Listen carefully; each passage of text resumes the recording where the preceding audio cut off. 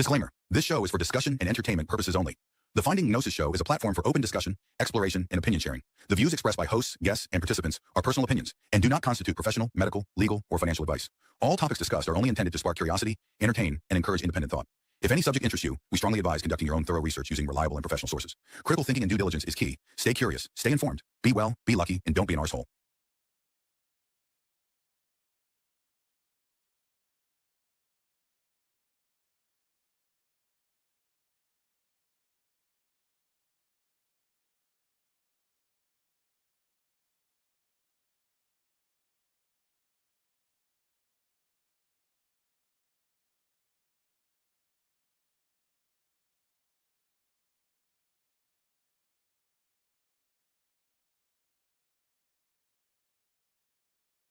This is the Finding Gnosis show. The show will start when one of you clicks on the link that is to be seen in the show's chat. Can you see it? Can you see the link? Can you see the link in the show's chat? When you feel compelled to speak, click on the link. Click on the link. This is the Finding Gnosis show. The show will start when one of you clicks on the link that is to be seen in the chat. When you feel compelled to speak, Click on the link. what do you want to say? Click on the link. What do you want to say? Click on the The link. show will start when you click on the link and say Click on the link. This is the Finding Gnosis show. This is the Finding Gnosis show. The show will start when one of you Clicks on the link that you'll be seen in the show's chat. Can you see it? Can you see the link? When you feel compelled to speak, click on the link. Click on the link in the show's chat. This is the Finding Gnosis show. The show will start when one of you Clicks on the link that is to be seen in the show's chat. Can you see it? Can you see the link? Can you see the link in the show's chat? When you feel compelled to speak, click on the link. Click on the link. This is the Finding Gnosis show. The show will start when one of you clicks on the link that is to be seen in the chat. When you feel compelled to speak, Click on the link. what do you want to say? Click on the link. What do you want to say? Click on the The link. show will start when you click on the link and say Click on the link. This is the Finding Gnosis show. This is the Finding Gnosis show. the show will start when one of you Clicks on the link that you'll be seen in the show's chat. Can you see it? Can you see the link? When you feel compelled to speak, click on the link. Click on the link in the show's chat. This is the Finding Gnosis show. The show will start when one of you clicks on the link that is to be seen in the show's chat. Can you see it? Can you see the link? Can you see the link in the show's chat? When you feel compelled to speak, click on the link. Click on the link. This is the Finding Gnosis show. The show will start when one of you clicks on the link that is to be seen in the chat. When you feel compelled to speak, Click on the link. what do you want to say? Click on the link. What do you want to say? Click on the link. The show will start when you click on the link and say. Click on the link. This is the Finding Gnosis show. This is the Finding Gnosis show.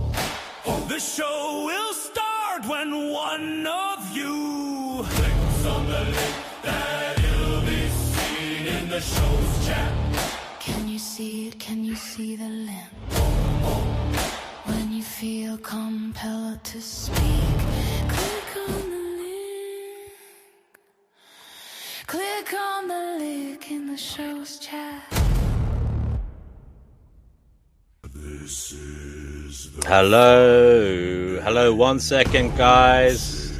show. The show will Yes, it is. start when one of you.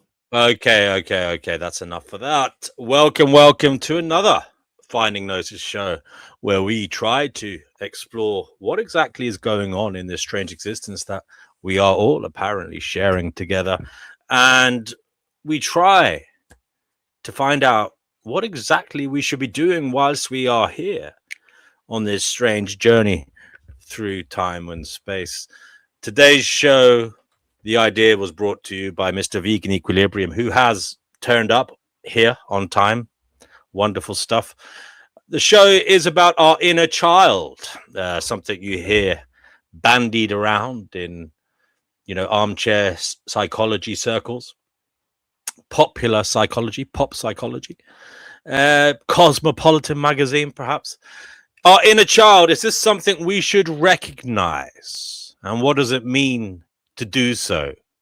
Is this an important pathway to sanity, to becoming a functional adult, to perhaps achieving gnosis? Should we recognize our inner child? Mr. Vegan Equilibrium, you are on the Finding Gnosis show. Why on earth did you want to talk about this topic in particular? I think I was having a conversation with someone last night about it, and I'm Sorry? You're having a conversation with somebody last night about it. Okay, and tell us more. yeah, I was what was it? It was something about recognizing our inner child, and why is that important? To offer support to ourselves to see, okay, so we have to just say, what is the inner child, right? And I have this image of my inner child, or what an inner child is, and it's like, because we were this person once, right? We weren't always an adult, and we have an identity. Most of us feel that we have an identity as an adult, but we had an identity as a child once. That was a important part of our life. We essentially were not just a different person, as in, we're never the same person we were the day before, right? We always change a little bit, but we were a very different person. We were we had a different psychology to a certain degree, a whole different kind of body, a whole different way of viewing the world. The way that most people interact with a child is very different than how they're going to interact with an adult. So Indeed. The way, But the question becomes, so what? So what? I mean, personally speaking, I'm off the mind now that, yeah, you were a child once, you were vulnerable, you were ignorant, you perhaps didn't know your ass from your elbow, you were put in difficult spots, people mistreated you, you were victimized, perhaps. But you're an adult now. It's time to get with the program. so And yeah, you can recognize that you were traumatized, but get on with it. well, I'm Get on with life. not ever. I don't know that everyone's been traumatized per se, but yeah, I'm sure a lot of people have. And I think the important part is what is our inner child feeling? What are they asking for? And like when I think of my inner child, the first thing that comes to my mind is someone who is melancholy, who feels alienated, who feels silly or kind of stupid or whatever. Someone who is, it's a lot of negative feelings. Some people have an inner child, I think, that is very playful, that's very excited, that's very happy-go-lucky, right? So what kind of support, and so this persona, I think it lives within us. It is part of our psyche, and what kind of support can we offer it? If we recognize our inner child and we say, what does that archetype say about ourselves, and then what do they need? Well, like for most of us, it's like self-love, and maybe that's telling our inner child, it's okay, I'm here, I got you, I'm gonna protect you, or whatever. I don't know. What do you think? Yeah, I mean, you're going to protect yourself. Yeah, I mean, okay. You may or may not be able to do that, is my thought. You may or may not be able to protect yourself, depending on what it is you're trying to protect yourself from. This inner child stuff, I mean, what it really is, in my view, is as an adult appreciating that once you were clueless, but now you have more knowledge, and you wouldn't have allowed yourself to be put in a situation that you were put in as a child, perhaps if you were on the, if you were abused or maltreated or neglected, you wouldn't do that to yourself. And I suppose part of it is recognizing that you wouldn't do it to somebody else. But I think isn't there a way to like actually visualize your inner child and then say, I'm going to do something that can change my perception or the way I view my inner child? So like, okay, if I have this very melancholy sort of picture of who that person is in my head, is there a way that I can change that perception and put a smile on that child's face and make them feel you're like kind more of confident? You're kind of retrospectively going back to put a band-aid on yourself as a child in your mind's eye. Something like that. Yeah. Something I mean, like that is something I heard somebody say once, and I thought, yeah, that's probably good advice. If you're getting traumatizing, bad memories that coming back to haunt you, if you're ruminating on things that went wrong for you as a child, they do say one of the things you can do as an adult to those memories is when you have this repeated visualization in your mind's eye of the time where you were abused, neglected, or something was said to you that was inhumane, you can actually imagine anything now because you're an adult. So you can imagine yourself as an adult going in and interacting in that visualization, in that imaginative scene from your memory. And you can, for example, hold the hand of your younger self and say, hey, you don't need to take this, let's go. You can interact with it, you can do that. So yeah, you can do that, and I think that might be a useful tool for some people. Well, but I think the danger of all this inner child stuff is thinking that we ourselves are solely victims and not perpetrators. Well, no, I obviously, no, I understand that. Like, okay, we can obviously use some we can Reality. be discerning, right? But what the main thing is what can we, that still doesn't mean we can't think, what can we do what can I do to support this, I don't know, what should I say, should I call it an archetype? Is that, I don't know if archetype's the right use word. I don't know if that's the right word. This ghost, Persona, this ghost from my past that still lives on. I wouldn't even call it a ghost. I would just say it's, what can I do to support this, entity? I don't know what the word would be. Somebody help me. Well, This is my inner child asking for help. It's like a version of you from the past. It's a ghost of your former self. It doesn't exist. It's something that lives on only in your memory, but it in and of itself, it doesn't exist, and it doesn't actually. The bit that you remember perhaps is a fragment of the whole, and not necessarily the bigger picture. It's in some ways it is what you are remembering is pure trauma without the bigger picture. Now, as an adult, you have the bigger picture. And for example, if you were traumatized, now you would be able to look at the person who is being mean to you, abusing you, and realize actually they have a big fucking problem. Maybe they have a personality disorder. Maybe they're jealous of you. Maybe they're stupid. Maybe, whatever it is, they have a problem. So you have knowledge now that you didn't have back then. So again, what you're remembering in some ways is just a fraction of the whole. Now you have more pieces of the puzzle. So when that memory comes into your mind's eye, when you think about this traumatic experience from the past, you can say, yeah, that happened.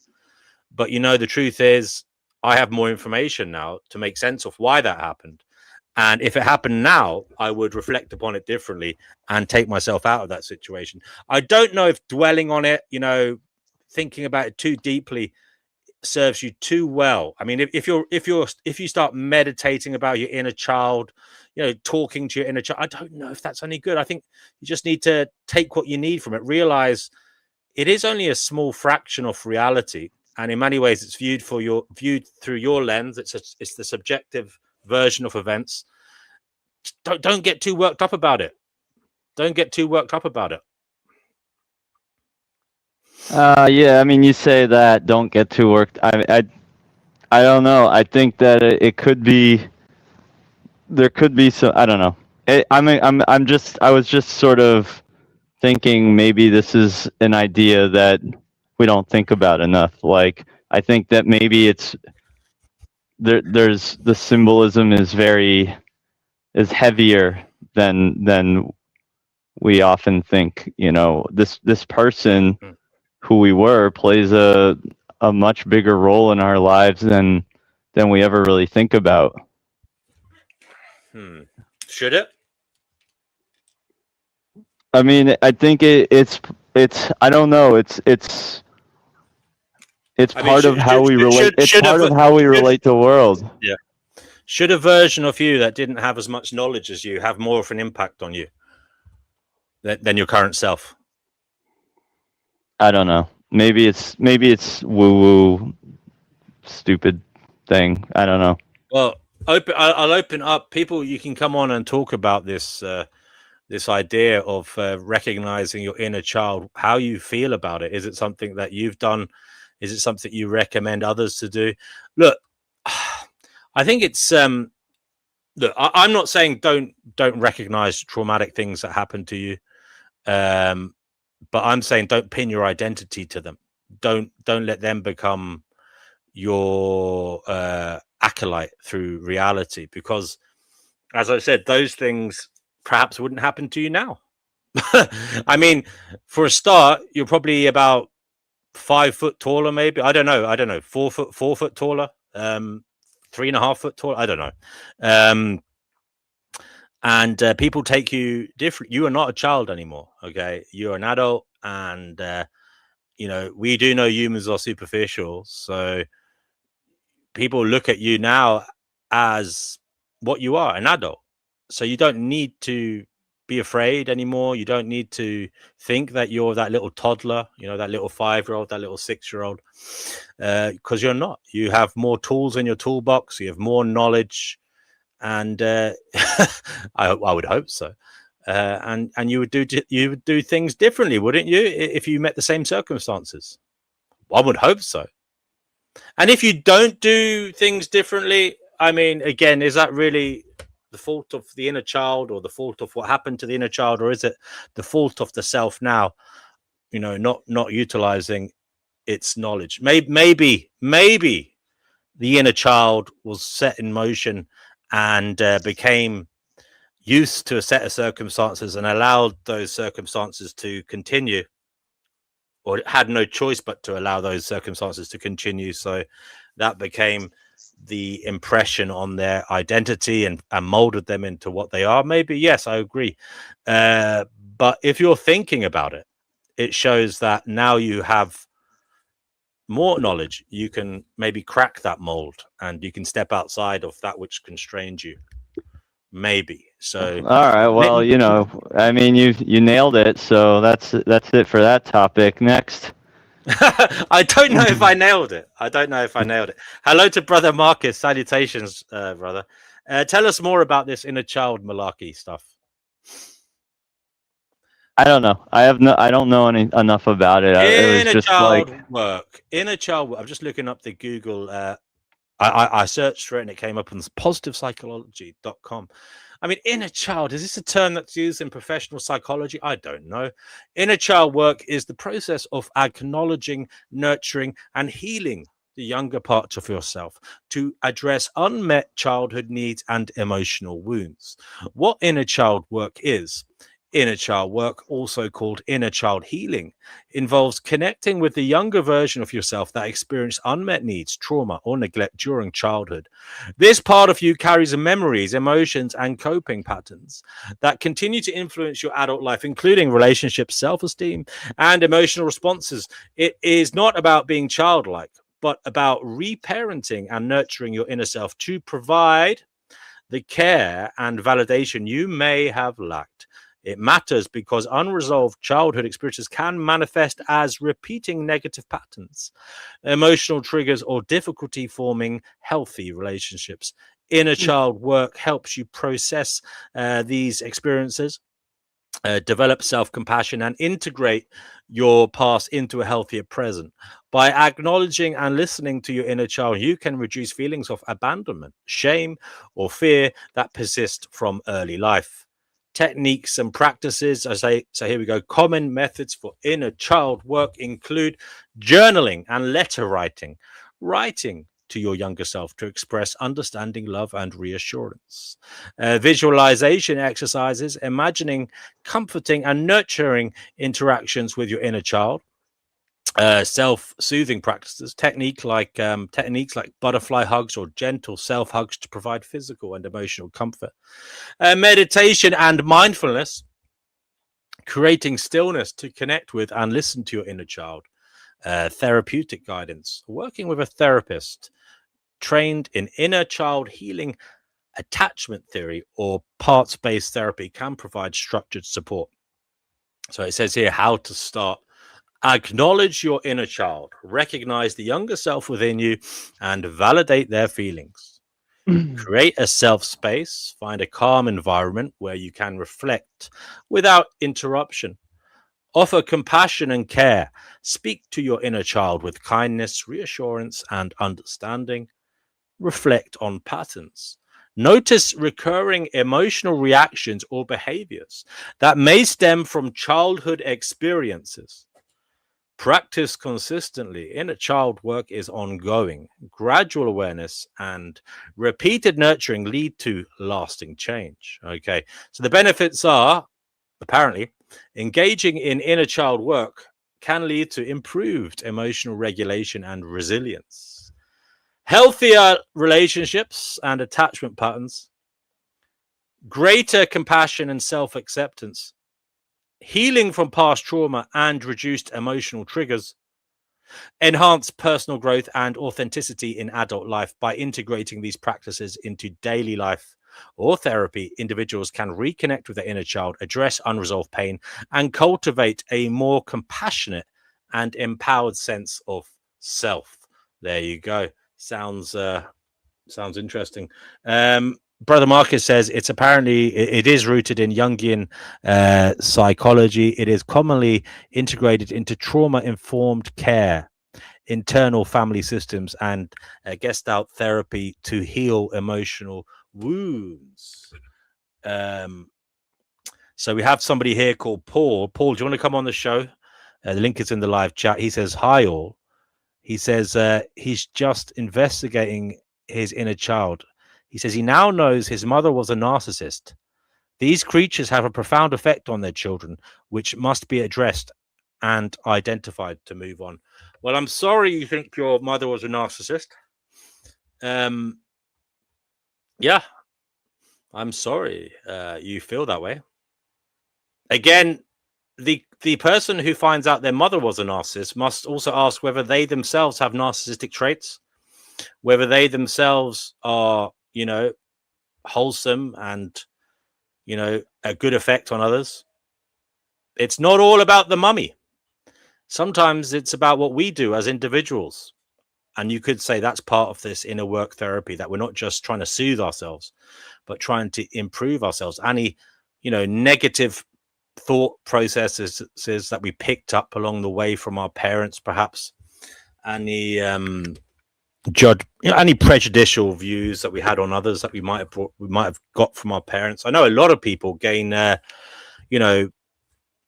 they have views that stigmatize others based on their socioeconomic background, and they get that from their parents sometimes, because mum might say to the child, oh, you can't play with those kids, don't talk like that, you're not one of the common people. Or maybe their mum and dad might say racist things, and the kids pick up on that, and then they start thinking in this manner. And sometimes they thankfully break out of that in later life when they mix with others. Sometimes they don't. Sometimes they continue with that line of thinking. So there's no doubt that what our parents do and say to us has a profound effect on us. But I think one must be careful, very careful, that we don't try and soothe ourselves too much, because there does come a time when we need to wake up and smell the coffee and realize our shit doesn't stink. We're not saints. We're hurting people perhaps in what we do and say. And as an adult, it is time to utilize our reasoning skills to try and work out what the fuck we're doing wrong. Not just to hurt ourselves, but to hurt others. Sorry, Vegan Equilibrium, I'm going on and on. But anybody want to come on? Link is in the live chat. We are talking about our inner child, past trauma, and its effect on us as adults. This kind of thing. Interesting stuff. They do say your personality is formed very young in life because of how the home dynamics turn out. So I suppose you could say it's a very problematic situation, because surely your personality shapes your thinking, and yet then you're using your thinking to try and work on your inner child, but your thinking is shaped by your personality that was shaped by the dynamics of your home situation, which might have been problematic for the inner child. So it may be that your thinking is screwed, is not in the right frame of mind to help you. But I suppose sometimes it is. Sometimes it is. Retro, do you want to come on here and talk? He says, excellent subject. We'll come on and talk about it then. Vegan Equilibrium, do help us out. Paul says he's an empath. They all say that. Everyone says they're an empath. What does that mean? I mean, we know what a psychopath is. Apparently, it can be pointed out on a brain scan. Can you point out what an empath is on a brain scan? I don't think so. I don't know if you really are an empath, Paul. I don't know if I really am. I think I'm sensitive. Yeah, I'm a sensitive person. Now, was that sensitivity caused by my own experience waking me up to things, or was I naturally sensitive to the hurt people that are around me? Would I be sensitive to the hurt people around me if I hadn't been hurt myself? I don't know. I don't think so. I think most people wouldn't be. This is why I'm reluctant to be too harsh to people who just don't get it. They just don't understand suffering, because yeah, maybe their brain wasn't affected by suffering as much as, the people whose brain has been affected by suffering. It's not their fault. That's the brutal nature of this reality. Some people just don't get it. Some people just don't get it, and it's not their fault. It's not their fault. But anyway, Paul says he is an empath. He says he married a narcissist as well. He said he was married to her for 35 years. He says the spiritual insights he has had are truly amazing, but he wouldn't have chosen this path to get them. Paul, do come on and tell us about that, Mr. Stubbs. That sounds extremely interesting. Would love to hear about these spiritual insights you've had around, the idea that you are an empath, around human suffering, and what this is doing for you and how it may be able to help others. Paul, what's the point of being spiritual if you're not helping us all? Come on and tell us about it. You say you're an empath. Well, now's your opportunity to be an empath and actually help us all. There's people watching the show in immense states of suffering, and they're looking for help. Come on and be their help if you believe you can be. Vegan Equilibrium, you're very, very quiet. Do help me. I'm drowning in a sea of my own, what, coming out of my mouth. Please say something. Well, you showed some of your own character there when you just tried to manipulate Paul into coming on the show. I tried to manipulate Paul into coming on the show. Well, that's a bit harsh. Wonder what your inner child feels. How your inner child feels about that. Right. Well, you see, that's a bit harsh. I mean, I think you're being a little bit too much of a bleeding heart. You're playing on his empathic nature for your own gain to get more people on the panel. Well, you see, there's a reason for that, Vegan Equilibrium, and it's because you yourself recommended this show, and I don't want it to reflect see now you're blame shifting again. Darvo deflects. I don't remember what it stands for, but yeah, it's like reverse victim blaming. Okay, Vegan Equilibrium. I'm a piece of shit, and what are you? Okay, no problem. I didn't say that either. That's manipulative too. Look. The link is in the live chat. We are trying to talk about the inner child. I want to hear about it. I want to hear what you're all doing to soothe this inner child, why it's important. I suppose it's a dangerous subject because some people, when they soothe the inner child, they might get angry.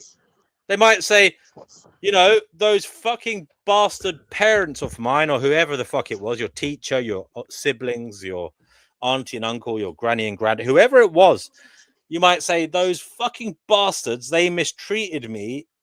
I wouldn't have done that. And, I don't know. Maybe you would have done that if you were them. That's the other side of this. Part of this process is to become understanding that you would have done what they did if you had have been them. That, I believe that's part of the moving on process. You have to try and realize that everybody is coming to their actions from forces that shape them and forces that continue to shape them. And, they are doing what they do because that is what they want to do, or that is what they feel needs to be done in that moment. And sometimes it's instinctual, it's animalistic. Other times it's because of some weird hormonal imbalance.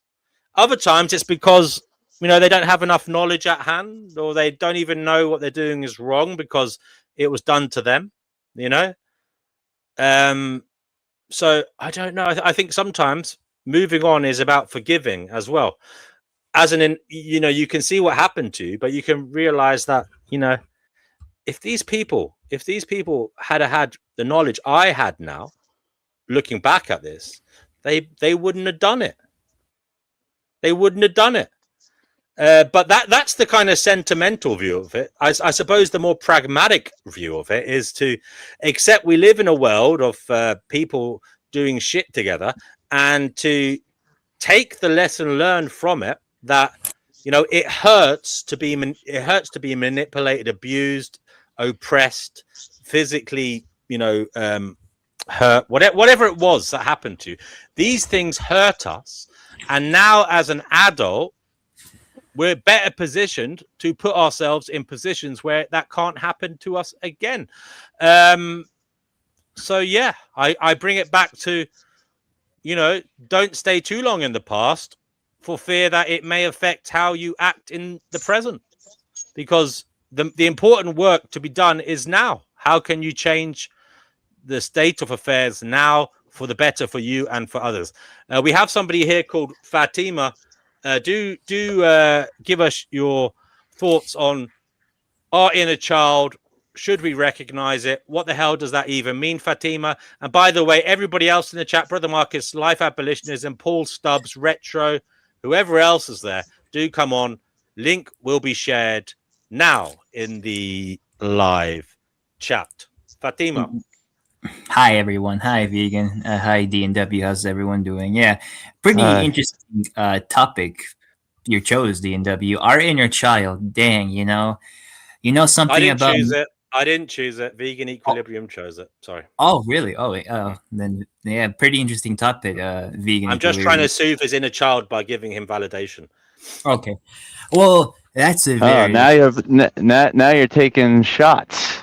Now you're taking shots. Man, Go ahead. real piece of work over here. All right. Okay. No, but seriously, like, it's a pretty interesting question, because I have struggled with this question myself, because like, even now I've always wondered, I wish I was like a kid again, because like life was so much more simpler. I was more like innocent to the world. I didn't recognize things, I just lived, I just enjoyed life, and it wasn't until like I turned into my teenagers years, that's when I started to get more self acknowledgement about a lot about myself, about the world, about complex systems. I started to read more at such a young age, and yeah, and so now it's pretty complicated now, because like, do I really want to go back to my inner child to unlock it? Because like, sure, I was innocent and free from like from anxiety and problems now, but at the same time, like, I had no idea about all the things that interest me now, which kind of bring me a lot of like cerebral like actions in my head. They give me a lot, like a high intellectual high. And knowing what I am now, like a trans person now, like, do I want to go back to a time that I don't feel I was my true self, if you know what I mean, right? So I don't know how I feel about that question. It's very decisive, because on the one hand, yeah, I was innocent and happy as a child, but at the end, it would have ended pretty soon. And oh, that's a nice comic you got there, Sacred Vessel. Yeah, very well said there, Retro. Sacred Vessel has some a picture he drew on screen. Very nice, Sacred Vessel. You kind of, I somewhat, I understand what you're saying, Fatima. Indeed, I was saying things along those lines before you came on the show. We need to be careful how much we dilly-dally in the past. At back then we were a blank canvas. Now we have much written upon us, and we contain much more in terms of information. We've been able to compare and contrast our experience of reality and our observations of it. So Yeah, you're not comparing like with like.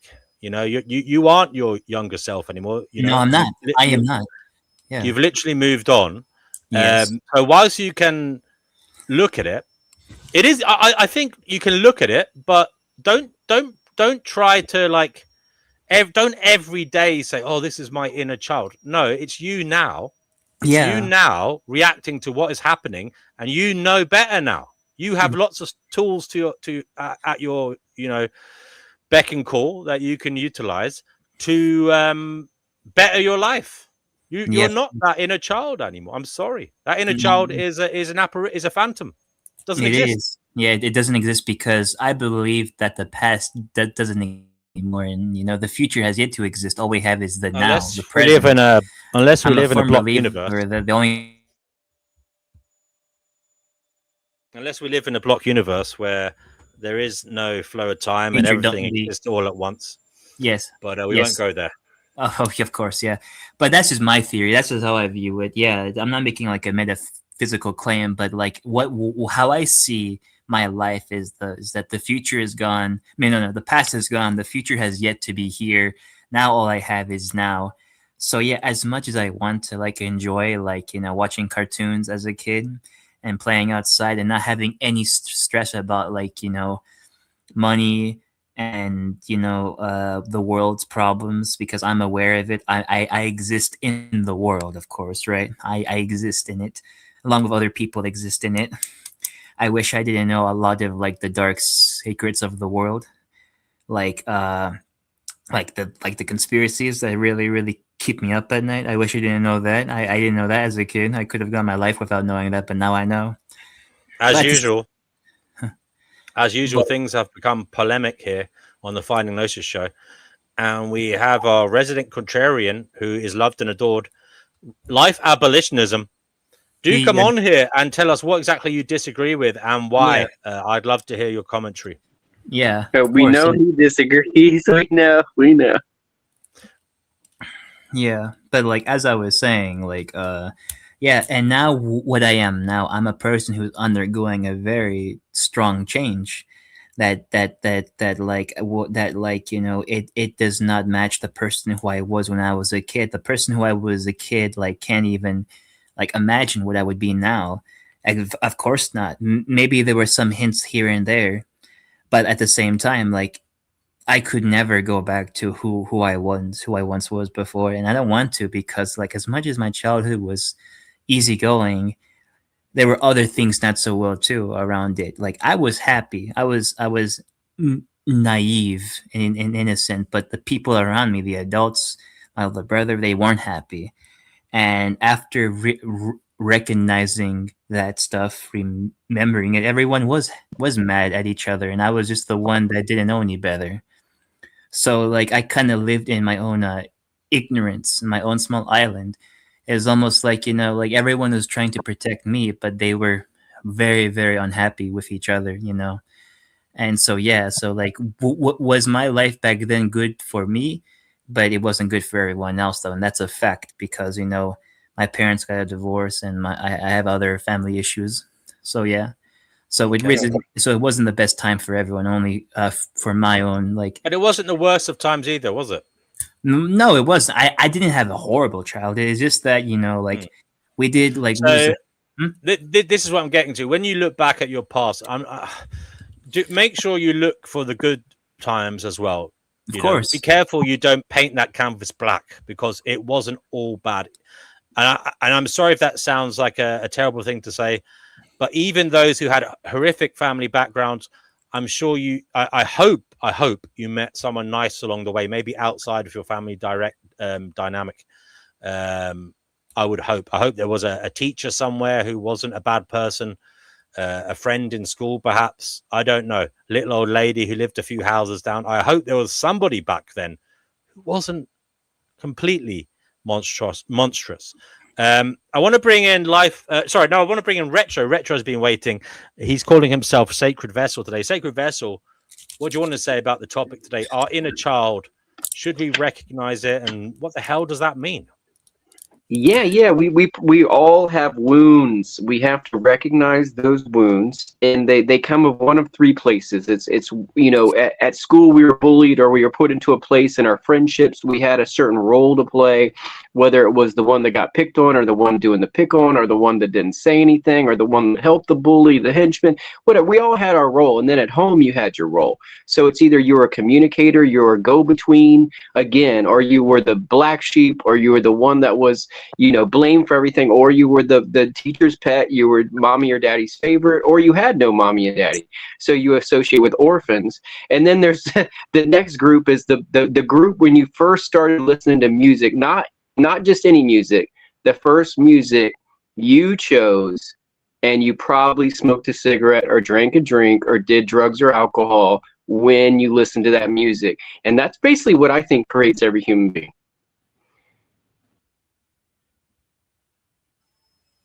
Okay. Life abolitionism. What do you have to say about this topic, our inner child? Should we recognize it? And what the hell does that even mean?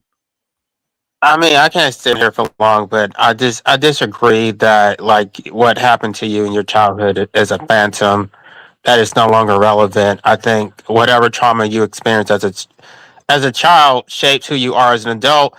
And a lot of people are not even aware of it. They have not processed it. They don't recognize why they're doing what they're doing, and a lot of it does stem from childhood. So it's like this. I mean, this is something. I'm not gonna get into psychological terms because I probably need to research it. Like I'm familiar with like Jung and certain theories, but basically, if your childhood development isn't shaped correctly, it forms who you become as an adult. It's not something that's irrelevant to say, oh, that happened, 20, 30 years ago. So it's like it's not a part of who you are today. It absolutely is. Okay. Yes. That's look.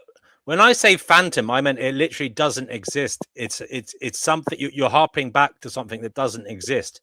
But the effects of it, I don't deny.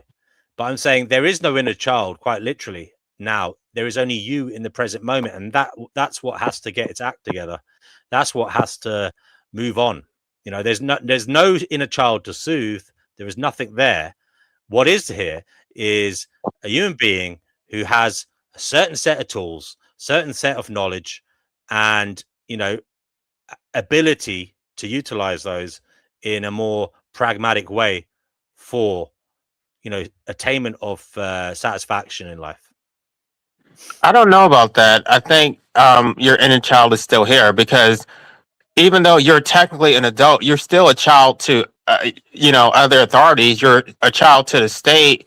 You're a child to your employer. It's like there's people who go to work who have to ask permission to go to the restroom. Like I'm not sure what you mean when you say the inner child doesn't exist.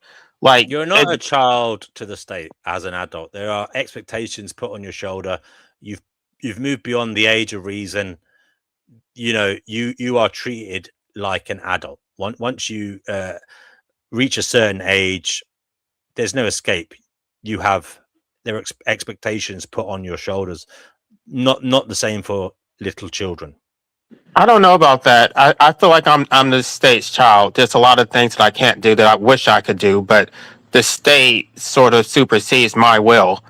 I don't think that just because you turn 18, all of a sudden you're free and you have complete autonomy over your life. I think what's interesting is you're painting the situation where you feel imprisoned by a power as being like that of being parented as a child.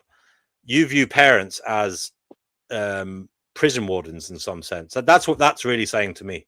You view parents as prison wardens because you view yourself now as an adult imprisoned in a system that you don't particularly like or agree with, and you're basically saying that's the same as being a child and having parents. Right. It's like everybody's your mom and daddy. They want to tell you how to live your life. And then all of a sudden when the consequences come, now you're an adult. Now it's about your personal choice. But where did you have personal choice when everybody's making decisions for you? I mean, I don't think that people realize how little control they actually have of their lives. Like they have control over their consumer choices, but a lot of these decisions have already been determined, and you can't do anything about it. Okay, so going back to the topic, our inner child. What do you suggest people do? They go in, look at their inner. How do you? What's the methodology here? Life abolitionism in terms of analyzing your inner child, Yeah, looking because at it, looking at its traumas and trying to soothe it trying to make sure that you learn from them and don't put yourself in that position as an adult when you have more agency, even though you don't think we have the agency you would like. I think people need to be honest about whatever traumas they face, because a lot of times people want to give their parents a free pass because they don't want to make their parents feel guilty. But it's not about feeling guilty. It's about processing your own trauma. So don't like give them a free pass. Like, you need to actually own your own trauma. And if your parents are still, because a lot of times people think, oh, you're an adult, so now you're free to do what you want. But of course, your parents can't I mean, my parents were physically abusive. They can't do that anymore. But then it turns into like psychological manipulation. Like, they still control you, because it's like, if you don't do everything that they say, oh, you're being disrespectful, honor thy mother, thy father, or like they make it seem like if you didn't do everything the way they wanted, that you somehow slighted them. So if you have parents who are abusive and toxic and narcissistic, like psychologically they still control you as an adult. And you feel like, I mean, even though you're an adult, you feel like when you're dealing with them, like you're still a child. And but again, when you do listen to them and they make bad decisions, then it's, oh, that's on you. You're an adult. It's like, yeah, but you said I was supposed to do what you said, and they don't take any responsibility for it. You sound very harsh about parents in general. I don't. I mean, I'm just. So I understand you went through trauma, but what do you say to the people that say you haven't done enough inner child work because you're painting parents out to be monsters, and really you would part of the healing is to realize, most of them were just doing their best, and you would have done what they did if you were them. The most healing thing. The most healing thing I've done would be to go no contact and not have to deal with their abuse in the first place. I should not have to work. I mean, there was a psychologist talking about how the people who seek No, there's a psychologist talking about how the people who seek therapy are always the victims, is never the people who are causing the harm. And so they always say, oh, you need help. It's like, no, I don't need help.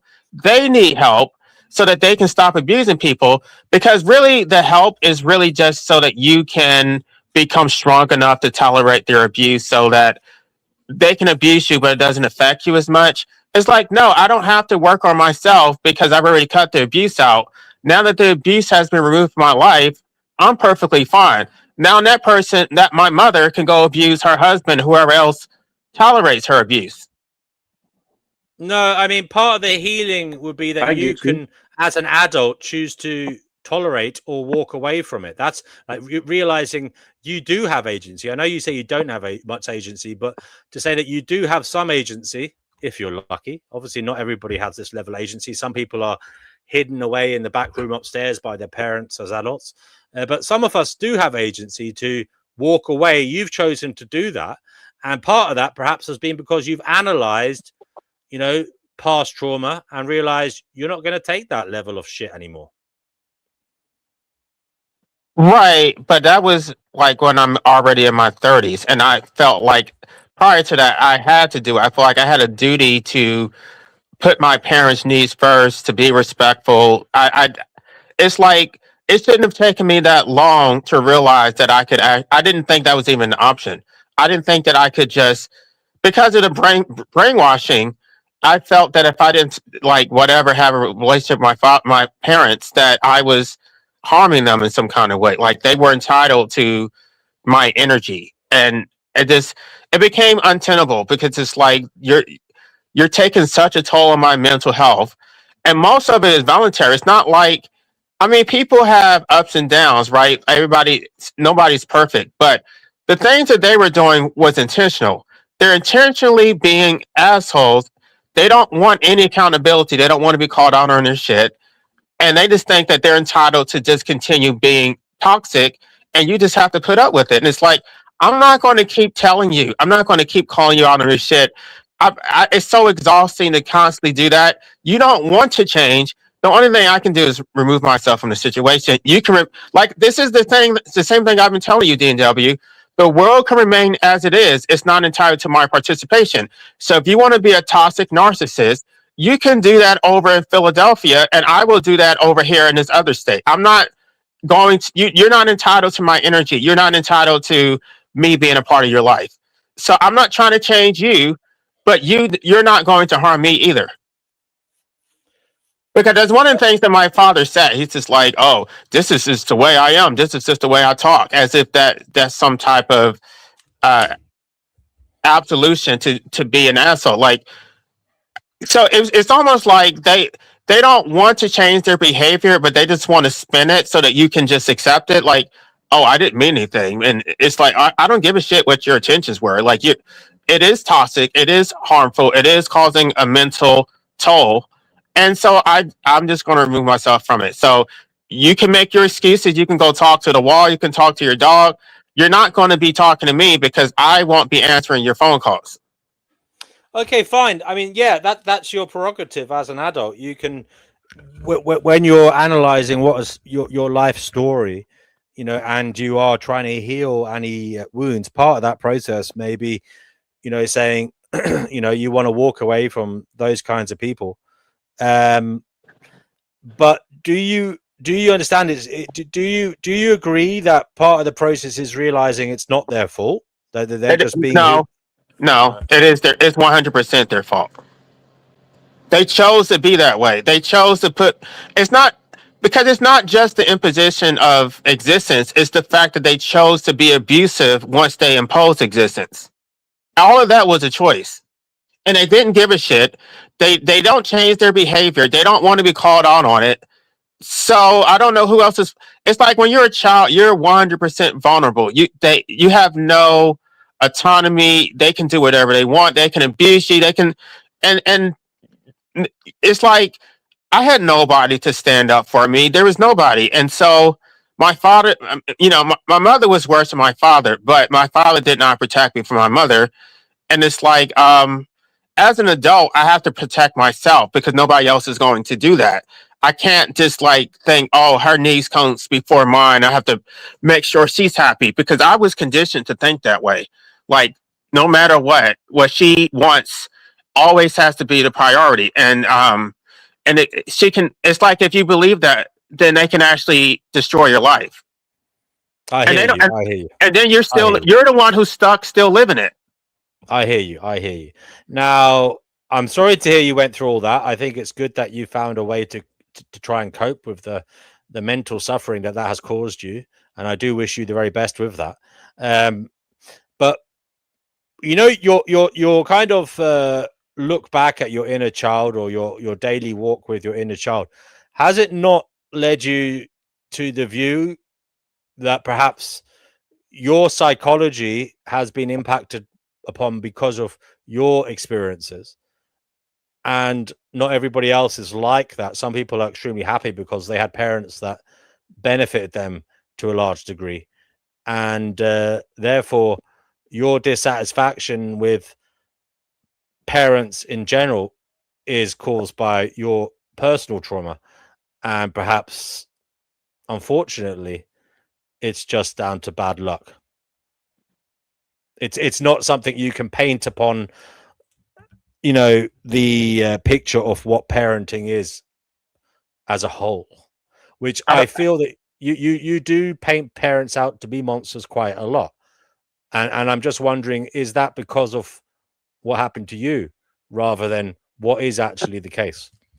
I think what happened to me is largely irrelevant. I mean, I can share my story as an anecdote, but at the same time, even if you were the so-called perfect parents, which they don't exist, it's like you still don't have legitimate authority to enslave somebody to the state. They didn't choose these systems. It doesn't matter how good you were as a parent, you still don't have authority to do that. You don't have authority to impose someone into existence and then turn them over to the state where the state has ultimate authority over their lives. It doesn't matter. You can say it's solipsistic. You can say whatever you want. I think even absent my own personal experience, I can step back and look at this objectively and say, it doesn't matter. Okay, so let's say they were good parents. If somebody was born and I know some people are going to sound being ableist, but if you are born with some type of genetic disorder where you're not self-sufficient and you are dependent on your parents or the state, do parents have the right to impose that so that you're handicapped and you have like your quality of life is compromised, like you can't get a job, like they don't have the legitimate authority to do that. They don't. It's completely irrelevant about what I personally experience. Or to just be subjected to state authority where you're constantly being harassed by the police, your taxes are extracted, you have all these laws about what you can and can't do. Um, you're like your whole existence is micromanaged by the state, and you never chose any of this. You can say, oh well, you can just go move to another country, but where are you going to actually go? Where are you at? I mean, realistically, where am I going to go to actually be free and left and be left alone? So the result is that I'm forced to just be here and just ac- accept my subjugation, and there's not really anything I can do about it. But they want me to pretend to be happy about it. Thank you for that demonstration of how you feel about reality, life abolitionism. Paul Stubbs says the worst thing about abuse by narcissists is the way they make it seem like it's perfectly normal. As a child, this is impossible to understand. Yes, that is sad. But I suppose, thankfully, you were able to intellectually develop to see the wrong of it and, make sure it doesn't continue for you and maybe be a voice for others to try and spread awareness of this problem, Paul. That I hate to be accused of being a Pollyanna, but turn a negative into a positive somehow. No matter how dire your situation, you can try and make some good out of it. Well, but that's the problem also because a lot of these people who were abused by their parents now they want to procreate so they can so-called give their children a better life than they had. But then maybe they're not as abusive as their parents, but it's like whatever trauma you experience, it does come out in your parenting. So nobody really wants to be as abusive as their parents, but a lot of them do turn out to be exactly as their parents. And or that's not. true. There's something called generational trauma. If you were abused and if that doesn't get resolved, you'll probably abuse a child that you might have. I've seen it happen before with not only my own family, but with a lot of other friends, the family that I went to high school with. Yeah, It may not and even be abuse, though. It may not be abuse. It may be the traits of your mum or dad might have been trying to be a good person, but maybe they were overly nice. That is a form of abuse. I know, because if they money cuddle you too much, wrap you you up in mean cotton wool too you much. mean that if they like The, smother them, the like, intent, with, the like, intention, the intention may be good, but they may cause harm. Yeah. that's also a real possibility too. Yeah, like you mean you are like a helicopter parent, right? You watch over them too much. You give them a lot of security, but you don't really let them walk the fire on their own, right? Right? Is that what you're trying to say? Yeah, it can go either way, can't it? Exactly. Daniela says this is true. She constantly is guilt tripped for having had a better upbringing with more things than her parents. So her Yeah, they always parents do do that. that. Okay. Yeah, they always do that with me too. When I'm like, that doesn't automatically make me feel good about anything, because like, Well, in some ways, it is true, whether you like it or not. Although it's, I think it's not nice to kind of make the victim, blame the victim for anything. But in some ways, it might be showing an uncomfortable truth to you that you do have access to more information and conveniences than your parents did when they were younger, and that's just a fact. I mean, it is a fact. Like whatever problem you'll come up against now, there is information available at hand. It may not solve the problem for you. it There's doesn't. more help out there now in the world, I believe, than there was in previous generations, in previous years. No, I think it's I think it's a dismissal. Like when I would talk about like Yeah. my experience with like police or the legal system or whatever, my father would always turn it back on him. Oh, when I was your age or when I was young, the police would rough us up and call us the N word. Like, you haven't gone through shit. I'm just like, I'm so tired of that. Like, stop comparing what I'm going through to what you're going through. Like, you're my parent. I'm not your parent. It was your parents' responsibility. They're the ones who imposed life on you. I did not do that. So you imposed life on me. Now I'm talking about me. It has nothing to do with what you went through when you were my age. A lot of times they want you to be their parent. Like they think that you're responsible for them. They will like I'm merely presenting this information to help people perhaps heal a bit and think rationally about matters, to stop being like overly angry and hateful. Because when one realizes that our parents grew up in different times, our parents had access to different information, they were just, for the most part, just trying to get by on what information they had, and with the psychological damage they had, perhaps, that didn't have anywhere to voice or talk about it. You know what I mean? That's all I'm saying. Like, I'm not saying things were good. I'm just saying you zoom out a little bit so that you're taking it less personally and look at the bigger system of what was when you were going through all these things as a youngster, and realize it was part of a great big mess, perhaps, and that everyone was just trying to get by. They didn't all have Google.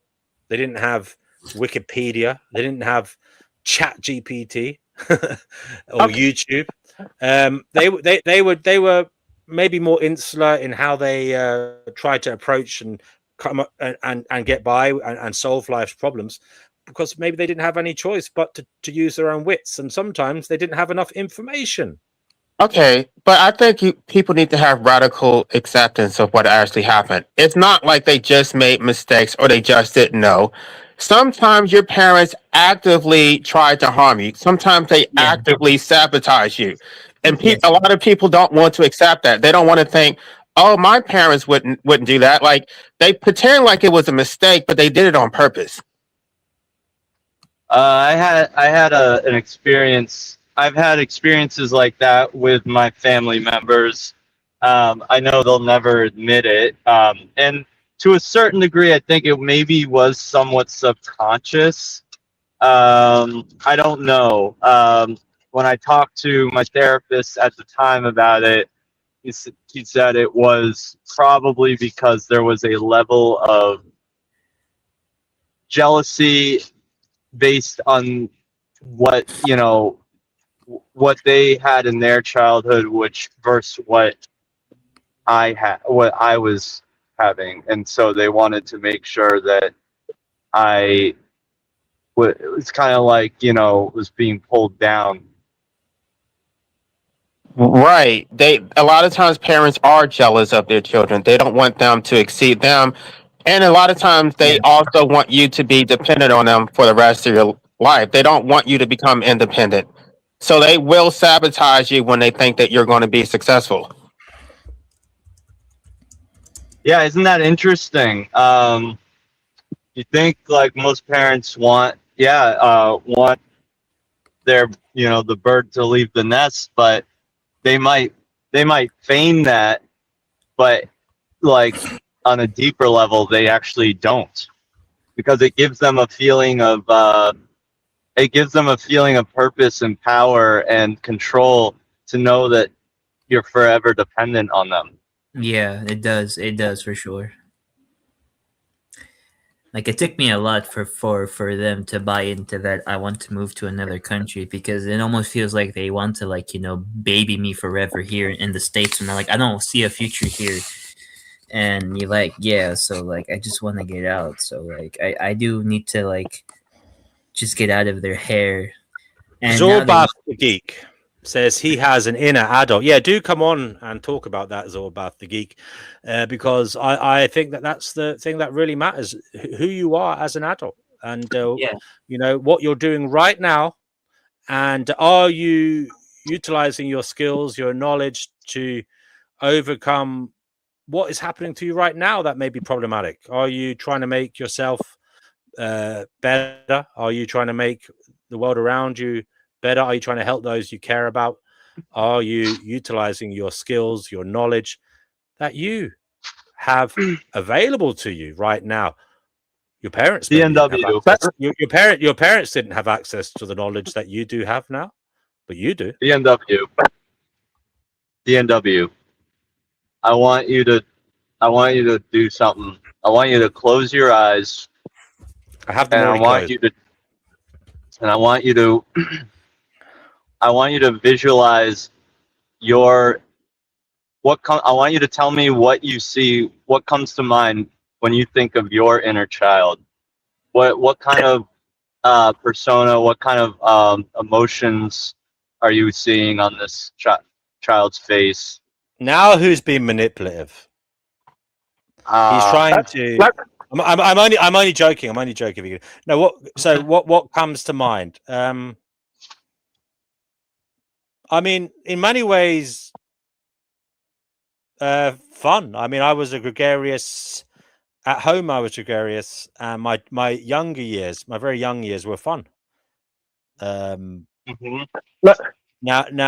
what else? Like, I was a little bit of a jester, a little bit of I was pretty much like I am now in terms of like I was interested in things, trying to find out things, and I was interested in having fun and making people laugh. And yeah, what else do you want me to say? Imagine. Sorry, go ahead. Well, okay. So do you think that maybe that image you have of your inner child plays a role in you downplaying or diminishing the role of the inner child in other people's lives, because you had a very you have a very happy-go-lucky inner child that doesn't need the kind of support maybe that other people's inner child needs? Now, I do want to apologize if I came on this show today in a manner that people feel was dismissive. I don't mean to come across like that. I am trying to be helpful, and I do believe many of us have been traumatized in our younger years, and we may not even know it. But yes, okay, I agree. I agree with your statement. We may be with individuals unable to understand others' perspective because we haven't been through similar things. I think that may be true. I, though, do realize people have been traumatized, and I just worry about people clinging to something that isn't there anymore. And when they have very real worldly abilities to not be in that situation again. Well, let me just say how this plays out, the inner child. If you have it usually plays out in your relationships and like your partners. Like if you either have a daddy complex or a mommy complex. So a lot of women, or I would say in my case as a gay man, you look for a partner to basically be your daddy, to basically give you whatever your actual parents didn't give you, and that actually makes you very vulnerable to like narcissistic abuse, because you will recognize that this person has those traits, and you're looking for you project what you want them to be, but then I think they recognize that, because narcissists, they do see people's vulnerability, they scan for it, and they will exploit it. So you're not even aware of why you're doing this. It's just like you want this relationship because you think you're getting something that you didn't get from your actual parents, and then you go down this toxic road. And I know that, I mean, that works both ways with men and women. A lot of men do look for women to be nurturers because they didn't get it from their mothers. And then a lot of times it's like you're angry at this person because they're not your mother, they're not your father, but it's like you have these needs which were unmet, and it follows you for You're missing one of the key other things. You named a couple, but there's also the Oedipus complex, where you want you want to kill your father and marry your mother. That's like the very, you know, That's a very black old and white school. version of it. Yeah. And then there's the Electra complex, which is like the opposite. I mean, that's kind of Freudian stuff, isn't it? A lot of the Yeah, time. Freud and I like mean, that. I mean, I don't know if we can actually say that's Was entirely the case. everybody here raised with two parents in this I don't group? think. Yes, Up I until was. age 9. Up until age 9. Yeah. But like, yeah. I want to read a comment here from No. Zorba the Geek. Zorba the Geek, sorry. He says, we are overstimulated and under-challenged.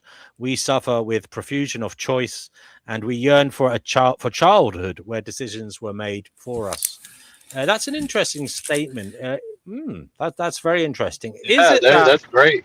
That's great. I like that. Is it that, you know, when we were children, we had things done for us, and, you know, everything, even even someone was there to wipe our ass, bring us our meals. Is it that that's what we wish? When we're trying to be successful, we're looking for an easier life. We're looking for that level of maybe not overtly that level of you know, being served, but is that what people want? That they want to be The in a less your parents position do where for you, the better you're an adult. You know, if you know how to do things yourself and stop asking for help, the earlier in life, the better adult you will become. I think I there's a lot of disagree. truth in that. There's a lot of truth. In that. There's a lot of truth. There's a lot of truth in that, in my view. I think it's a balance. I think that if you're expected to make too many decisions at too young of an age, and you don't have the guidance and the support of, you know what, you're not doing a good job at decision making. I need to help you make this decision right now.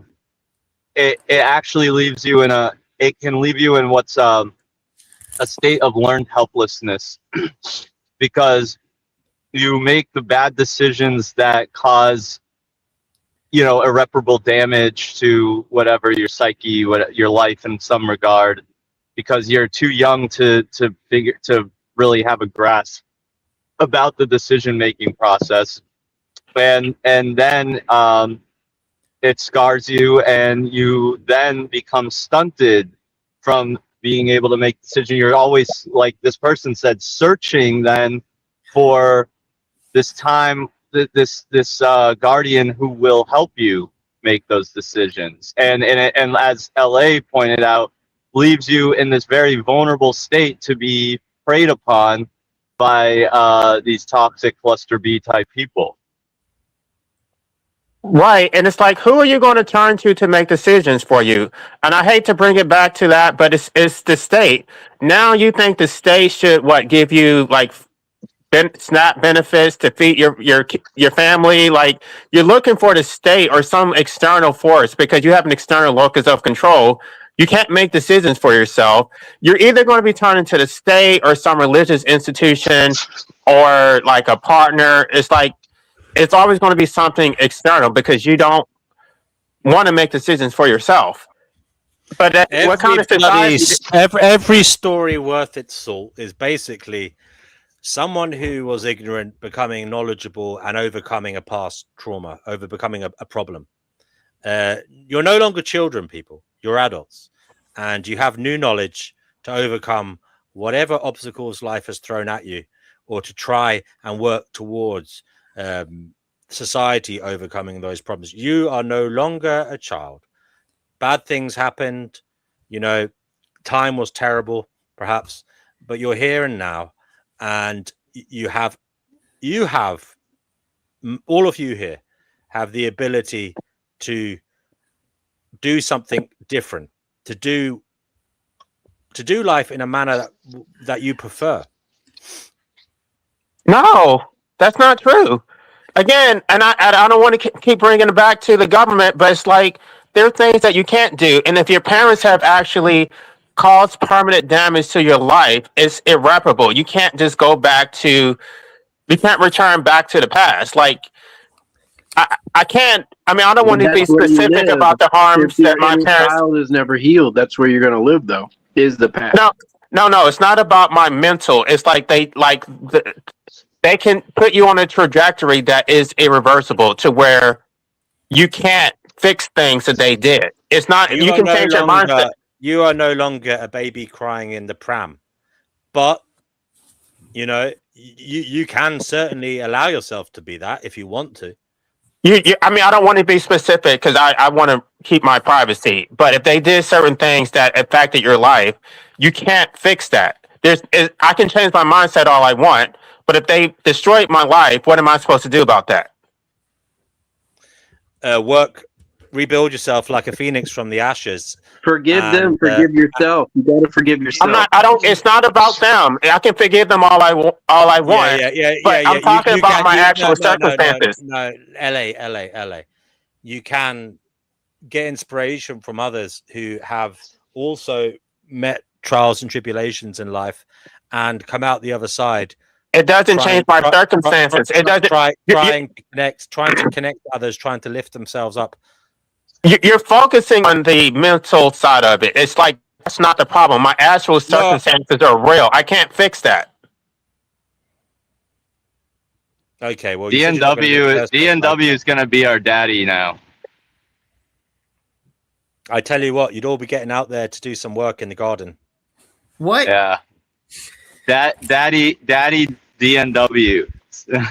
Daddy NW. Daddy NW. Daddy NW. Zorba the Geek says, embrace who you have become. Embrace who love who you have become, and know that going forwards, you are an enlightened being to somewhat life abolitionism. You know things were done to you that were wrong, and you can you're intellectual.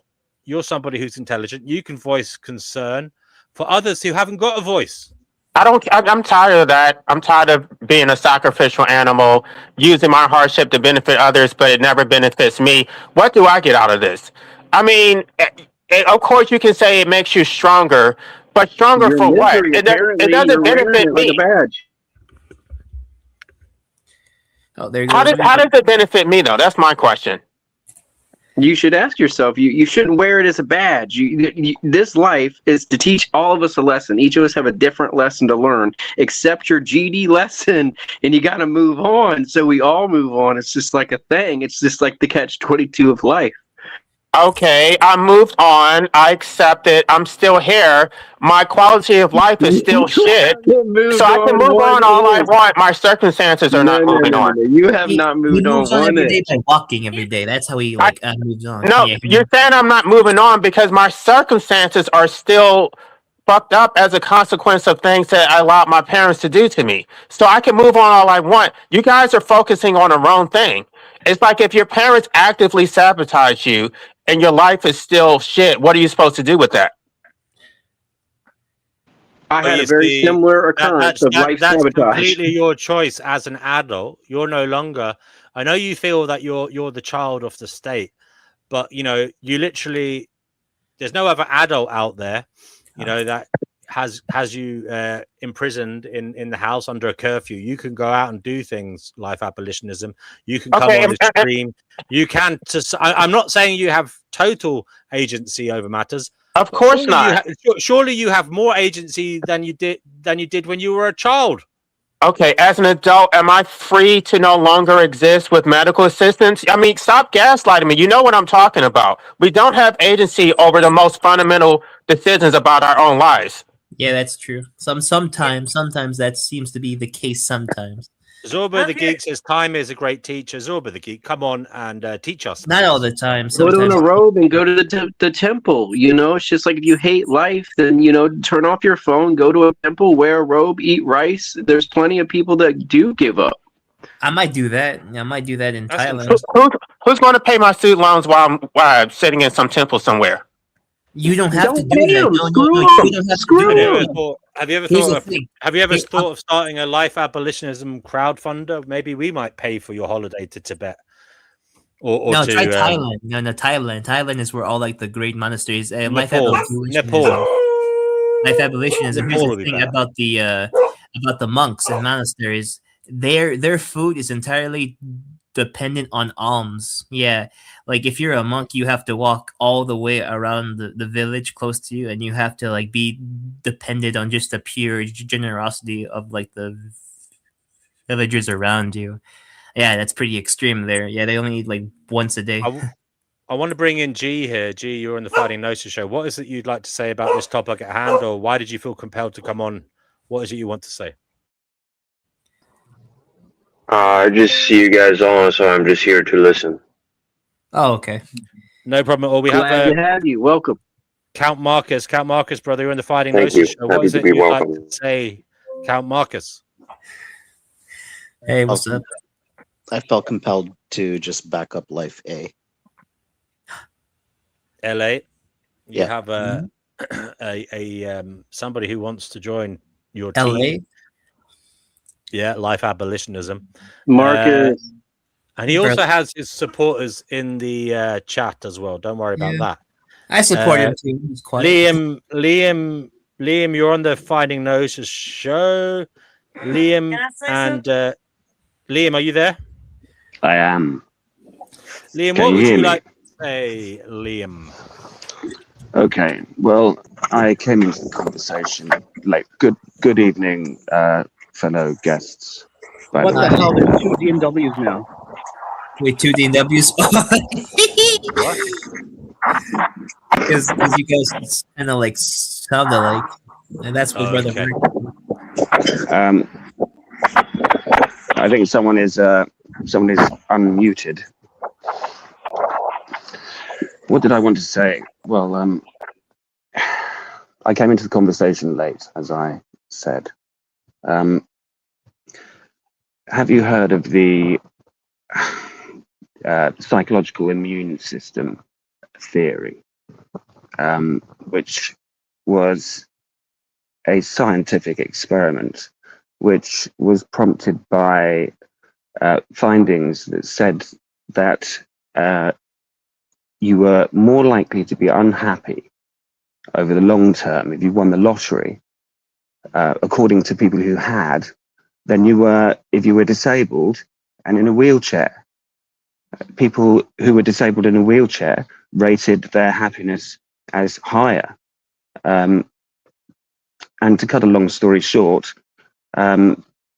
it's because the brain has the capability, the elasticity, to find happiness within the context of its environment. And we all have the ability to do that.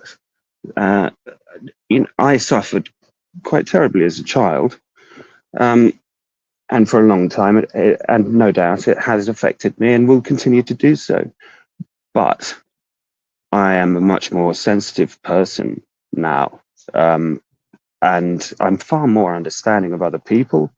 I accept that my life has not turned out as it perhaps could have, but I'm not here to deal with ifs and buts, and neither should you be, because it's a waste of time. And we all feel like we've got a long time, but the older you get, the more you realize I haven't got that much time, and I really did waste a lot of the time that I had on things that really I didn't need to.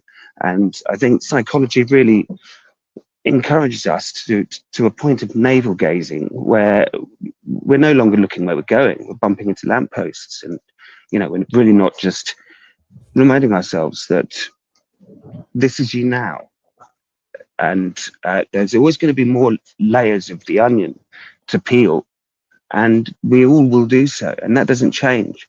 But it's unhelpful to see yourself as a victim, because we're all survivors. We've all got this far, and we will all thrive if we just try to be positive about things. I know it's simplistic.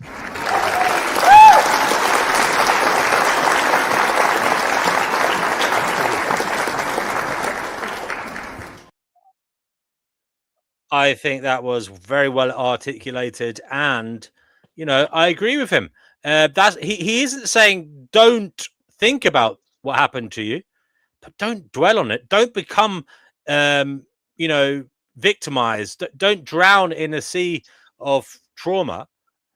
Realize you are in the future now. You are not there anymore. You're in the present day, and you have skills, knowledge, etc., to try and overcome the problems caused by that trauma. I'm not denying there may be problems to this day, But again, you have some agency to try and overcome them. You're not in the same position. You are not a child looking for an adult to, tell it what to do. You are the adult, and you can manipulate your reality to a greater degree now. I don't think that's what's happening at all. Nobody's wallowing in it. What happens is there's a lot of things that went wrong, and you didn't realize it. It took so long to wake up. Sometimes you're not in. It's like you're in your 30s and you just realize, oh, my parents never gave a fuck about me, and then you start reflecting on all these things that happened in your childhood, and it all starts to make sense. So it's not like you're wallowing in like what happened in the past. You're trying to unpack it because it took you so long to realize what was going on. Yeah, but the problem is, LA. I think the problem is when people get angry. Don't get angry. Keep your mind on a level so that you can think clearly and rationally about. When you get angry, all sense goes out the window, my friend. Well, maybe anger is But part of the anger is good. process. Yeah, anger is part of. I would actually agree. Anger is part of the process because without It's part of anger, the process, but don't stay in the angry zone. Of course, you'll get angry initially, but don't stay angry. But sometimes the NW, you just want to have anger because it can Yeah, but it doesn't. motivate you. It has motivated me to actually get better in things. Actually, believe it or not, yeah. You don't sound angry. The only reason I'm not angry is because I don't deal with her anymore. So these things are in the past. But my brother was still dealing with her, and he just recently went no contact. And I was hearing all the stuff that she was doing to him. And so it's not, I mean, now that I don't deal with her and my brother doesn't deal with her, I still feel angry because I like I said, it wasn't an accident. It was all intentional. If I were to see her, I want revenge, but I'm not going to deal with her. So it's best for me to stay no contact. Revenge. Yeah, that's funny. Can I just tell you a quick story? It's very quick. One of the best things about fatherhood or parenthood is you get to raise a happy child if you're prepared to put the work in. Yeah. But one of the worst things I found about raising a happy child is that I never realized how unhappy I was as a child until I saw my child grow up happy at the same age. And that to me was really devastating. But at the same time, you realize that this is how life is. You have to break the cycle, and we have enough self-knowledge to be able to do that. So I'll bow out there, and I'm going to listen to a bit. So thank you, Liam. Thank you for everyone's honesty, by the way. It's much appreciated. I will do. Thank you. Yeah. So Liam is basically talking about something I believe it's called the theory of the lesser blow. Try and make your child's life less harsh or terrible than yours was. It won't be perfect. You won't make it perfect, but try and make it less of a negative experience. That's an honorable thing to do. Indeed. Oh, J.E. is back. My goodness, we haven't seen that fella for a long time. He says, someone play the Full House theme song. Well, J.E., it's not a full house until you're on here. We haven't had you on the show for a long time. Nibble says, homeschool the child. Well, I mean, maybe not, depending on how fit you are to homeschool the child. Daniela says, or just don't bring them in to existence. Okay. Yeah, we've heard that before. That old chestnut. That overly simple way of dealing with the problem of the phenomenon of life rolling through time and space. And the duties it imposes on us as the most intelligent species that exists or has ever existed, apparently. I think there's other intelligent species out there in the universe. You think? You don't know? Nah. We can't be the only smart thing in the freaking universe. That'd be sad. Imagine if we are. Oh, hell. Sorry, D&W. Humans are the pinnacle of human. D&W is the smartest thing in the universe. Then you are fucked. then you are fucked. The A-list. Yeah, That's what I was trying to talk about. That was a few days ago now. Fuck up. We all fuck if that's the case. Oh, how's it going? Anyway, guys. So if we have JE and brother Marcus here, all we need is Chickpea and Yerf Dogs, and Danny Shine. who else? And Danny Shine, and then we're the Prophet. Yeah, we need D Prophet and Chickpea. I already said Chickpea. There's a couple people I'm neglecting to mention, but I guess if they were here his too. age showing. And of Cougar course, Doomer. the one Cougar and only Cougar Doomer. Oh, now it's a full house. Now we have 10 now. That's great. Cougar Doomer. It's a full house. Welcome How's it to the going? Fighting Gnosis show. Cougar Doomer, we have been talking about our inner child. You know, should we recognize it, and what the hell does that even mean? I mean, there's a lot of people here going on and on and on about their inner child. What do you think of all of that, Cougar Doomer? Oh yeah, get over it. You're all a bunch of pussies. You're all a bunch of cunts. Get over it. Yeah, I agree. Weakling. No. Okay, The whole point of life is ruthlessly abandoning your inner child.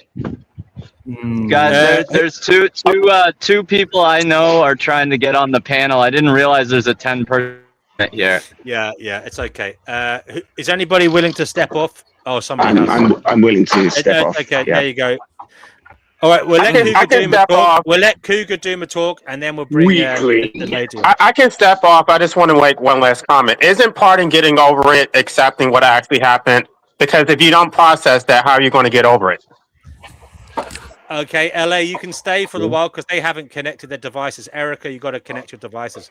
Cougar Doomer, you say get the fuck over it, you fucking bunch of wankers. He said, can I just ask? It's maybe a little more complicated than that. Yeah. How do you know? You have to get. Let me just finish my statement. Over it? Okay, thank you. That's exactly the point I want to make. Great segue. You have to get over your inner child so that you can have an outer child. You have to become an adult so that you can create children, because children have needs that adults can meet, can manage. And if you are also focused on your inner child, then you may not be focusing on your outer child. And I don't know what kind of parent you're going to be if you're dealing with your inner child still when an outer child shows up and is looking at you for guidance. Does that make any sense? So, I don't know. When you say get over it, I know what you mean. It's simple to say and it's very difficult to do. But how do you know you've got over it? Let's see. So this isn't my wheelhouse. I've not thought a lot about all of this.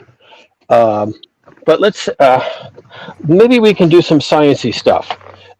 What you're supposed to do is create the next generation to replace you when your built-in mortality claims you. So that's not really something you're supposed to have any agency over. People do, but the way nature intends it is that you don't.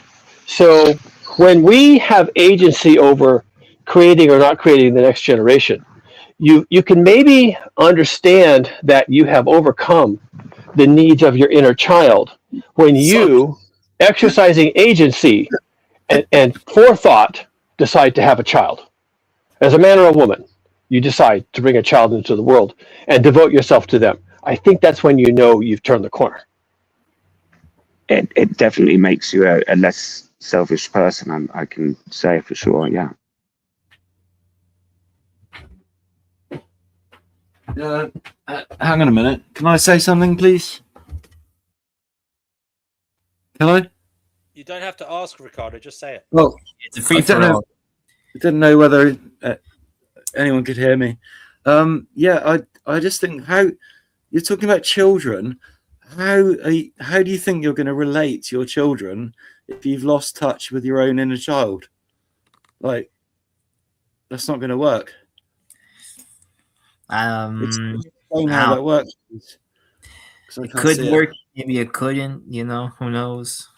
I think you shouldn't have children, so I don't know. That's just me. You wouldn't have to deal with that problem in that case. I think children are a wonderful and beautiful gift to this world.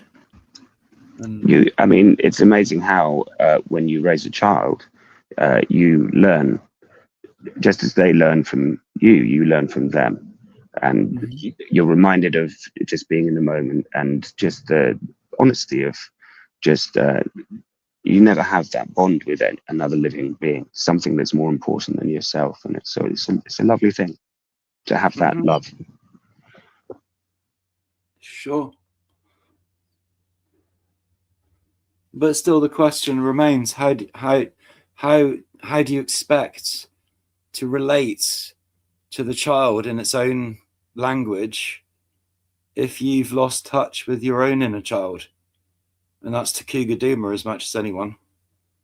Like, it doesn't make sense. Jared Well, Jaguar. that's empathy. That's not really hope losing your your child. journey's going well. Jared Jaguar, thanks for the nice message there. Hope your journey's going well, brother.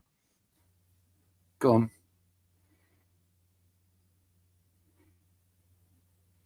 Sorry, go ahead, guys. Make it make sense. You hire a nanny. There you go. Oh, you pay someone else to look after your children for you. That's what all the people on TV do. I don't believe in TV land. I think it's fake. Agreed. Some of this question may depend on gender. I think men lose track of their inner child sooner because they have to embrace a kind of forward-thinking, strategic, over-the-horizon mindset. And I think women probably maintain their inner child a little bit better, a little longer, because they've sort of outsourced strategy to their mates, and then they continue to focus on the needs of children. And this is certainly true if you look at how women really enjoy being with children and playing children games and teaching them games. And I don't know, it has to be that way, but I think maybe that's interesting. How it works out. Cougar Doom, are you saying in some ways, as a man, you kind of have to kill your inner child and say, look, that's just emotions.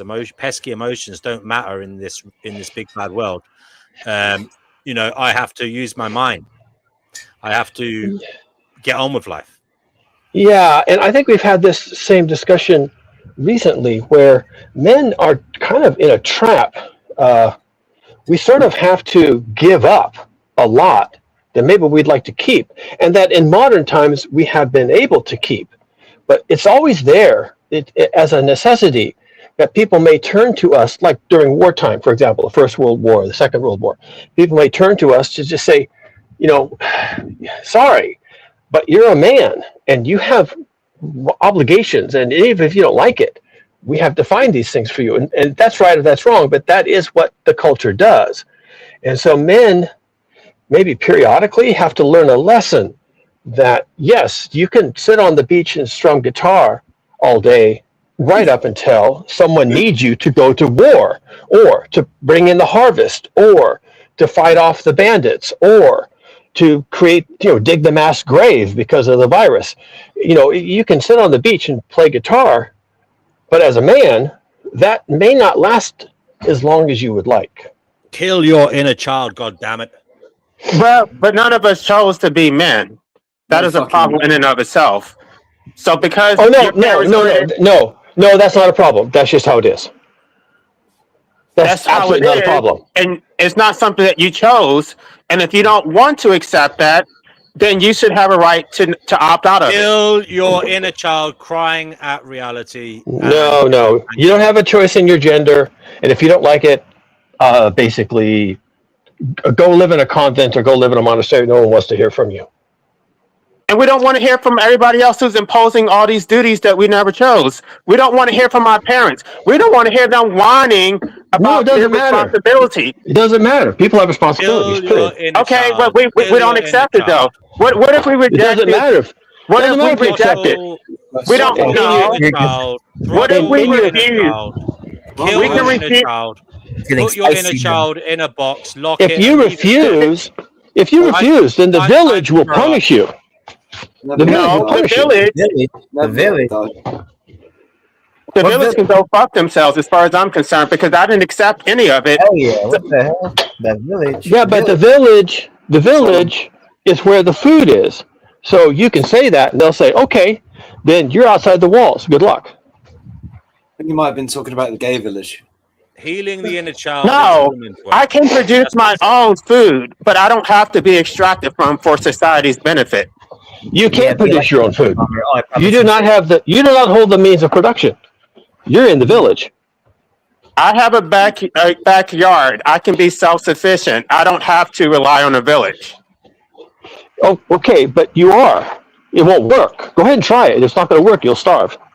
It's not going to work. You'll die. The bottom line is that I don't have to fight in wars. Maybe I can perform my minimum obligations that are required for my survival, but I don't have to produce surplus value for everyone else's benefit. I don't have to do that. Those So are you're things saying, that you're saying there's nobody you care about enough to try and defend them.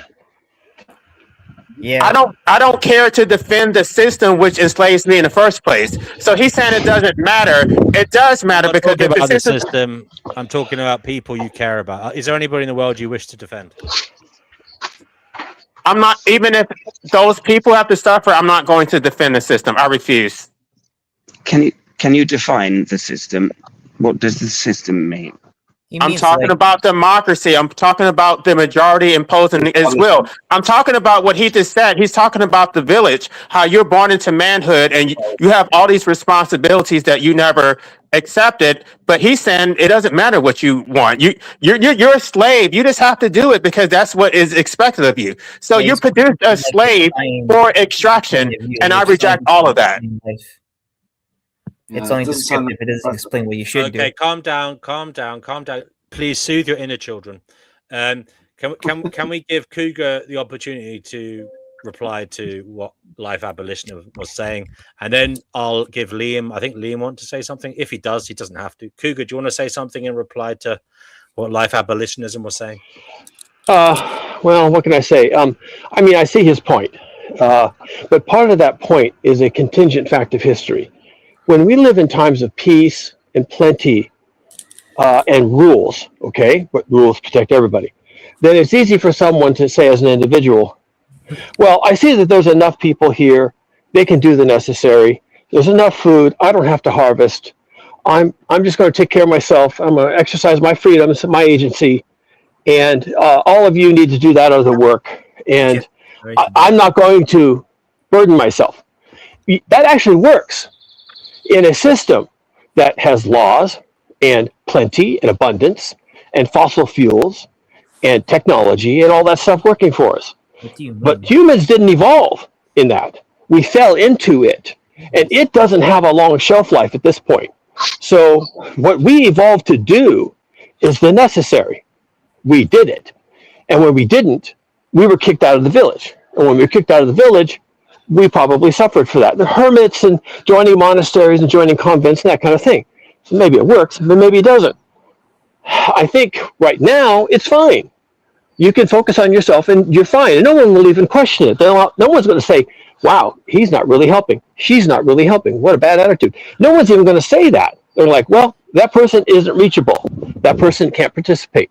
And they'll probably be happy that you're not participating because probably people have a bad attitude when they're forced to do something they don't want to. But in the future, okay, and I'm thinking about this, folks, because I'm writing the fucking book, okay? In the future, and in my future, it's like 5 years from now, you're going to have to look inward and decide what are your values.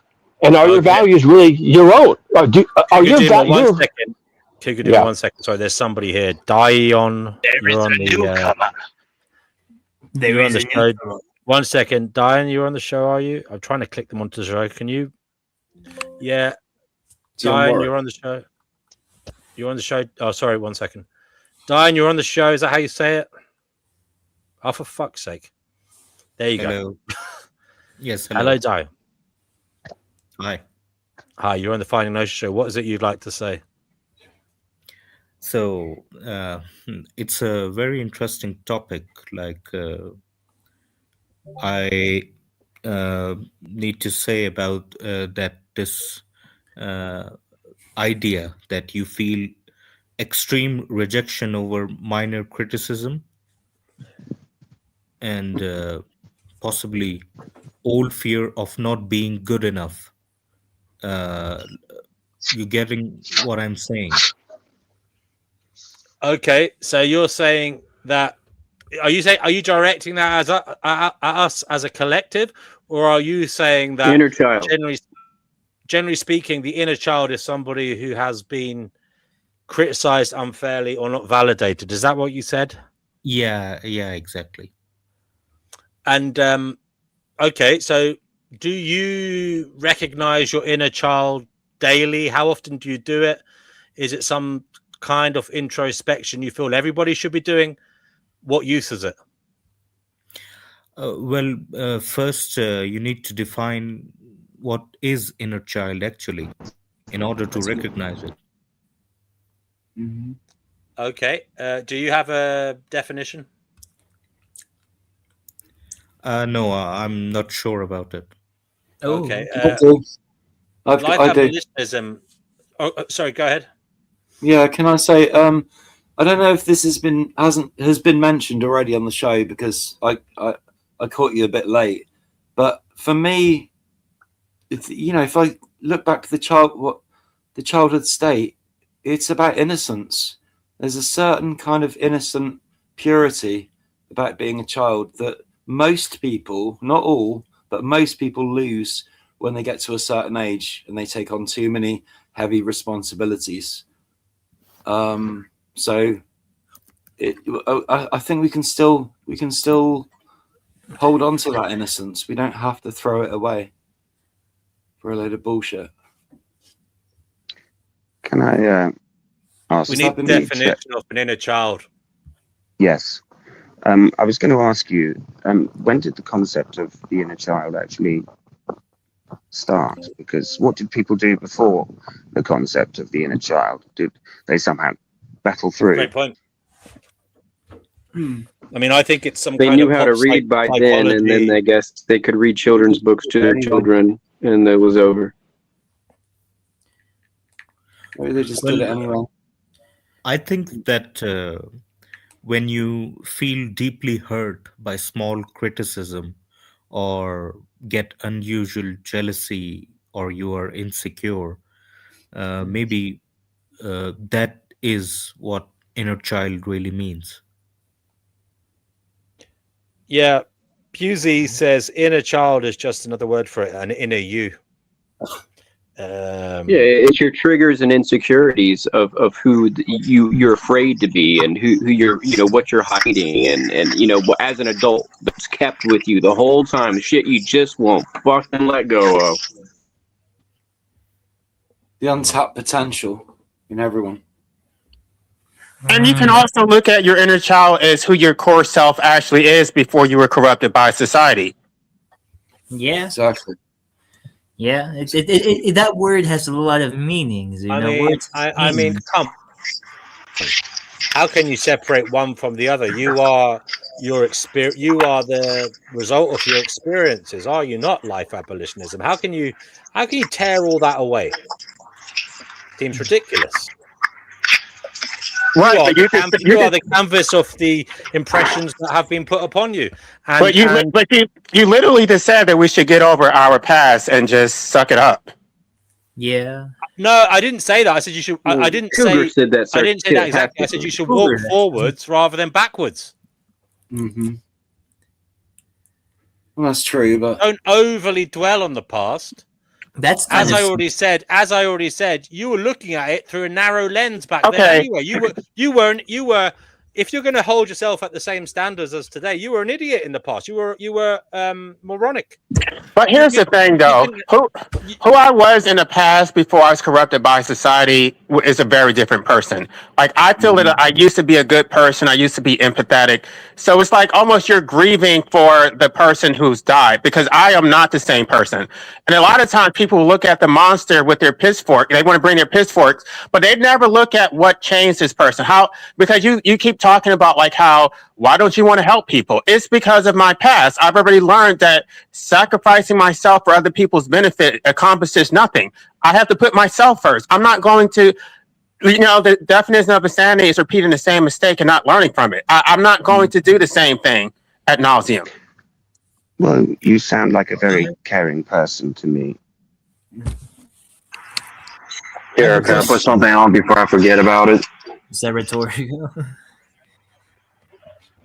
Yeah, go. Oh, we also need Okay. Master D. Dion, did you want to say something? Yeah, so I have a question regarding this topic. Like, if my emotional reactions are caused by my childhood conditioning, how free am I really in my adult decision? Well, you were the same That person. came up you were in Free Will, I think, weeks ago.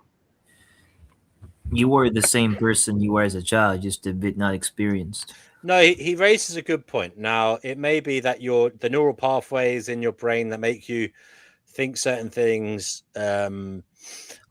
behave in a certain way, were formed by childhood experiences. But as an adult, if you're continually hitting a wall, if you're continually doing something that proves dysfunctional or problematic for you or others, then you do have the benefit of intellect and new knowledge that might help you change your behavior. Now, I'm not saying it's going to be easy. Nobody said it's going to be easy, but you have that potential as an adult. You can even change neural pathways, as difficult as that is. By different behavior, by new behaviors, you can change the way you interact in the world, how you see the world, perhaps. Well, Somebody came on here talking about the psychological immune system. I thought that was a very interesting topic. It is very related to this. One of the things that therapists often talk about is exposure therapy. And in many ways, that's a little bit like inoculating yourself against those things you fear or those things you find traumatic. Maybe that's something you can do as an adult as well. These things. Speaking of that, yeah, it would be good if you waited until I finished until you were speaking about. Yeah, this. you're right. Now, go ahead. Sorry, I jumped the gun because I'm scared someone else is gonna steal the spotlight. Yeah, it's my inner child is very anxious and needy. Yeah, no, when you said that, it made me think of dialectical behavioral therapy, which gets like when the therapist acts as the parental support role that for the person that they didn't have in their childhood. Ooh, yeah. Well, the reason why I don't want to describe. Yeah, the reason why I don't want to just get over it is because I've actually learned from my past traumas. And for me to just get over it and act like it doesn't happen puts me in the same vulnerable position. I want to stay angry. I want to remember it so I don't have to go through it again. Like a Super Saiyan, you have to go. Is Super that good Saiyan for with you? your anger. Is that good? I don't think that's I don't good know for if you, that's man. good. It's I don't think drilling that's a good for hole. you. Exactly. I don't think constant anger is good for Yeah, you. man. Speaking. But the DNW anger is how freaking Son Goku turned into a Super Saiyan. Come on. Yeah, but it's bad for his heart, and it's bad for a lot of things, for stress levels, for your heart. It's just bad for you. Anybody who wants somebody to remain Anger is self-reflection and telling yourself more about yourself. Acknowledge that. Anybody who wants somebody to remain in a state of constant anger isn't their friend. Isn't somebody looking out for them. Super Saiyan, man, you gotta go Super Saiyan.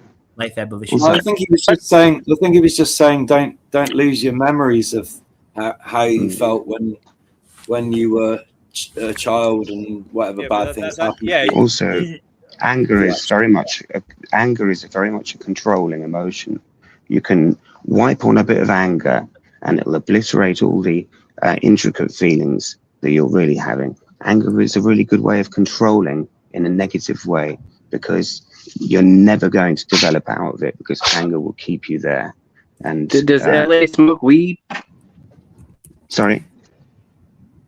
No, I don't do any drugs. I think you need a fatty, man. Just smoke a blunt and just sit and think about it and listen to your favorite music, man. G, you haven't spoken in a long time, so I'm just going to take you out for a little bit. Somebody else is here. You can come. I'll bring you back on in a bit, G. Good advice. Alan Stubbs, or Paul Stubbs. Paul, you're on the Fighting Gnosis show. I believe you're the gentleman who said his mother was a narcissist and you were married to a narcissist for 35 years. How does this relate to your inner child and recognizing it? And do you have any advice on what we should all do with our inner child? No, no, because my inner child hasn't been released yet. You know, I've never sort of done the work on it, if you will. But I'm aware that it's something that needs to happen before you can sort of grow spiritually, which is pretty much, you know, where I'm at. May I ask, where are the boundaries here? Where does the inner child stop and the outer adult begin?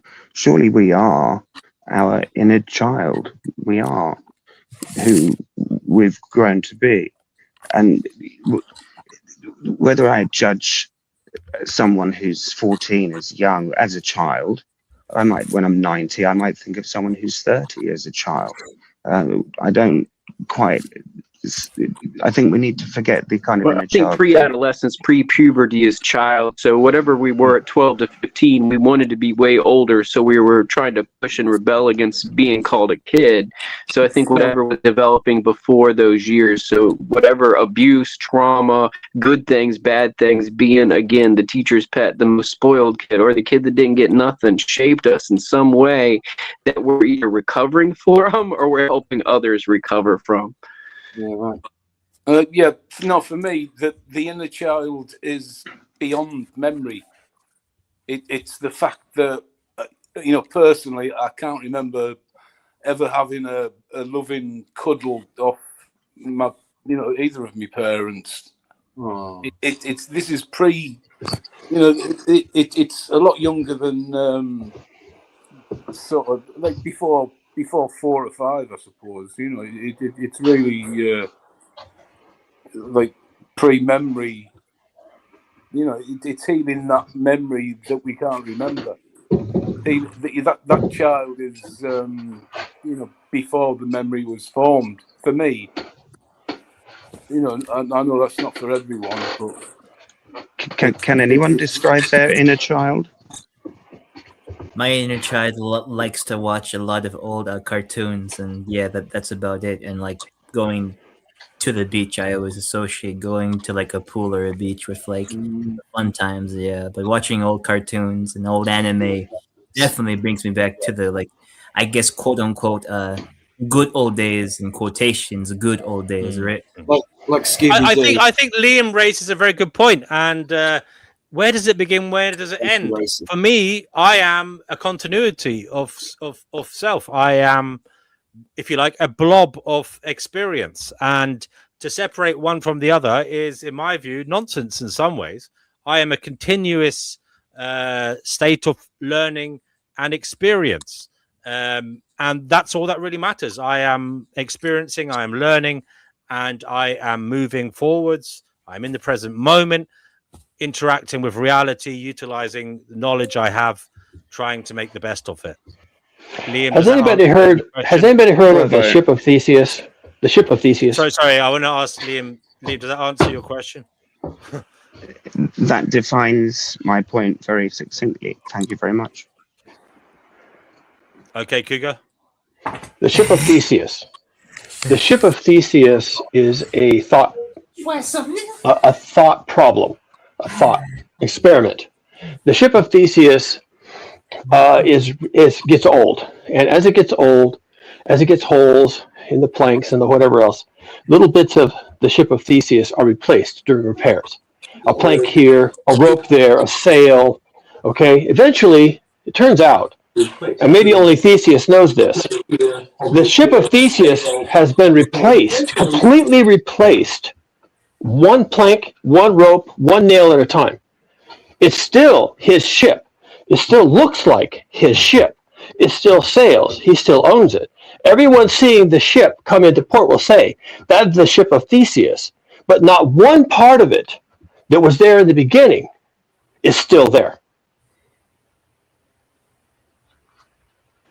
Same There thing you with go. Star Trek with the Enterprise. Trigger's broom. Yeah, Trigger's broom. He's had the same broom for 20 years. It's only had 4 new handles and 3 new heads. Sorry, it's a comedy here on it used to be a comedy here on BBC only. Based on horses. Sorry, I missed the joke. Yeah. Same idea. But yeah, Cougar Duma, I like that. I like that analogy. Interesting stuff. Interesting stuff. Do we put too much stock on our past versions of ourselves? Is it a nonsense to do that? When we're not, and there's even a question, at least mentally, do you actually exist anymore? You remember your childhood, but how many of those memories are actual memories that anyone else would point to and say, oh yeah, that happened? Yeah, that's kind of what I was trying They're to get mostly at. subconscious.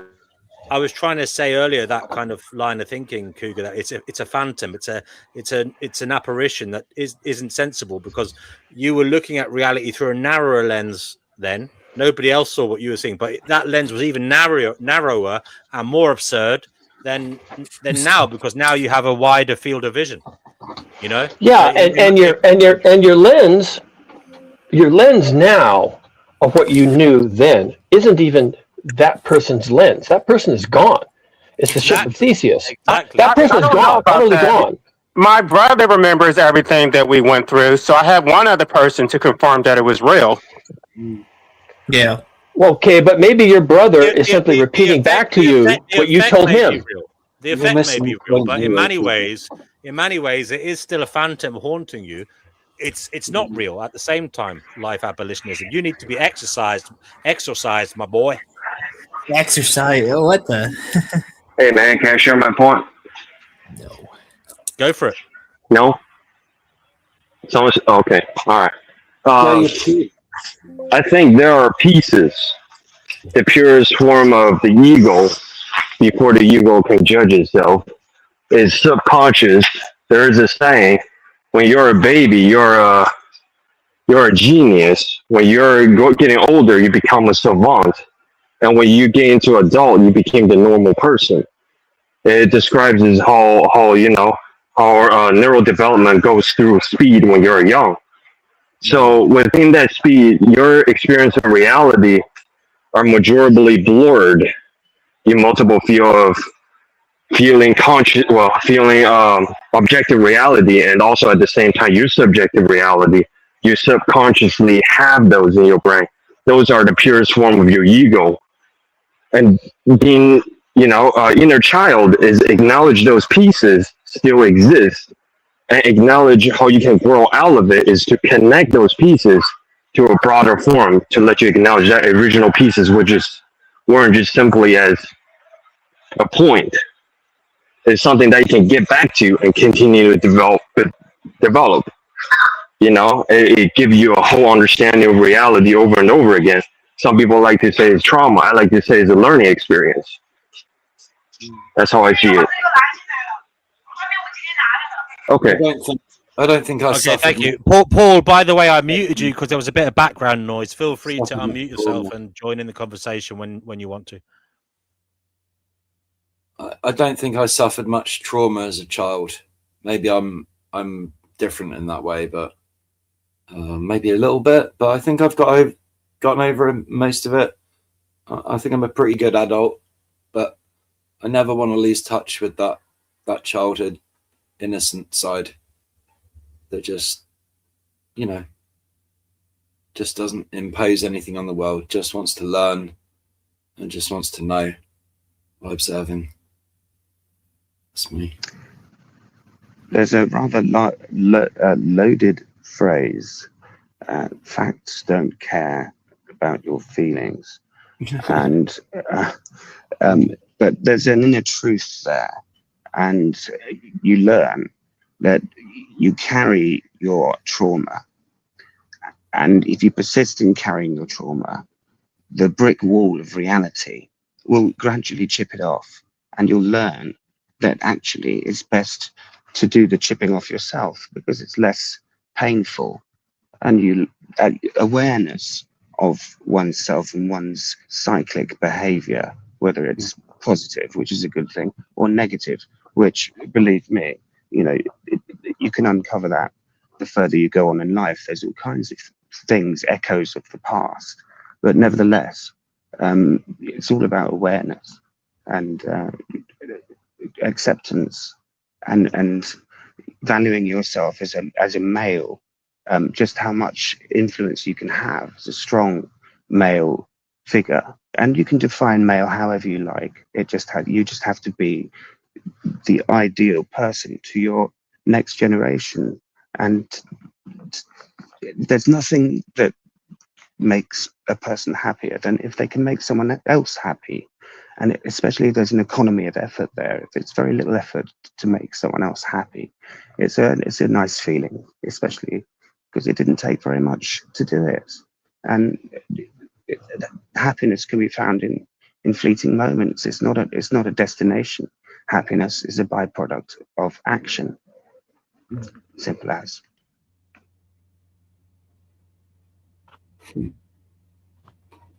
Nice. I don't know about that. I don't exist to make other people happy. I live to make myself happy.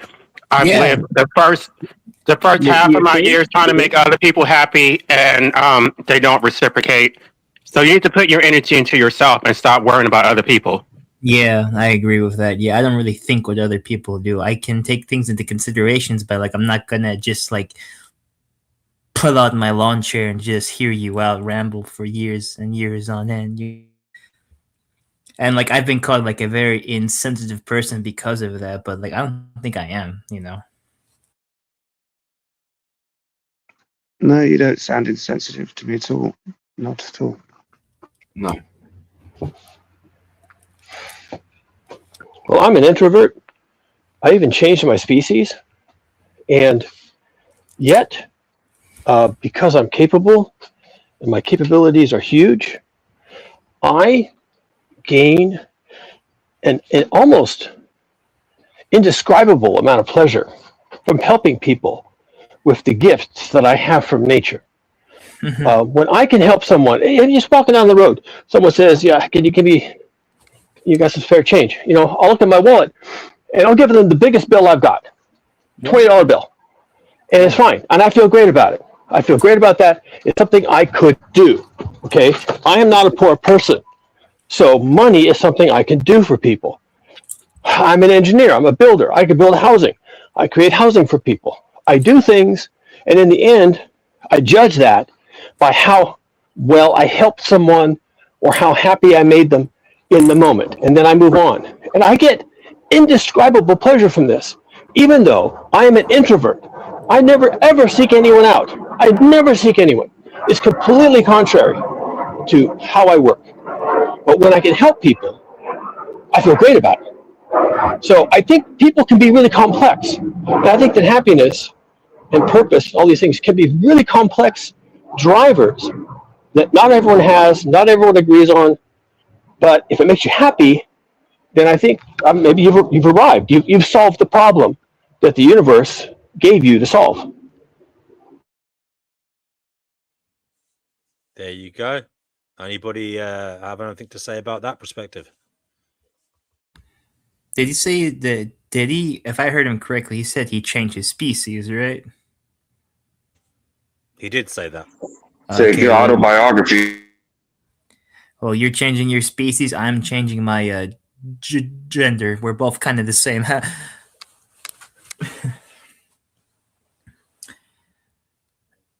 G, did you have something to say?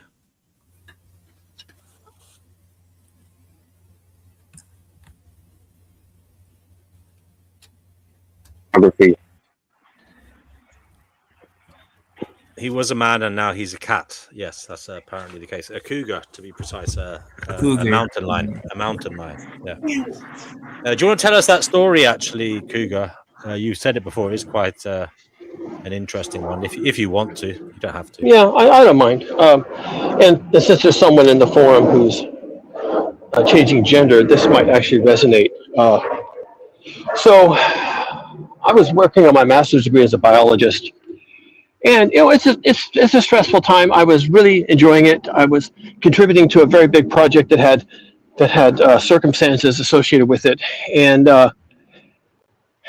one day, and I rented a room in an old hotel, and very old, like late 1800s hotel, and I rented a room to do my work rather than have an office at the school.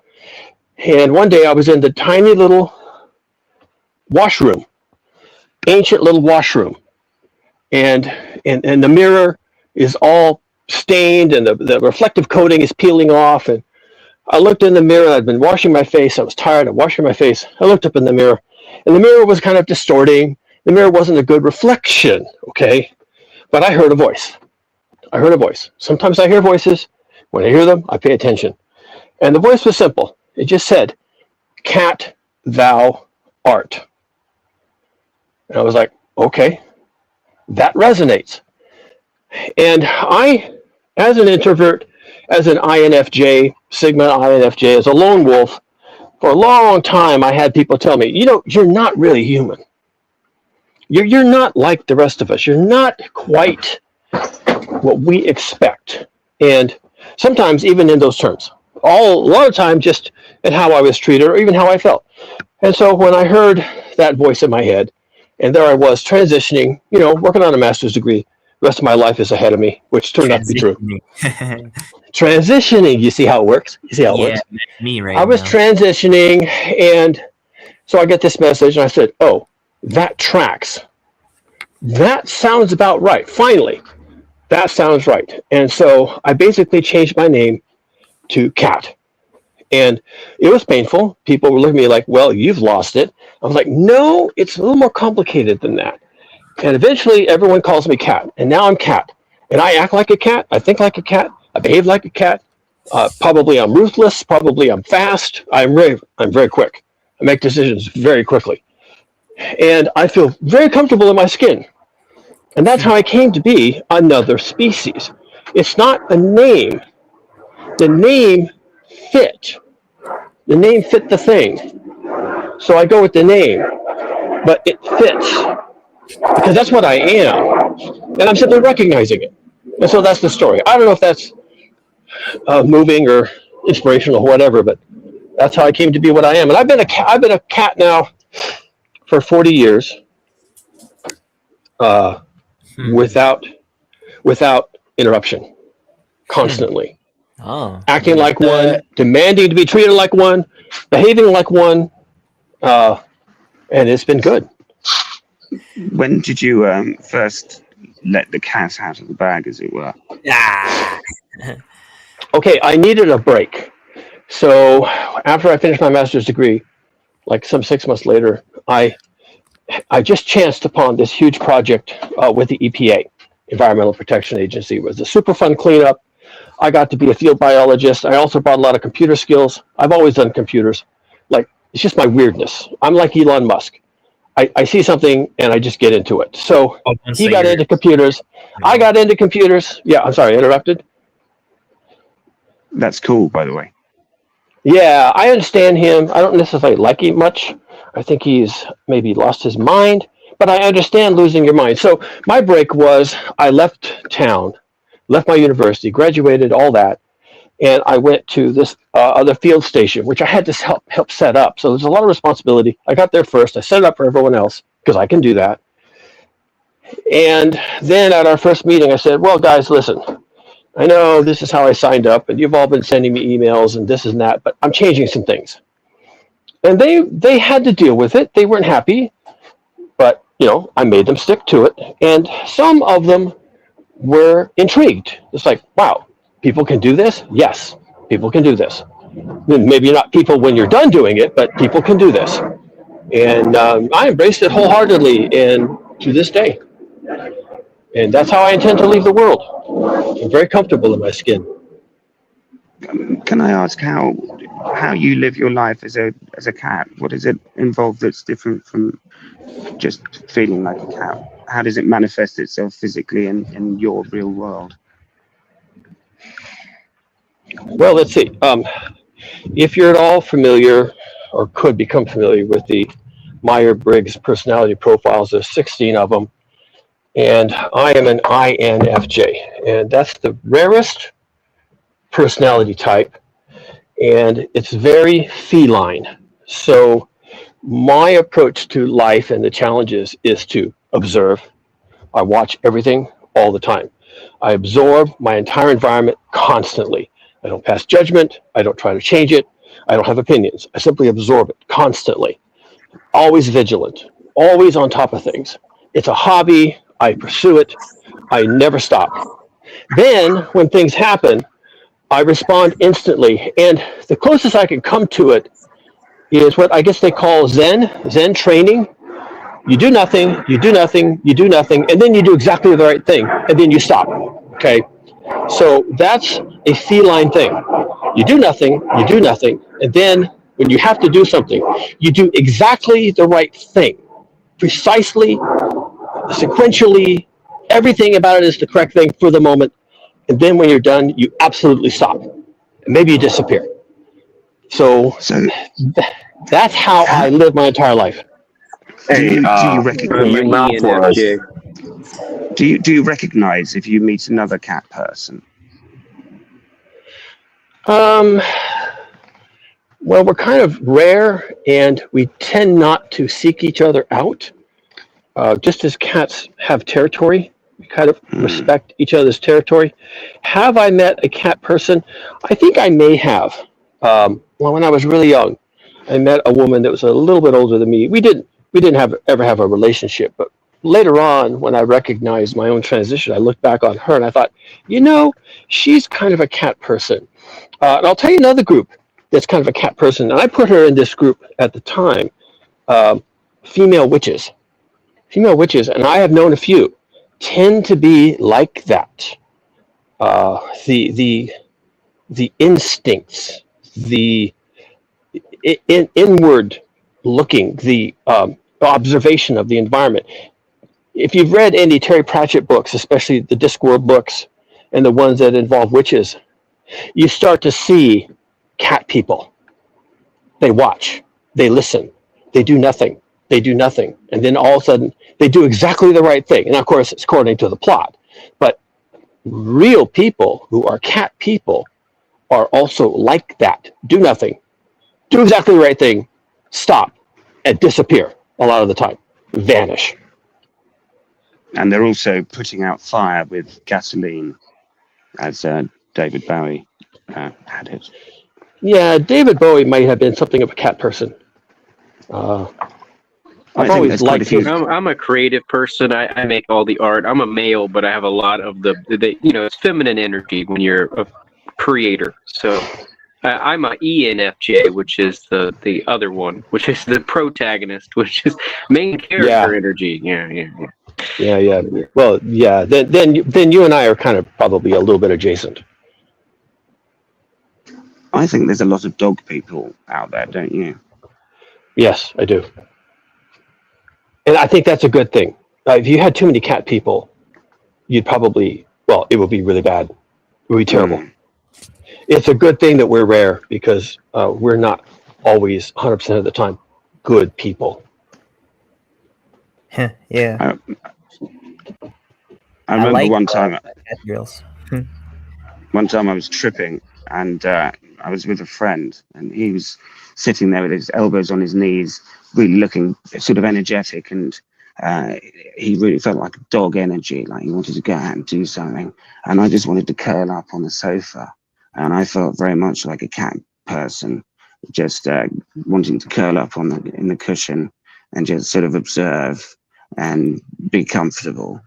And that's the closest I think I've been to being a cat person. But yeah, I really feel your energy. as it were.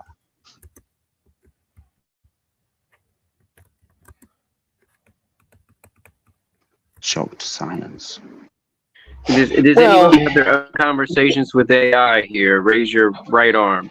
And I was wondering if anybody's asked AI like what its favorite book is or what its favorite anything is and has it answered anyone. And that should be homework. Whoever uses this crap should try it. Yeah, I use it all the time. Maybe I will. My favorite AI to use whenever I do use AI is the DeepSeek. I like that one a lot. The DeepSeek. Yeah, I would like someone to use a different one than what I use. To verify the answer, I've already gotten the answer from mine, so I would really appreciate if someone tried it with non-Gemini, because I use Gemini, and then someone else also does a Gemini to see if there are Geminis aligned. That would be a really good test to do. Okay, Like at least 3 of them. I have Gemini. I'll get off of here. I mean, I'll mute myself and I'll ask Gemini. What was the question again? If it could pick its own favorite book or film that moved it in any way or it found especially memorable. Okay, let me try that. Hopefully it doesn't kick me off the stream. Well, I am INTJ, and I think it is very helpful to be an introvert. You're self-actualized. You don't need external validation. And even when people tell you to suck it up, when other people are being dismissive, you don't need their affirmation because you're secure in who you are.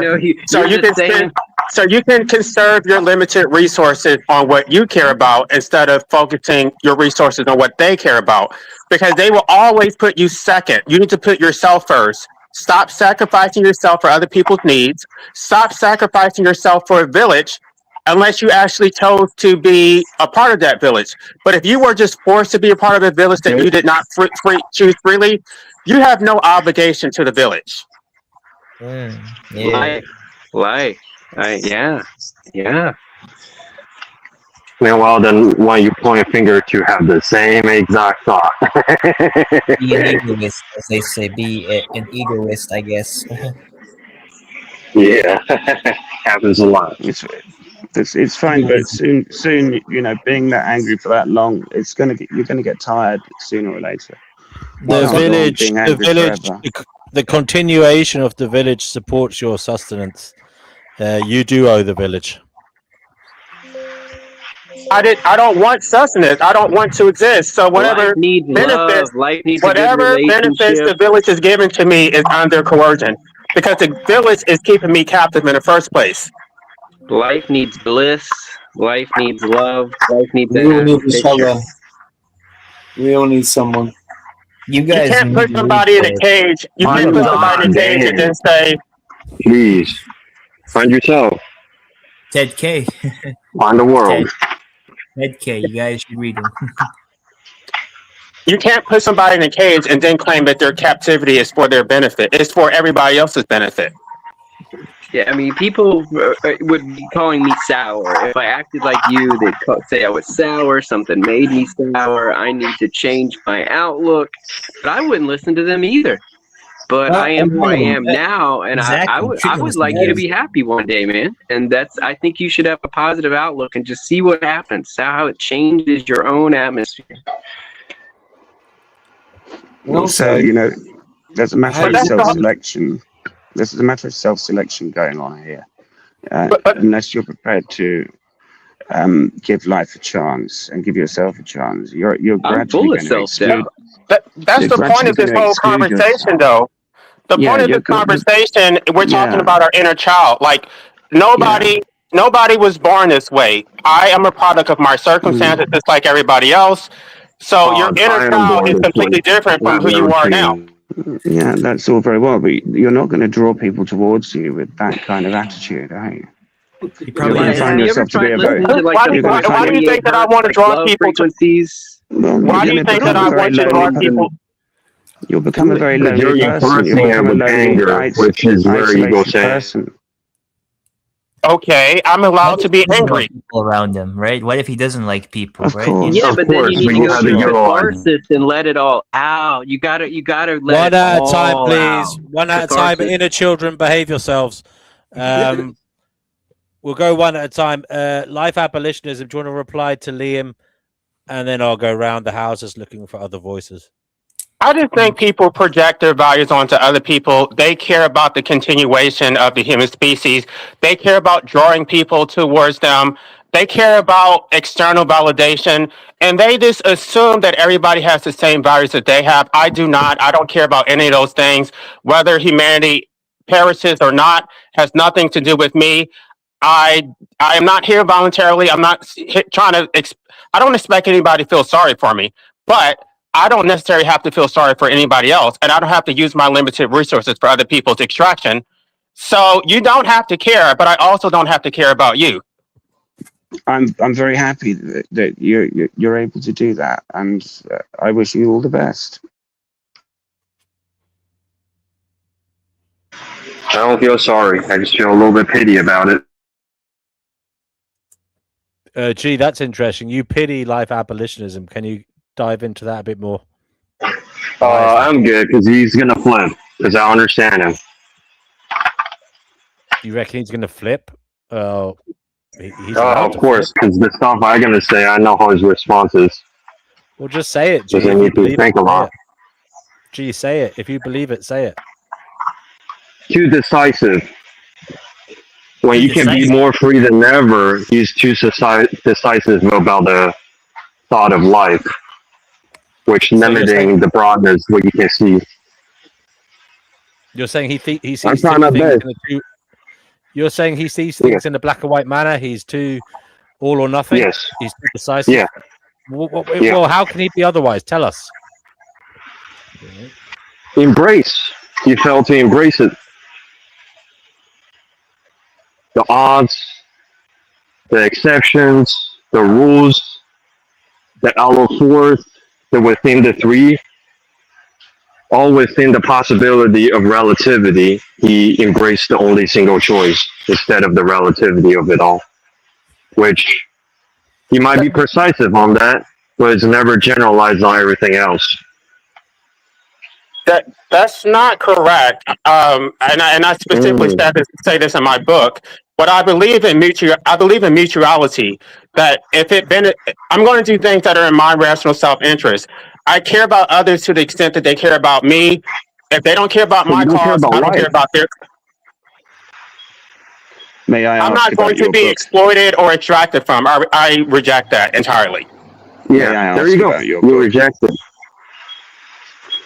Kick the dust off your feet, is that I used to say. May I ask about your book?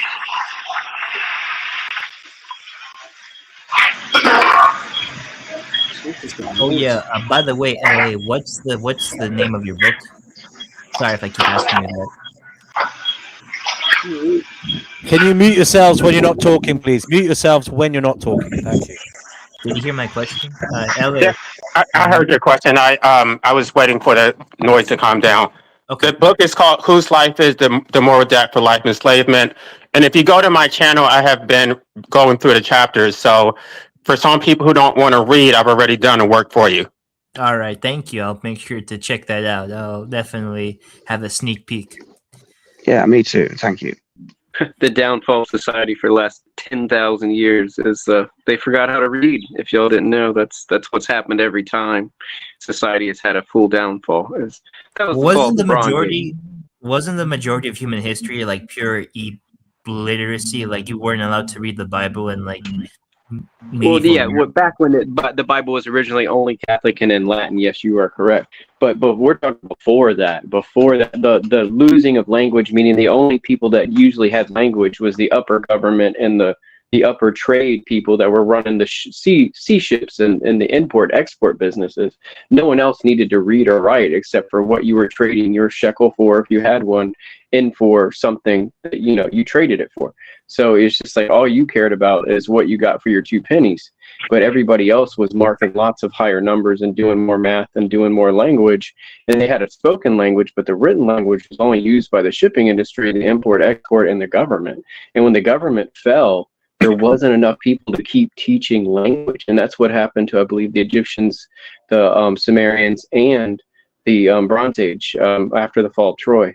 So, I mean, there's no history from between 1500 BC to the time of almost Homer, so 700 BC. So there's a big gap there before they learn to write again and make some big columns and say, yeah, these are the myths we used to talk about, and they could write it down. So I mean, each time society, I'm afraid we're almost to that collapse with the science denial stuff. And then I don't know what's going to happen with the internet, when, you know, how much people are going to turn against technology. But I think people might go full, you know, dark Well, age soon. well, there's an alarming number of teachers that are quitting because they're getting frustrated with the fact that they're teaching high school students, and they're reading basically at like a second grade level. They have very little comprehension, very little critical thinking skills, and for whatever reason, they've been passed through the system and they made it to high school, and they're not they're basically illiterate. They're basically relying Yeah, on I do AI after to. school art programs from time to time, and we have that same issue. So we take our time to helping kids, you know, learn how to read that can't read. But it's just like somehow they're getting pushed through the public school system. Yeah. But there's no incentive to teach them because the school system won't allow the teachers to fail them, and so they get by, but they're relying on AI for a lot of it. Does everyone here remember a time before the internet? And if you don't, can you imagine what it would be like? No, I don't. I was born in the year 2001. Okay, think about the AI as the calculator, guys. So the calculator, how everybody used that and got ahead in math when no one would have been doing math without a calculator. So the teachers are relying on AI. Therefore, you're going to have a breakdown of intelligence and teaching. I want to bring Divine into the conversation. Then we'll go back to Liam's point on life before the internet. Divine, you're on the Finding Gnosis show. You are most welcome. What would you like to add to the conversation? I want to say hello and thank you for having the show. But I noticed that the topic of conversation was exactly on how do you heal the inner child. I want to address that because I feel like I know things about it that I had my own experiences. I'm not going to share exactly what those were on a live chat, but I'm saying I almost passed away 6 times by my mother. That's all I'm going to say. I do know that I did not understand in the moment why all those things were happening. The true understanding came when I was able to sit down and realize that there were things that she encountered that I never knew about. And it was only through that knowledge that I was able to put myself in her shoes and to understand why she reacted and overreacted a lot of different ways. I was not a wild child. I was a person who read, and when I wasn't reading, I was singing. That's all I did. That was my entertainment. What she desired me to do was constantly be cleaning, like her maid.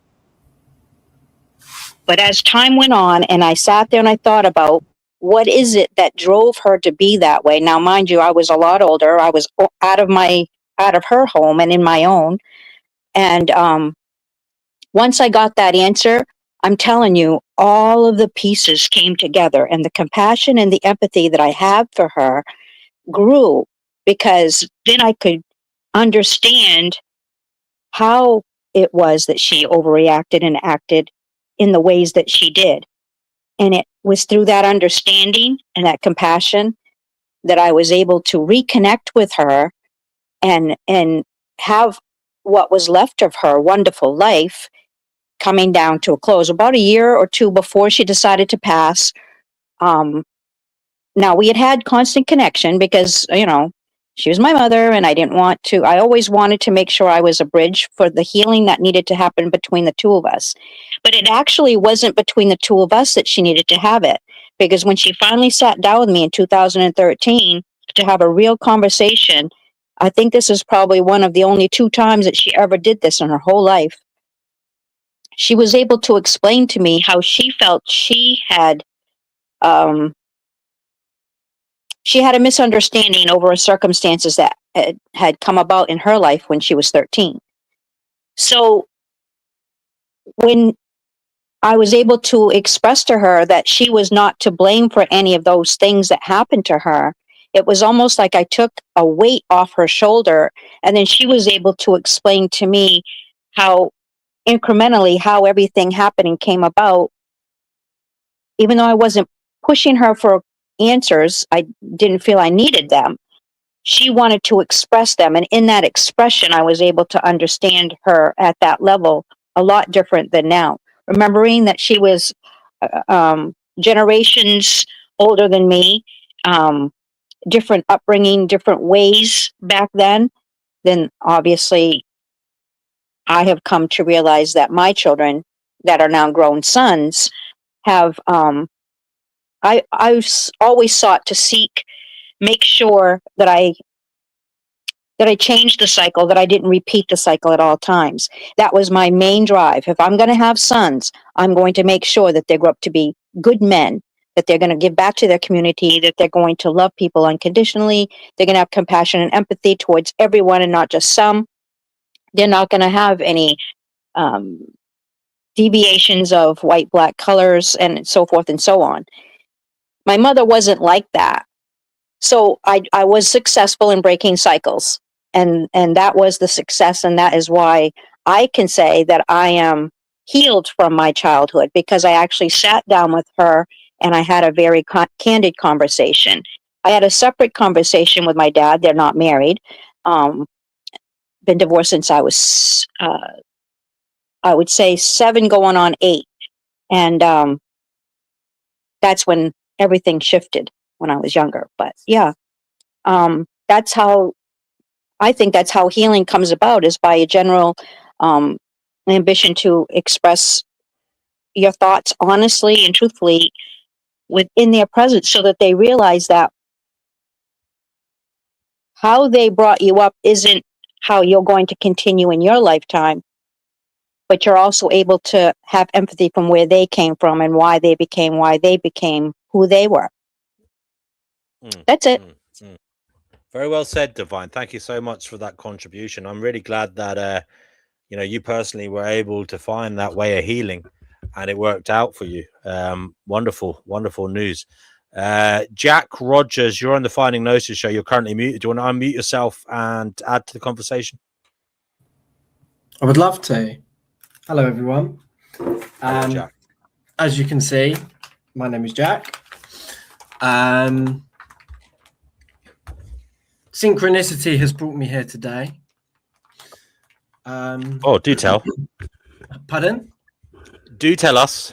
I don't know if you guys are aware, but a person called Danny Shine, that's his name, but he goes by Social Experimentalist on YouTube, is currently live streaming your StreamYard studio on YouTube. Are you aware of that? No way. Are you serious? I'm serious. No, now, I'm aware. Background. I'll try and be as succinct and to the point as possible, but I do tend to get a bit pedantic and granular with my expressions. But I have had great dealings with my own. I have multiple inner childs, right? But anyway, let me finish my original point about the synchronicity. So social experimentalist Danny Shine has been doing videos on YouTube for a long time, basically pointing out the superficial and strange situation that we have with culture in the West. He would go out with a megaphone and do all sorts of stuff. And I'm 28, and as a teenager, I loved his videos. I really identified with it. I really resonated. He's been on this show before. He's been on this show before. Yes, he has. Yeah. He has. So you guys are aware of who he is. I stopped. So I become really disenfranchised with Danny. We had a little bit of back and forth a few years ago because I'm not nihilistic and I don't believe that we should stop procreating. So I became really disenfranchised with his ethos. And anyway, I unsubscribed from all of his things, but for some reason he's randomly popped up on my YouTube. And I watched a couple of his videos, and it's in line with exactly what I've become disenfranchised with. But this has popped up, and it caught my attention. Hence why I'm here. So I believe that it is a massive synchronicity, and I was meant to join into this chat. So, my first experience with gaining some awareness of the inner child was from book that Gabor Mate recommends called The Drama of the Gifted Child. I don't know if anyone has heard of it or read it. No. But basically, Alice Miller is a psychotherapist from the 70s. And she writes about, I think she writes about childhood trauma and the various ways that it manifests, from the glaringly obvious, like physical and sexual abuse, to the lack of attention that children should get, and the emotional needs that children should get, and how from a very young age children, especially very sensitive children and very intuitive children, learn how to behave in a certain way to appease the emotions of their parents, right? And they develop ways to cope with the external world, because they haven't got parents there to guide them as which is how it should be, right? And then I found Carl Jung, and became familiar with his works, and studied archetypal themes and consciousness, the relationship between the ego and the self, right? Our divine selves and our egoic selves, how we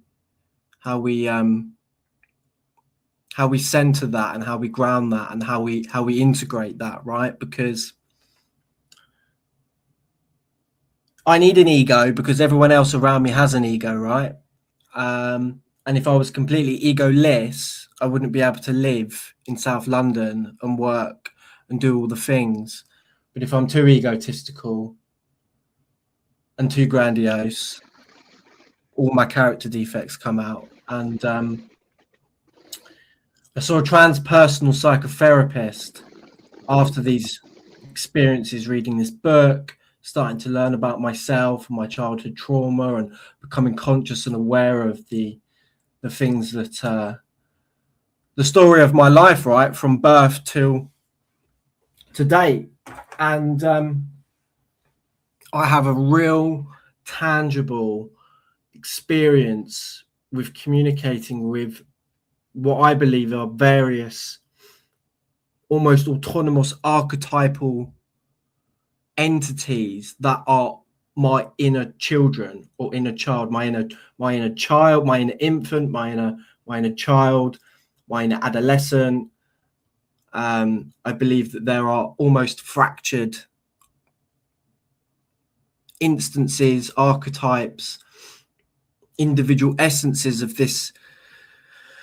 these beings that exist within me and also outside of me, and that they have, not so much today, but they did have a huge effect on me unconsciously in the way that I interacted in the world, because they were the way that they were as a consequence of the way that I was, my environment. And the point that I'm trying to make is that this transpersonal psychotherapist who I worked with, it was almost very shamanic. She was your bog standard, psychotherapist, right, as well.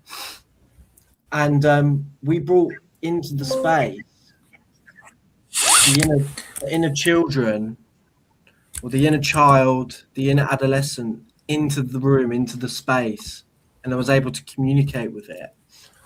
And I say it, it's really me, isn't it? I suppose it's fractured parts of myself. And, everyone's in pieces. Don't worry. and we could both feel it, and we could both feel the energy shifting as the emotions were processed and as the awareness and the understanding started to happen. And it was like, I don't know if anyone's ever done any psychedelics at a low dose, you feel like you breathe and you move. It was like that. It was like a slow spiral, and we were both looking at each other as the energy was positively shifting. And she even said, can you feel it shifting? Can you see it moving? And but I have to remember, or I have to remain humble, and that word gets thrown around a lot. I have to remain humble because I'm a work in progress, and I'm just reading that message. I still have a lifetime of work to do on the various parts of me, and I've gone through lots of different cycles around.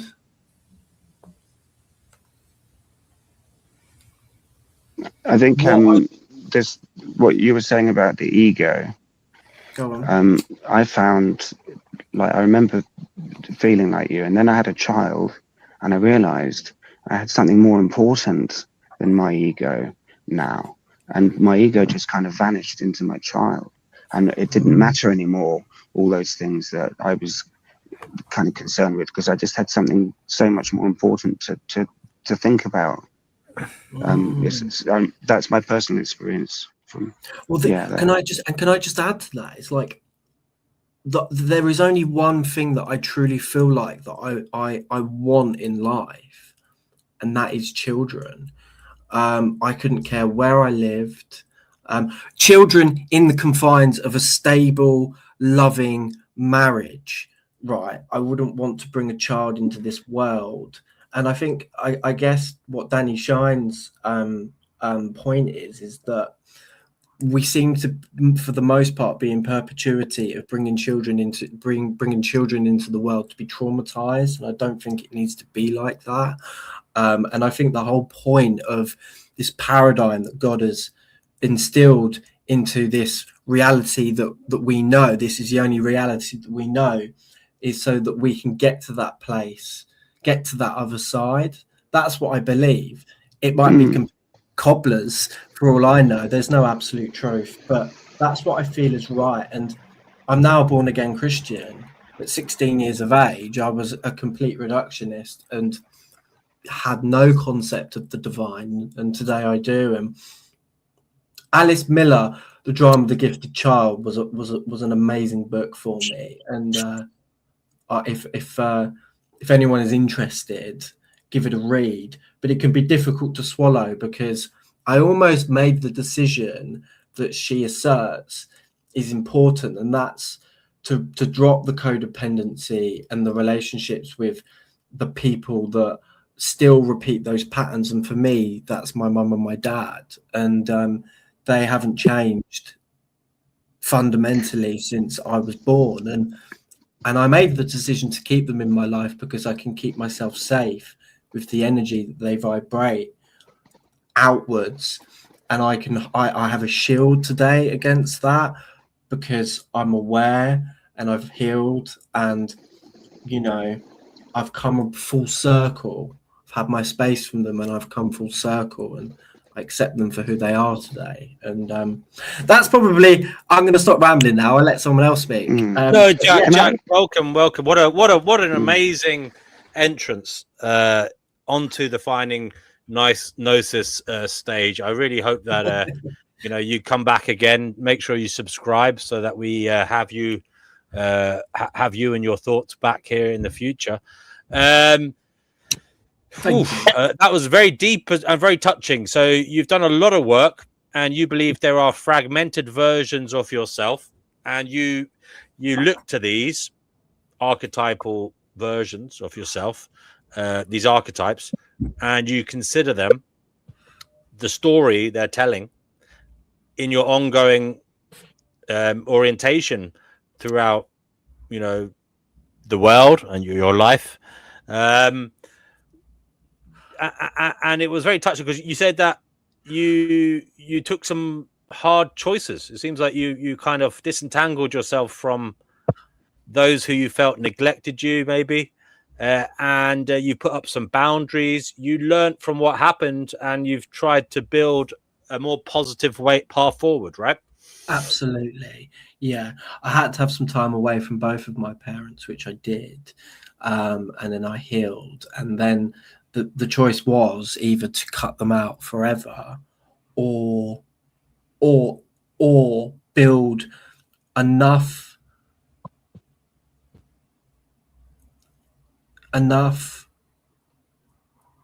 compassion and an acceptance and enough healing to be around them, because I believe that they vibrate things towards me that is often very negative, and without a stable awareness around all the things that I've just mentioned, I wouldn't be able to be around them. And I love my parents, right? And it's a blessing that I'm here, and I'm partly here because of them. There are other factors as to why I'm here. I'm yet to fully discover that. And like I mentioned before, I think to procreate and to break the cycle and to bring children into this world is the ultimate purpose, in my opinion. And it's really funny, right? The first time I heard the word Gnosis was from Alan Watts on YouTube, and he calls it Gnosis for some reason. That might be an AI malfunction. No, it's not. It's not. Honestly, you can tell when it's not. And this was a long time ago, way before LLMs. But people like Terence McKenna and Alan Watts have seemed to have had their consciousness uploaded to YouTube somehow. But but yeah, I'm really glad I found you guys. This very much Welcome, seems Jack. It's not always this peaceful here. fair enough. So, Jack, you are a newbie here, so we do ask this question to newbies. Two questions actually.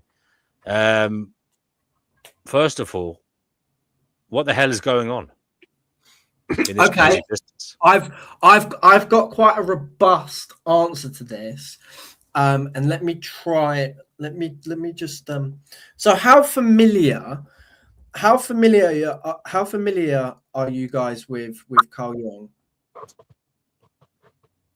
Yeah, I know about Carl Jung and his view of the collective unconscious, and how there's all these archetypes that are, repeated again and again, and we are kind of learning collectively about something, and it is meaningful to be involved in that sense because you are contributing to this collective unconscious, and it is a battle of good against evil, and it gets a little bit woo-woo. Go ahead.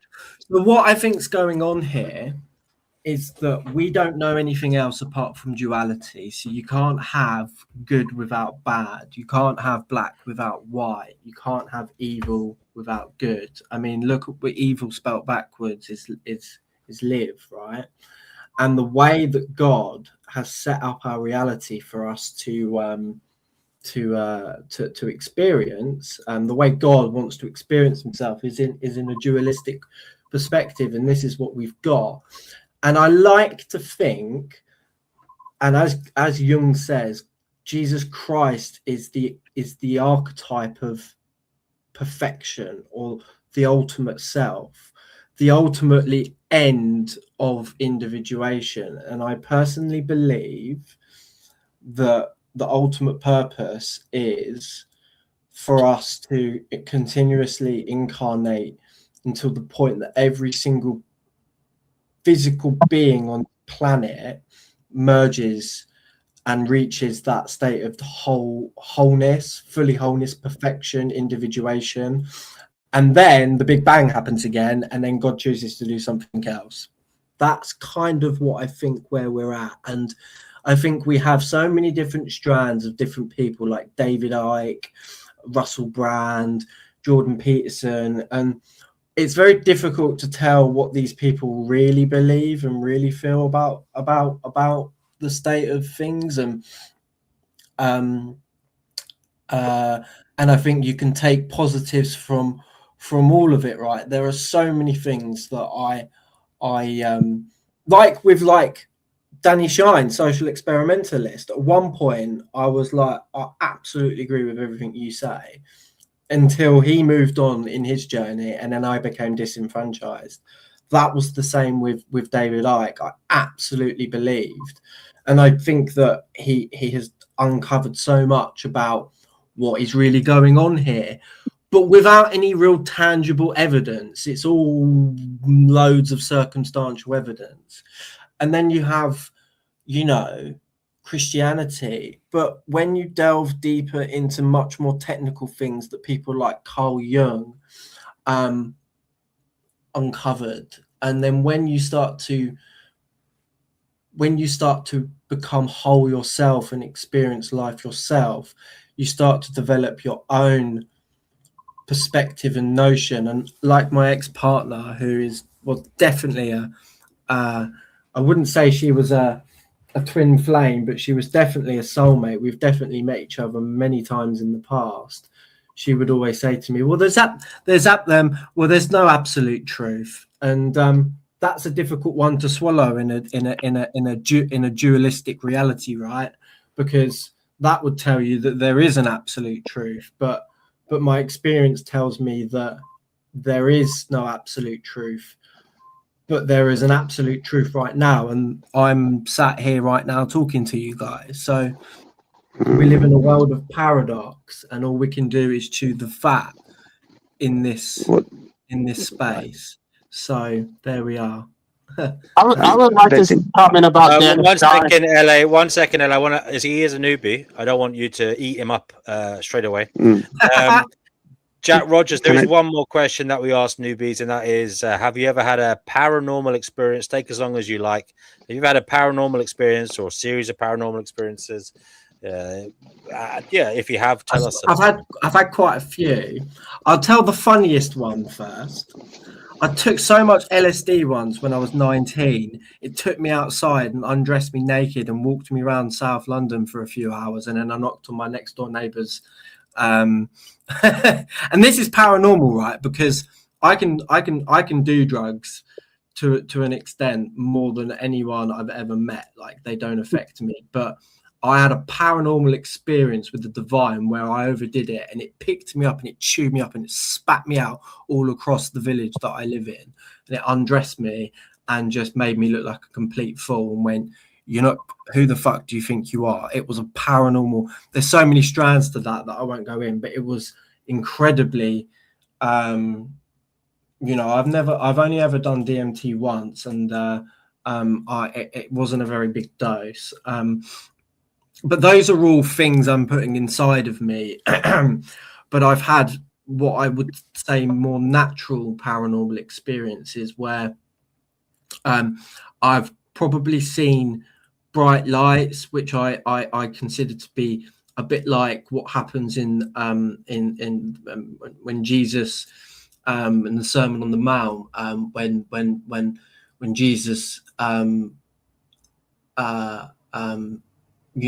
has a bright light shining behind him where the heavens open up. I've had that, but a ball of light at the end of my bed, and I was watching something, and it was sort of related to sort of like the divine and religion, and I was sort of finding my way to Jesus at the time, and I could feel it. I could feel it coming on, and then it came, and it was a circular ball shining light at me, and I was just like, fucking hell. I was like, and that's when I knew that, God was truly talking to me. The other paranormal experiences that I have is that I have extreme synchronicities, absolutely extreme synchronicities. So, and some of them have only hit home to me a lot more as I look back in retrospect. So I'm sure all of us can identify with the fact that most of the synchronicities that we have are extremely subjective. When we try and explain them to people, they don't make sense. But to us, subjectively, internally, we're like, that's a synchronicity. but I've got synchronicities that I can explain to people, and they're like, "Yeah, oh fucking hell, that is weird." So, the first one that I had, so I'm in recovery, right? So I'm a recovering drug addict. So, and I will always be a drug addict, just not one that takes drugs, right? Or tries not to take drugs. And I'm in recovery, and was about 21, 22 years of age. So this is about 5 or 6 years ago. And I used to have a Vauxhall Corsa, and it was about 4 or 5 months clean at the time, and I was really struggling. And if anyone's familiar with 12-step programs, it's basically this: you need to find God and surrender your will and your life over to God, because your will and your ego run riot doesn't do you any favors. In fact, it does the opposite. It does no favors. It's negative. It wants to destroy you. Basically, it's Satan taking over. Anyway, so I was struggling at the time, and I was on my driving towards this like aerodrome near where I live to go for a run, and I was praying in my car like, God, please, I'm struggling, please. And I wasn't praying to Jesus. I was praying to like a cosmic consciousness, the universe or whatever, because that was my conceptualization of the divine at the time. And I was driving towards this place, and I had a Vauxhall Corsa, and the number plate was LD64HHN. So I put it in the chat. It was LD64HHN. And it was a black Vauxhall Corsa 2014 plate, or as you can see, 64 plate, right? And as I pulled up to the car park, or along the road where I'd go for a run, there was another Vauxhall Corsa of exactly the same make and model, but a different color, that had the number plate of LD64HHM. Now, what are the statistical chances of that happening? Virtually nothing. So to me, that's sorry. What was the difference in the number plates? You can see one character. Oh, one character. Okay, yeah. Exactly the same car, exactly the same number plate, apart from one character different. Moments after me praying to God for, I need a sign, I need your help, I need to know that you're there, I need to know you exist. And that may seem trivial to some, but to me, that the odds of me pulling up to an identical car that basically came off the factory line, one after or one before mine, and basically got the same number plate is astronomically small, almost to the point where I believe that was divinely orchestrated to tell me that God is there. And it, it's not a super duper paranormal experience. And I haven't had many super duper paranormal experiences. The other one that I can tell you about, again, and it's more of a synchronicity more than anything, which I think are paranormal, right? They're paranormal experiences of the way reality works, and when we become conscious of them, and when we align ourselves with our higher selves and our gods of the God of our understanding, they seem to happen more.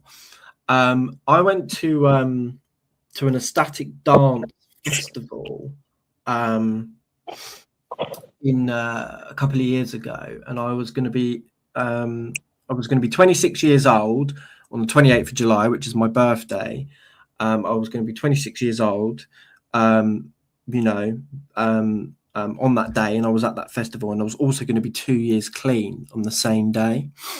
So 2 birthdays basically, because we call it a clean time birthday.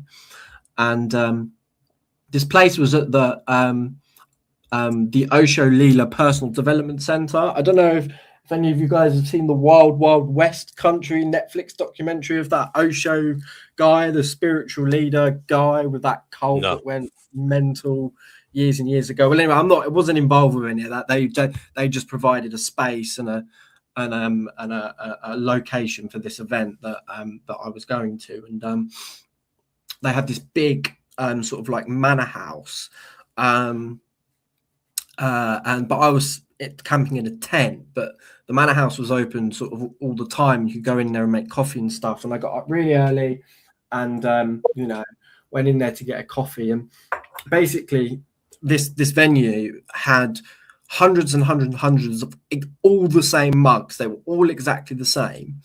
They were plain white mugs, nothing on them at all, just all identical, and people will just come and go and use them to make coffee and stuff and whatever. And I walk in there at 7 o'clock in the morning, and there's only 2 people up. There's 2 people that live at this manor house, like some hippie type people that tapped out and just live a free life on this commune almost, and in the kitchen area. And I go up to this, wooden, this, bit where all the coffee mugs are held. There's hundreds of them all just there. And there's one coffee mug that's there that's different from all the others, and it's got all this sort of cool psychedelic painting and art and stuff. So I went, I'm going to pick this mug up. And as I picked that mug up, I turned it around, and it said "Happy Birthday" on it. And obviously it was my birthday, both my clean time birthday and my belly button birthday, as we call it in recovery. That is strange. And again, mental, and when I can explain those to people and they can go, wow. But all of the other paranormal experiences that I have are just like really subjective. And to me, they're paranormal, but they come and go. And there's so many of them. They're just very small, and they add up. And yeah. Well, thanks, Jack. That was really interesting. Thank you for that. I believe LA is itching to say something before he leaves the show. LA, what is it you want to say? Because he's been saying in the comments he wants to talk. He's fairly frustrated there. Life abolitionism, what do you want to say? I just wanted to make a quick correction about Danny Shine. I don't think Danny Shine, I don't think he calls himself a nihilist. He identifies as an anti-nihilist. Anti-nihilists are not nihilistic. We do think that suffering matters. We do think that existence matters. I would highly recommend looking up anti-nihilism. And then the last comment would be that all Christians are not pro-nihilists. There are Gnostics who believe that humans should resist the demiurge and not procreate. There are many Bible verses which say we should abstain from procreation. So the go be fruitful and multiply is not the only narrative. Well, LA, you really want to get that off your chest, and you have now. How do you feel? He's gone. Has he gone? Okay. Does anybody else have anything to say at this juncture? Yes, if I may. These are all big picture questions, aren't they? What's reality about? Our own way of coming to terms with our own mortality. All these questions that have been asked time and time again. But the problem about big picture questions is that we, as mere individual mortals, are like ants. We're so insignificant that we barely have any say in the matter. But really, maybe what matters is the little picture questions, where we matter, where our actions have significance, where we can make a difference.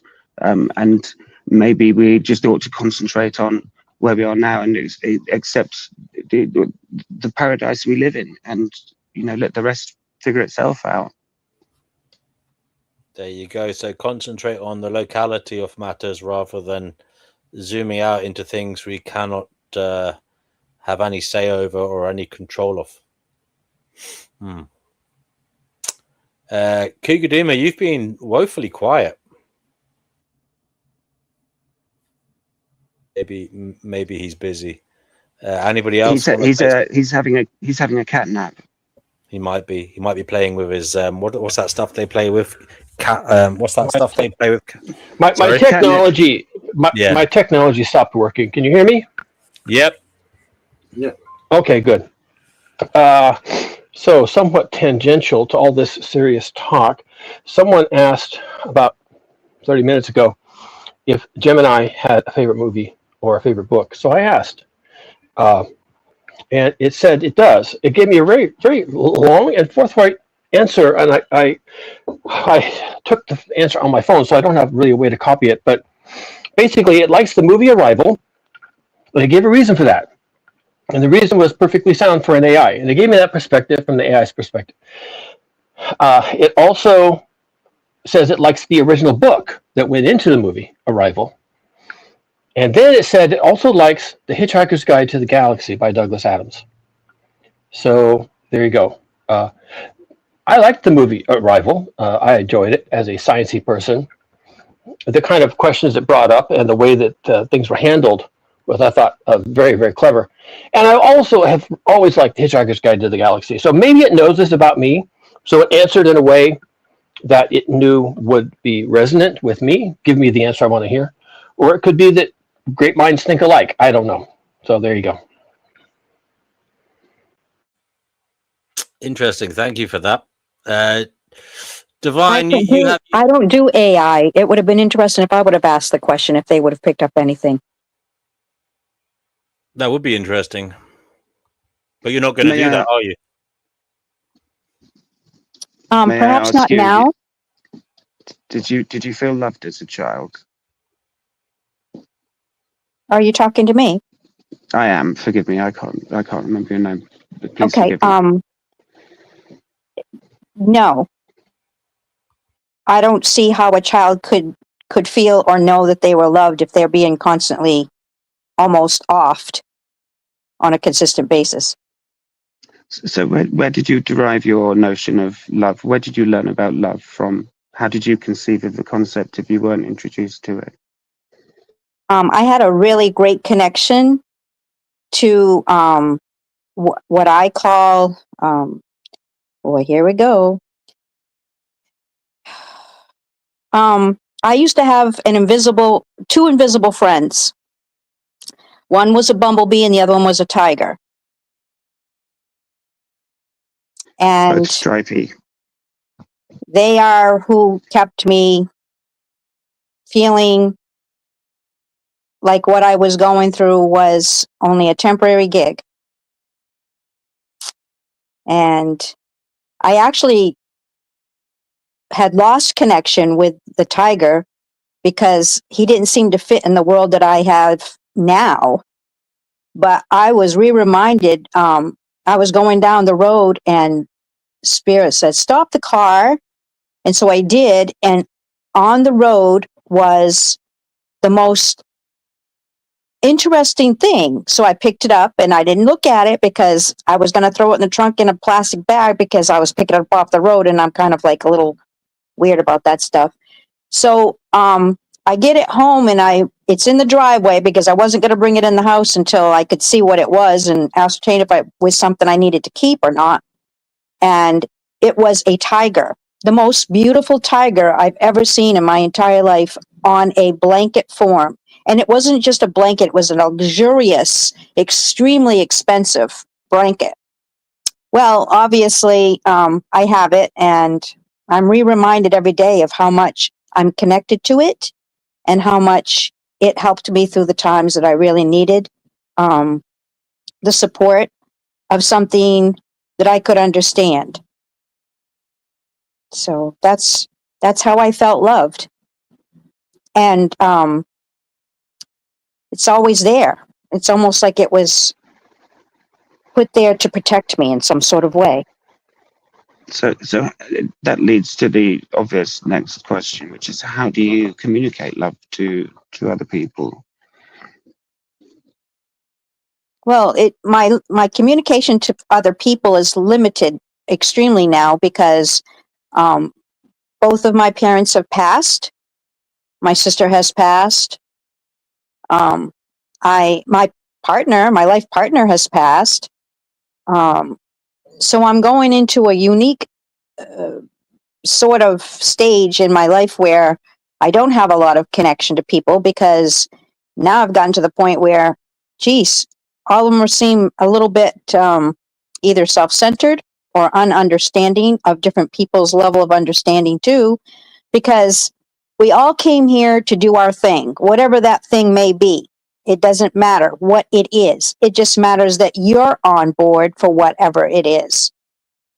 And when it gets down to it, I try to explain whatever it is that my gig is, and I am laughed out of the room, which is fine. I don't have an issue with it. I've got bigger balls than half the men I know, so that's okay.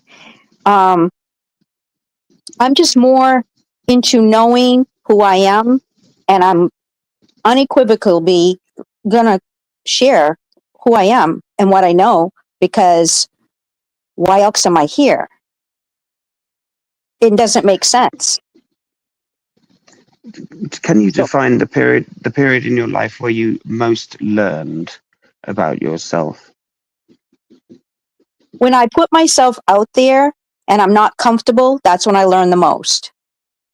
When I'm ferocious and I speak my truth, that's when I learn the most. When I come up against people who have no understanding because they've never had the experience, I learn more and more about myself each and every time I share. And I know what I'm doing here is important. I know I'm not just something to do. You don't always have to have physical touch or even the look in the eyes. You can still create what it is you're trying to create. And that's what I was told, and that's what I do. And what are you trying to create, if you don't mind me Love, peace, and asking? happiness in all. That is it. That's love, peace, and happiness. If we don't have that, we have nothing. Can you imagine a world, if you don't mind me asking, where there is only peace and love? Where there wasn't any, is that what you is? Can you imagine a world where there is only peace and love and nothing Oh, else? yes. Oh, yes. I've been there. I know what it feels like. Can you imagine growing up not knowing anything other than the internet and mobile phones? Can you imagine having that as your normality, as your reality? You have the luxury of having seen technology take hold and a huge growth of how we live, our living standards. Can you imagine growing up now, how that would change your outlook in life? I have to be honest with you. Knowing the person that my parents were, it would never have happened. They would never have gotten it. They would never have put internet in our home. With that understanding, there's more to the story. My mother was very uneducated, chose not to be educated when she had the opportunity. And my father was both Army and Navy, and he wasn't low level. Let's just say it that way. He was very high level. And one of the trips that we had as a child, is I was the only one at the time, I was brought from Maine to California in the airplane that he was responsible to make sure that worked. And that's when he was in the Air Force, and we were stationed in California at the time. He was very well educated, and he worked with the SSP, and he was brilliant. I don't know what he saw in my mother, but whatever, people saw different things back then. But yeah, it depends, and my father didn't have much influence over us after the divorce, because she was a very controlling person, and she did not want us to figure out the rest of the story, which after she died, I was well aware of the fact of why they got divorced, and it was never spoken of, ever. When we would ask, she would avoid the subject like it was the plague. But after she was divorced, I saw the divorce papers, and I also saw other paperwork that indicated of why they were divorced, and it was amazing. She wasn't just that way with me. She was also like that with my father. My father was an amazing man. So yeah. Divine, can I ask you a question quickly, please? Sure. So you say you're trying to create a world where there's only peace and happiness. What do you think a world hypothetically looks like where there is only peace and happiness? What do you think that looks like? And to add to that, how do you think that we would all be if there was only peace and happiness? Because the only way that I find peace and happiness in my life is by fixing the things that cause the peace and happiness to go away. Does that make sense? I understand what you're saying, and it makes sense in your world, but my world says that when I'm authentic and I'm being me at all times, and I am not being criticized and rejected for my thought processes, and I'm understood, that is part of love. When you're able to express who you are without anyone smirking or giving any critical ideas or thought processes because they've never lived that life, it matters. You're more able to be who you are authentically. When you're authentic, then there's a whole freedom that comes about. I mean, I have lots of trees on my property. My trees are they're my buddies. I love them. I'm a tree hugger, and I always have been. I always will be. They're so much smarter than I am. And it's amazing how they were created. I don't think anyone even knows how a tree actually grows. It doesn't grow from soil. It's an amazing story, but it's a little long-winded, and I'm not going to go into it. You guys, you know how to research things. But yeah, if you look into how a tree actually grows, you will be amazed. That is love. I don't care what anyone says. That is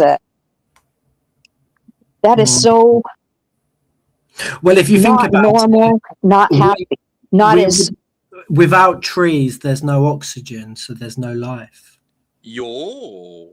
Right. Remembering when we get all the oxygen we need from the tree, we also dispel CO2. Which, believe it or not, the trees grow from the CO2 that we expel. So when we're connected to our divine breath and we're able to breathe in big ways and not just shallow, we give back. So it's like a perfectly fit.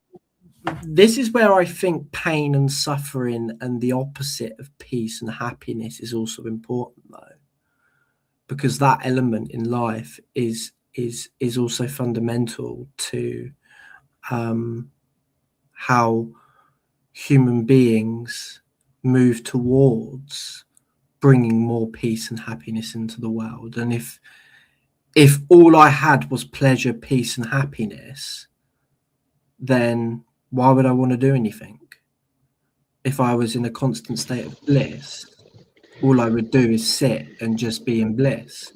And shortly after that, nothing would get done. Well, if that's the case, then heaven must not be a very desirable place to be. Well, that's a luxury belief, though, in a way, isn't it? You're lucky to have lived in such peaceful times that you can contemplate your navel with such things. Had you grown up in a time of conflict, you wouldn't have the time to be thinking those thoughts. You'd be out on the front line, or running away from drones, or whatever the equivalent is. What is it that you think we're here to do, though? Me. What are we here to do? Yeah. We're here to improve the next generation, and we're now living in a time where expectation is rather dystopian rather than utopian, and for the first time, people are coping with downward living standards rather than the upward expectation that everyone thought would carry on forever. And it brings in a whole new level of questions. So if you weren't just doing and you were being instead of doing, don't you think you'd still accomplish that? I love being. I try and be as much as I can. I be with nature. I bumblebee, as you might say, with your bumblebee. I do that, and I connect. But ultimately, everyone has to have a mission. Everyone has to have a purpose. Everyone needs a compass, a moral compass point, however you derive it. We need to structure a system that benefits us and those around us, a positive cycle that we can draw others in and all benefit from. Because in numbers there is strength, and you can build a good community of like-minded people around you. We have, if you imagine your existence as a goldfish bowl, you only want those other individuals inhabiting that bowl that will keep the water clean and keep the environment happy. So it's very easy to surround yourself with people, but unfortunately, the internet encourages us to make a lot of acquaintances, social para relationships that crumble when it comes to real life, and we're forgetting how to live in real life. And I think the question that was being asked before is, how do we cope with this weird disconnect from reality that seems to be happening? And I think the answer is it's the internet, and people are now seeing the world through the internet, and it's distorting everything. Guys, I want to give Patsy Cline, there's someone called Patsy Cline. Patsy Cline, you're on the Finding Gnosis show. What is it you'd like to say? I came on before, but I couldn't get to. I came on. Can you speak a bit closer to your microphone, Patsy? We're having trouble. At least I'm having trouble hearing you. Can you hear me all right now? Better now, yeah. Okay, good. I'm sorry. No, speak closer. You've moved away again. All right, can you hear me now? A little. It's not great, Patsy, but go on. Okay. Let me see if I can just. Does that help? Anybody in the chat want to come on while we're waiting for Patsy to figure out her microphone? I'll put the. She sounds good. She sounds good to me. She sounds good to you. Okay. All right, go ahead, Patsy. Fun fact, I'll just share a little bit of a fun fact. I've been a singer since I was a child. I won the Entertainer of the Year for Maine, singing one of Patsy Cline's songs. I just thought you'd get a kick out of that. Hello. That is good. Claim to fame. Can you hear me now? And do you still sing for a living now? Oh God, I'm. Oh yes, but a different way. I was offered a contract and decided not to participate in the way the world does that. You have a very mellifluous voice. Thank you very much. Mellifluous. Perpetual pleasure. You're on the Finding Gnosis show. What is it you'd like to say? Oh God. Hello, hello. How are you guys doing? Hey. We're okay, thank you. Very well. Is the audio coming through pretty okay? Yes. Yeah, we were talking about our inner child. Should we recognize it? What the hell does that even mean? Oh yeah, inner child is essential. We live in a world that does not appreciate the inner child whatsoever at all. Even most people who claim that they do don't actually. So when you actually act on your inner child, you'll notice, I'd say, the vast majority of people around you will not appreciate it. They'll vehemently, aggressively oppose it. So you just have to stick with it and keep trucking forward. Like, for example, I have an entire channel devoted to my love doll paradise nature. And there's barely anybody that appreciates that. But there's like 1, 2, 3, just a small handful of people that do appreciate it. And those are the people that I focus all my time and energy on because they're the only ones who appreciate the inner child. So when you really actually do let out your actual, for real, inner child, almost everybody hates you for it in this world because this world we live in is the exact opposite of the inner child world. It's a very aggressive, malevolent, hateful, goblin-like world psychologically. And yeah, that's why inner child, you have to have your inner child, but you have to be combative about it. You have to insist on displaying your inner child no matter what. And that's why it's good. It's just a good idea to have combat skill physically and mentally and emotionally, and just have grit along with your inner child. That way, you don't get pushed around emotionally, physically, or otherwise while you display your inner child. That's the key. Yeah, I gotta have both. Has Patsy got her sound good yet? I agree. Yes, are you there? Let's see. Can you hear me? Yes. Can we put I my can hear headphones? you fine, by the way. I Can I? have. You know what? Yeah. I can hear you. Maybe somebody needs to go on mute when I'm talking, so maybe that might help. Oh, hey, Pristine's here. I don't know. But I need to get something out. Regardless of whether you can hear me or not. How about that? I was thinking about Divine. Divine, I appreciate everything you said. I really do appreciate everything you said. I've been listening the whole time. Okay, Divine. And I have one problem that's kind of haunts me, and not only you, but my situation also when I was a child. What I noticed was what you said about your mother. She was getting ready to die, and she explains all this stuff to you before she gets ready to die. And I'm thinking, man, why couldn't you explain this a lot sooner than right before you get ready to die? Oh, I need to clarify. I'm sorry. My mother talked to me in 13 and she died in 18, hon. I'm sorry if I did not make that clear. Okay. All right, because I'm saying that because, like, for instance, I'm going to just tell you me. I had a really hard father. He was had a hard hand, a very hard hand on all three of. He had three girls, three daughters, and he was very tough on us physically. When he punished us, and I remember right before he died. Oh, it must have been about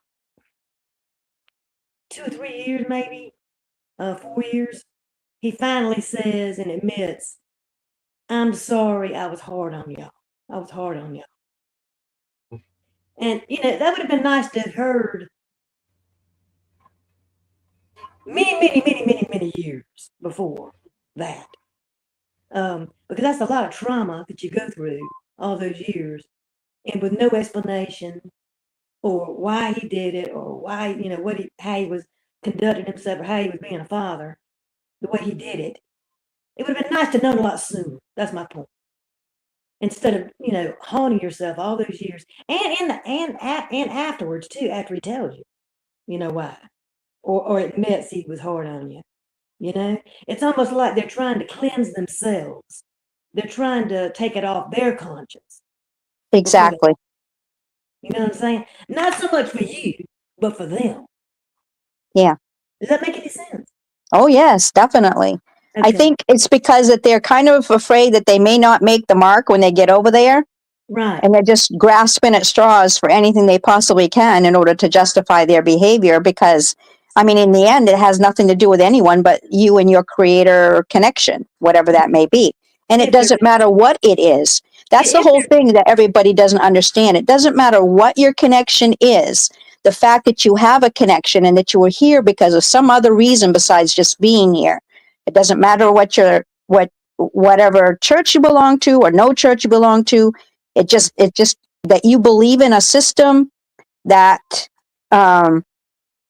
validates who you are and how you got here. And that's all that matters. It's not specific to anyone or anything. In other words, God loves everybody equally, just the way we are. Does not want any of us to change. Does not any want us to be conformed or to be something we're not. Authentically, we have to be who we are.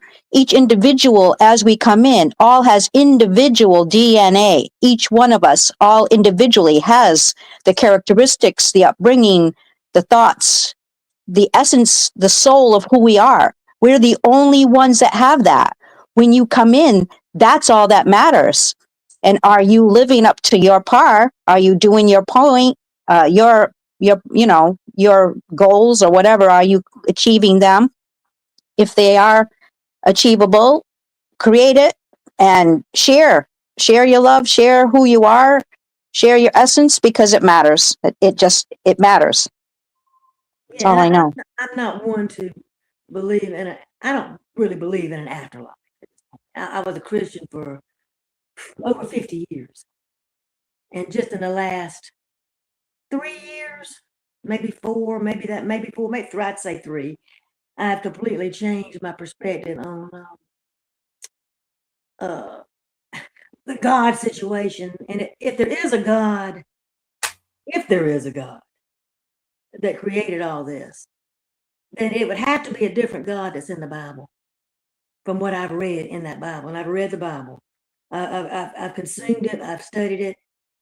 And what I've read and I come to understand about that Bible and what it says,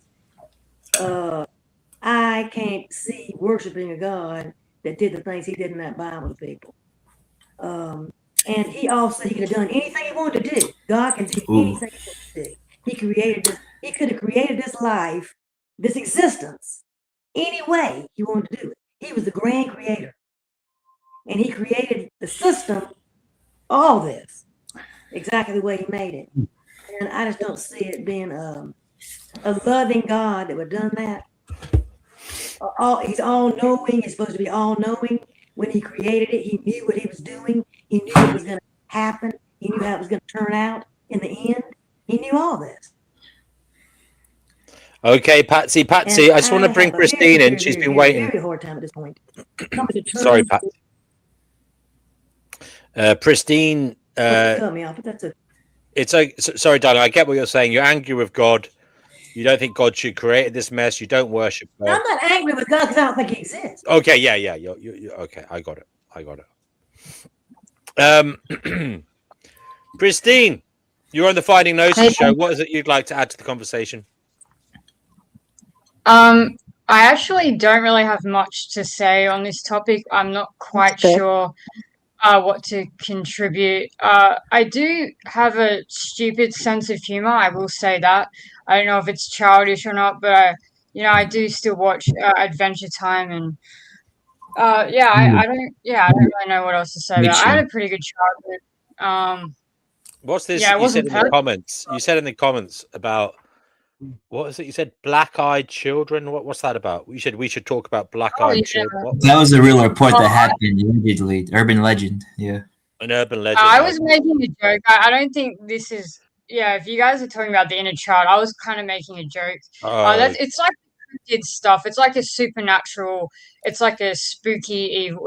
People report seeing these black-eyed children, but maybe another time. If we have like a supernatural. David Icke swears blind that he saw Ted Heath, who was the Prime Minister of the UK's eyes go completely black. No, probably because he was a reptile. Yeah. And hey, look who's here, DNW. JE is here. It's been a while. JE, aka the Absurd. Welcome to the Finding Gnosis show. I do hope you are exceedingly well. How you doing, We're JE? talking about our inner child. Should we recognize our inner child, and what does that even mean? Hey, what's up? How you doing, man? Okay. Did you hear my question? Yeah, I did. Well, my response is to just embrace the absurd. Life is. Oh yeah, JE. Yeah, it's all life. Life is all a bunch of illusions, and we stress too much over like all these different sufferings that we experience because. What the fuck? What was that? He said embrace the absurd. I'm just trying to see what. Oh shit! You scared me there for a second. You scared me. I thought you were having a stroke for a second. I know. I thought you were having a stroke. I thought, damn. I know. I was like, oh, I thought it was trolling. He was okay. Go ahead, JE. Yeah, but what I'm trying to say is that we live in a world of illusions, and the self is probably the strongest illusion that we have. And the best thing to do is to recognize that and to detach, so that you don't suffer as much, and to realize that life is completely meaningless, and to not get too attached to the world and the illusion of self and whatnot, and to learn to embrace the absurd and free yourself. You know what I mean? I do. Yeah, but how does that work in practice? How does that work in practice? It sounds good. Well, hold on a second. Explain what you mean by the illusion of the self? Nobody, shut up, everybody. For fuck's sake, I'm asking JE. JE, How does that work in practice? You're saying we should be doing these things. Tell us how you live that life. Mindfulness. Learn to recognize that you are not your thoughts, and that you are rather the observer of the awareness behind your thoughts. And don't attach your identity to your thoughts, especially the negative ones, because that's Where where does this a lot begin of and end? Where does this begin and end? Surely you have to attach some value to your thoughts, and surely you have to attach your thoughts to yourself at some point.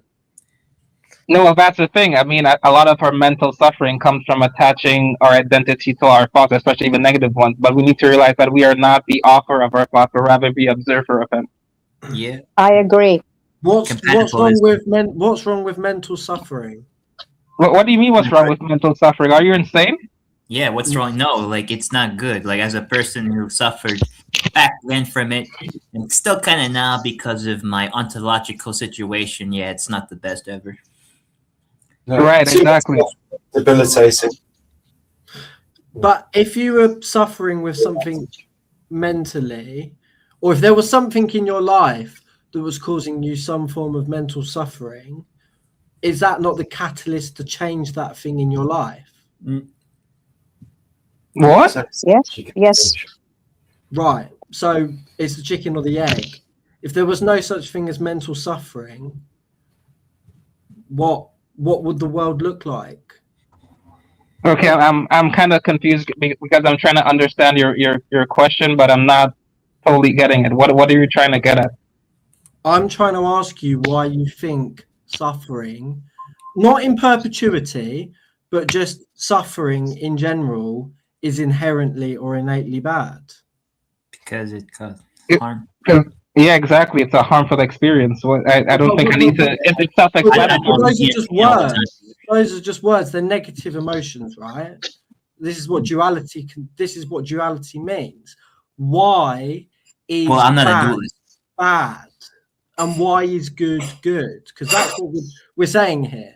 You're saying that our suffering comes from our thoughts, but why is the suffering bad? I agree that suffering in perpetuity is obviously a horrible thing, right?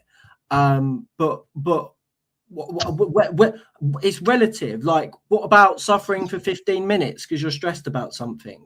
What about suffering for an hour because you're worried about something? What about suffering for free? Like, why is suffering fundamentally bad just because it's a negative emotion? If you don't have negative emotions, then by de facto you don't have positive emotions, because you can't have one without the other.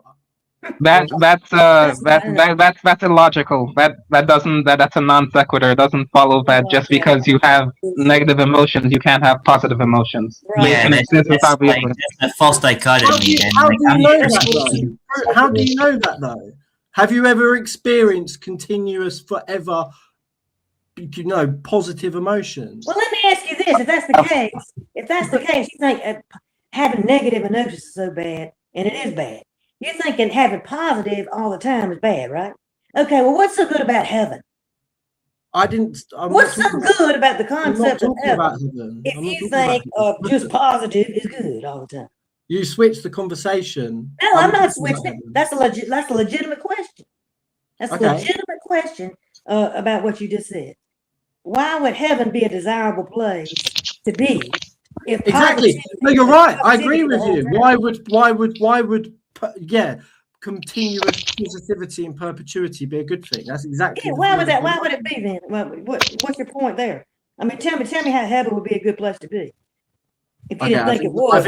I think perhaps the resolution. I think perhaps the resolution of what I'm talking here is basically confuse people. Fair enough. Okay. We all want positivity all the time. Maybe the goal of the human is to become masochistic. Enjoy your suffering. We don't like to hurt. We don't like to suffer. We don't like to feel pain. Enjoy your suffering. Enjoy your pain. We don't enjoy shit. No, hell yeah. Thank you, Pasty Clan. By the way, Pasty Clan. Time to start enjoying your suffering. I love your accent, Pasty Clan. I love the accent. It's time to start enjoying it. You get old and go through the crap that you go through in an age, and tell me you enjoy suffering. Okay? So, for example, when I go for a run and I really push myself, right? I really push myself. I go through both physical and mental suffering. But as a consequence of that, I have more positivity that comes out of that. So there's a really good way for me to try and unpack the paradox that I'm outlining here. What in the fact that positivity happens with an older person when they go through suffering? What positivity happens to them?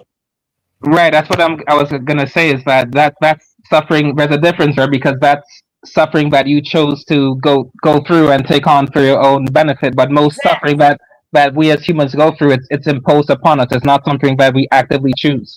They can sit in their armchair with their aching joints and think happy thoughts about how all their arthritis has been caused by all the hard work that they did to make the world a better place. That sounds absurd. Like that sounds like very delusional. Yeah. All I know is I'm very thankful for all the people who came before me who did all the hard work for us so that we could have the life that we did have. Because when we connect into what they had to go through in order to make our life better, it makes us realize that we also have work to do for the people after us, that we can make their lives better.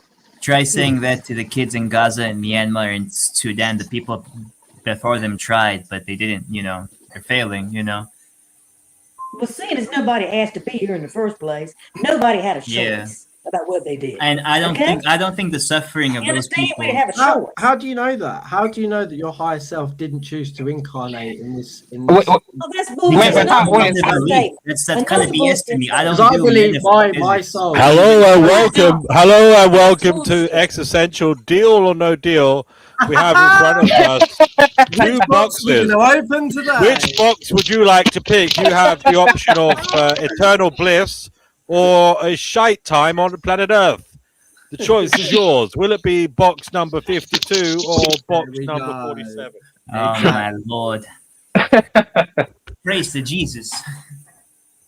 Jesus is Lord. Alhamdulillah. Existential cosmic game show from the 1980s. Alhamdulillah. Right, but Jack, how do you know that there is a higher self to begin with? Were you listening to me giving my long talk a little while ago? No, I wasn't on the stream at that time. Then I can't be bothered to go through it all again. My experience in life. How do I put it so that I'm not stretching myself mentally? Because I did go on a bit of a long rant about it. I've had many experiences with the divine, with my higher self, both naturally and, on psychedelics. I have met people in life where it's quite clear that our souls have met each other in previous lives. And it's interesting, right? Because I actually identify, I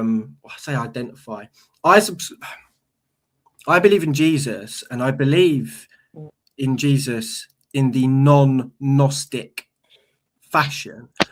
Not to say that I don't believe that the Gnostic sect of Christianity isn't true, the demiurge, the archons. I believe they're all there. But I subscribe and I align myself with a much more fundamentalist Christian view, because that's the experience that I and the calling that I've got from Jesus. And I can't remember your original question now, actually, to be honest. Well, let me ask you.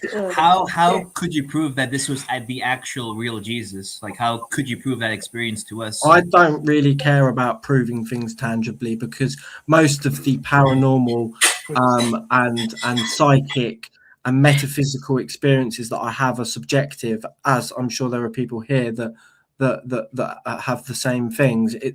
It's like, how can I prove anything to you? I can't, right now. It's going to rain tomorrow, or it's raining. And what is proof? If you can't prove it, it's worthless, man. Okay. I mean, Can like, I- I would say, Okay. I would say that This- like this is- religion has a this is- place, but like it's not This is like. where this is why I like some of the things that Jordan Peterson says is that we live our life based on trust. Like, so for example, can you prove to me that your mum, so someone that you believe that loves you, like, how do you prove that? Prove it to me unequivocally, factually, like empirically. Prove that to me. It's impossible. Right. How can exactly how I get in my car every single day and I basically believe that it's going to start and get me to work. I trust it implicitly. I believe it. I don't prove it. You know, we live our lives based on trust and faith. Well, I have driven plenty of cars, and like I have faith they all work, and 99% they all work. But whenever I used to have faith in God, like some prayers got answered, some didn't, and like I was like, okay, what's the point of this now? Like it's not really doing much work, you know. It's not really grinding the gears of my motivation. So I'm just gonna abandon this useful fiction. Sorry, I have a speech impediment. Yeah. So yeah, that's how I function. Yeah. Well, let me just say, if I'm in an airplane and I'm getting ready to do a parachute jump, I'm sure as hell gonna check my parachute before I jump out of that plane. I'm not gonna have faith that the thing is fixed on the back of my bag, my parachute, that it's in good condition before I get up there and jump out of that plane. Yeah. Faith is worth the shit. Faith is shit. Okay. Damn. You gotta make sure that parachute's working right. You gotta have verification that it is working properly. Exactly. Like most people, like I know I'm gonna repeat myself, but most people can really define what exactly is like, you know, the metaphysics. And here, look at your thugs. If you invoke something as a personal subjective belief, you can't prove. Non-worries have had it, but things can change when you try to invoke it as a fact or to insist others believe the same as you. Oh yeah, so like faith is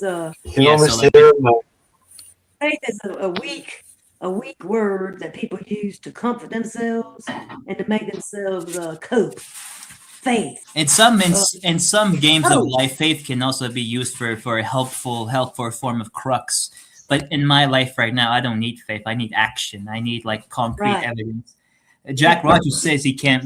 This is your dog's not me. Jack Rogers says he can't prove it, and it's his personal subjective belief. I'm with him. Yeah, so like, it's your personal subjective belief. If you can't really demonstrate it to me, then I don't really have any I don't have any obligations to like take it seriously. Absolutely, and I don't know why you guys. I think I'm implicitly ramming this down your throat. Like I think you should believe this. I'm just sharing my thoughts, and just to add, Patsy, when you say things like faith is for weak people or faith is just to comfort people, that's a sweeping. That's quite a shallow and sweeping statement that doesn't really hold any ground. It's like that's your experience, but when you openly share that without any context and just put it out there, it doesn't. My feelings are my feelings, right? So if I take offense to something and I evoke an emotion from it, then that's my stuff. But I'm just pointing out. Faith can keep a person going, driving forward. Faith that it's going to be okay. Comfort, endurance, that kind of thing. But I'm talking about proof. You have none. Are you talking about faith without works is dead? Oh no, not talking about the general concept of faith. Okay, I just wanted to clarify. Talking about the general concept of faith, but in my opinion, I have a very nuanced view of faith, in that faith is inherently irrational, and for some people that works, for others it doesn't. Like sometimes you just need a bleep of faith in order to get a certain kind of mental ataraxia achieved, and I'm with you on that. But like that's once again, Soren Kierkegaard said it best: it is a subjective endeavor. You can't really prove God or faith or or any of those sorts. Soren Kierkegaard said, a very great existential Christian philosopher, Danish Christian philosopher. He's very influential. It's one of the few Christian thinkers I admire because he's very honest about the irrationality of faith and like a belief in like God and religion. Yeah, right. Correctamundo.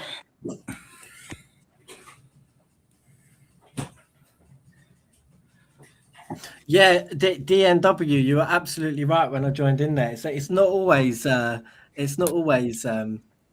nice and calm and lovely. Well, it's good to. It is. I wouldn't say it's not lovely. It's good to have your thoughts challenged and sharpened. Yeah. It's all good. I guess in general, I'm too much of a realist to have a lot of an abundance of faith. I think you have. I'm too dependent on things as they are in front of me. The way things are. Can I share something with you, Patsy? You can share anything you want to. But if I don't hand my will and the care of my life over to the care of God and have faith that I allow God's will for me to take over and for me to do God's will, in a couple of years' time, I'll probably be a heroin addict smoking crack in a crack den. And I know that for a fact because that's the way I was heading. And without God and without faith and without surrender, I wouldn't have been able to. I wouldn't have been able to change that for myself. how do you know that? Well, that's more of a personal anecdote. Oh, sorry. It is a personal anecdote, but I know many people that are also in that position because we all bunched together to beat drug addiction for the real addict or the real alcoholic, the person that is constitutionally incapable of being honest with himself and running the show themselves and having no faith apart from in their own ego. People like me end up killing themselves, either indirectly via drugs or directly. And so you're absolutely right. Faith keeps people going. So the difficult thing is how do we then constitute whether or not that is real or not, or whether, and I think someone was saying, was Absurd was saying that's, is that an illusion or is that something not necessarily tangible or physical, but it doesn't have to be in order for it to work. Right, exactly.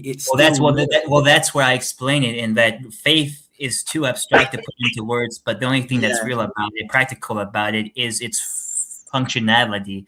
But a lot of people, like myself, including other people, realize that we don't really need faith in our own quest of life. So like we can either voluntarily use it or not. That's like a pragmatic view of philosophy and religion.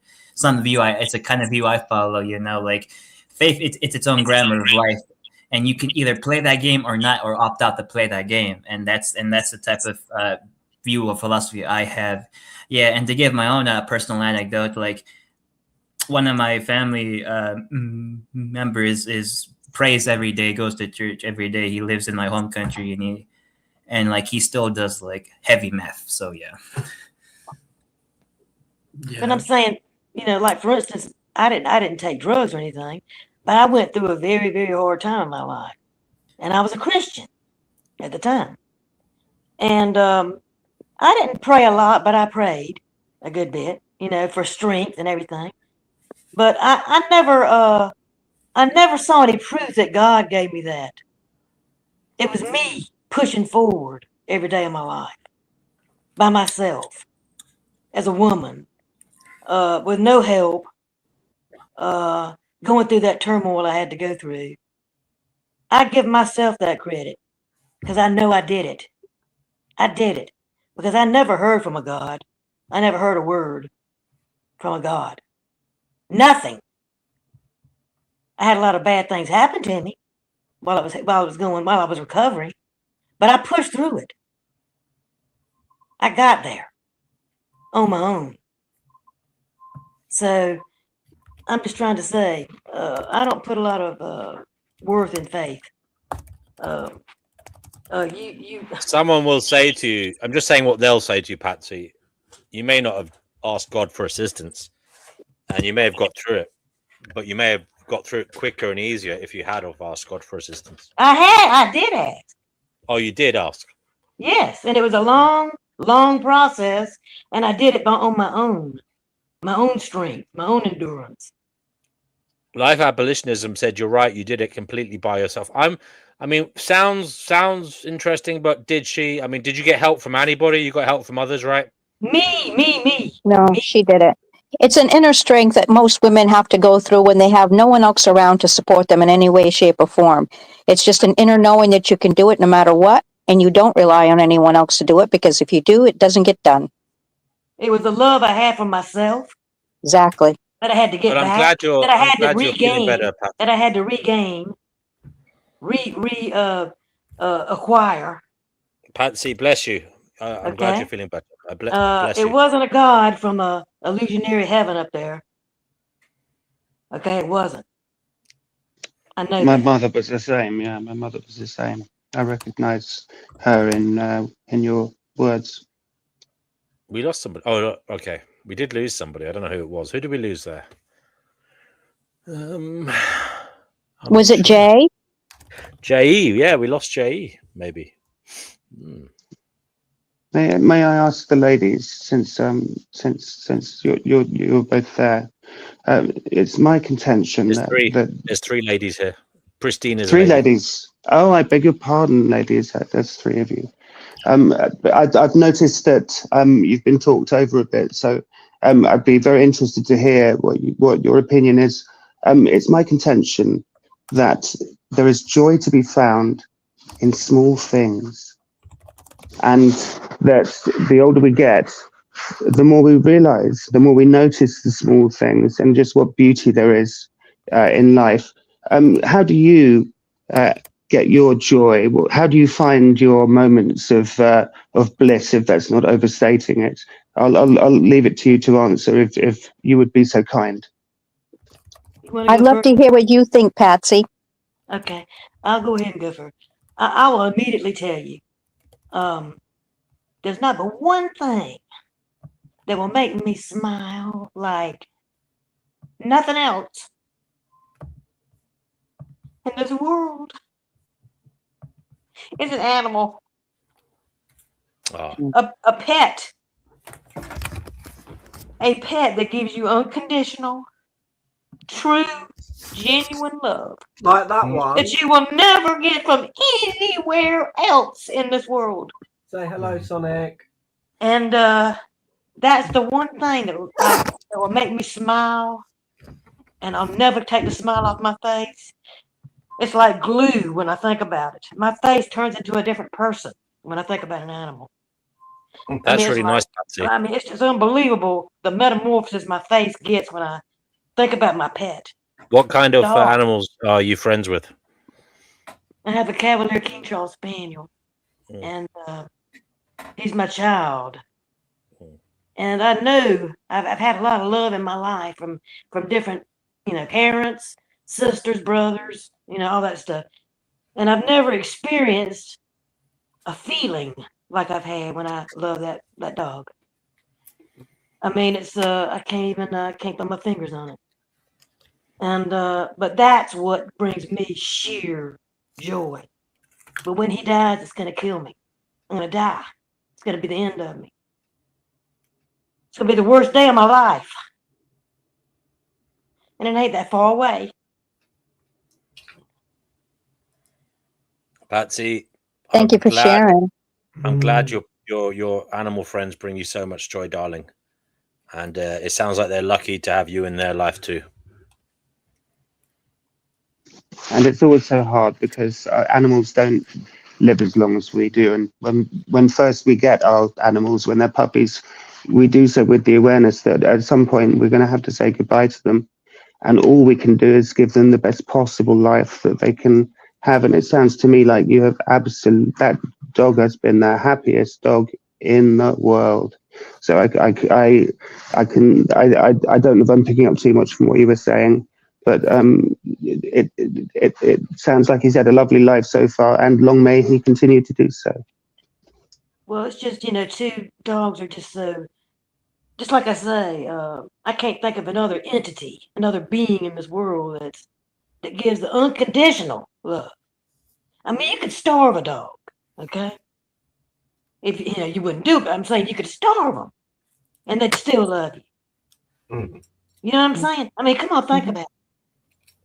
I mean, it's just nothing like it. Or a cat. Or a pet. It's just, I don't know. I've never seen anything like it, boy. It's the biggest gift we have on this earth. Our Or cats and dogs are the only beings that actually see us as we truly are. So I have the person that I am when I'm alone, the person I am with my family, the person I am with my friends, and the person that I am to the outside world. But the person that I am when I'm alone, and the things that I do when I'm alone that nobody else knows, the little quirks, just me. My dog sees that. My greyhound sees that. He's the only person, he's the only being that gets to see the real Jack, in my opinion, in some capacity. And I'm really glad that you shared what you shared, Patsy, because my dog is also my whole world, and I rescued him from Spain, and he has bonded to me so quickly. I've had him for a year. He's a greyhound, and I genuinely believe that we were like meant to meet each other, and I'm going to be so sad in years to come when I also have to let him go, when his time comes. Fortunately, that's going to be, I'm hoping, a good few years away. And what's really interesting as well is I've got older, and I'm not that old. I'm not even 30 yet, but I read a book once, written by a guy called M. Scott Peck. It's called The Road Less Traveled. He's a psychiatrist. It's quite a famous book. And in the book, there's a section in the book on love and his explanation on love, and he asserted quite strongly that human beings don't really love their animals, their pets, their dogs, and they can't do so because you can't have aspirations for your dog like you would your children. Like, you don't hope your dog's going to grow up to be a doctor, or they're going to pass their exams, or they're going to do whatever. And I really took on that opinion as almost like a fact, and I used to spout it about in my early 20s as, oh, you don't really love your dog, it's all just pretentious, and it's just blah blah blah. But I have had such a humbling and sobering experience with my own dog, is in that I do love him, and actually I do have aspirations for him, and I do want him to do certain things, and I get so much vicarious joy from him, which might not necessarily always be a good thing, right? Because having vicarious joy through somebody else might not always be a good thing, right? But I'm just in awe of humans' relationships with cats and dogs and horses and any animal, really, to be honest. Jack, the other thing too is sometimes when I really think about myself, when he could be sitting right beside me, and I'm thinking about me and the way I am as a person, imperfect, shitty sometimes, bitchy sometimes, all the bad things you can be sometimes. And I sit up there and look at him. I can't compare. I can't compare to him. He's above me as a being. And beside you too. Divine. He's divine. Yeah. How did you get him? I just happened to. There was a lady selling one that, you know, I went to a pet festival one time, and I saw a sign out next to the pet festival that they were selling a Cavalier. I didn't even know what Cavalier King Charles Spaniel was, and I said I was going to stop in there. And he was the last one she had left. And I looked down, and he was a little bed on the floor. He was about just short of 3 months. You know how they are, that little. And I They looked look down. like guinea pigs. Yeah. I looked down in there and I said, "Oh God!" I said, "I'm gone. This is it. He's mine. You know, that's my baby right there. You know." And that was it. He's 13 and a half now. He'll be Lucky 14. boy. He'll be 14 in June. Lucky boy. And he is doing really, really well. He's healthy as he can be. Good stuff. Long may it continue. And but I want to welcome Yerf Dogs, Patsy. Yerf Dogs is here. Yerf Dogs, speak when you want. And Fatima, go ahead. Patsy. Sorry, I was just welcoming. No, when he leaves me, he's gonna take a big chunk, a gigantic chunk, out of my heart, and I'll never get it back. Better to have loved and lost than never to have loved at all. I respectfully disagree with that. Don't you think that animals come across as like people in four-legged bodies? Well, then you've never been in love, my boy. Yes. Then you've never been in love, sir. You talking to me? I mean, that would be the reply, wouldn't it? Yeah, it would be. They have so. My dog used to have a unique personality. Maybe there is some truth in that. I believe that they have. Could be not. Yeah. They have the same kind of souls we do. They might not have exactly the intellect, but some of them are smart as whips too. Mine is. I believe I've been a dog.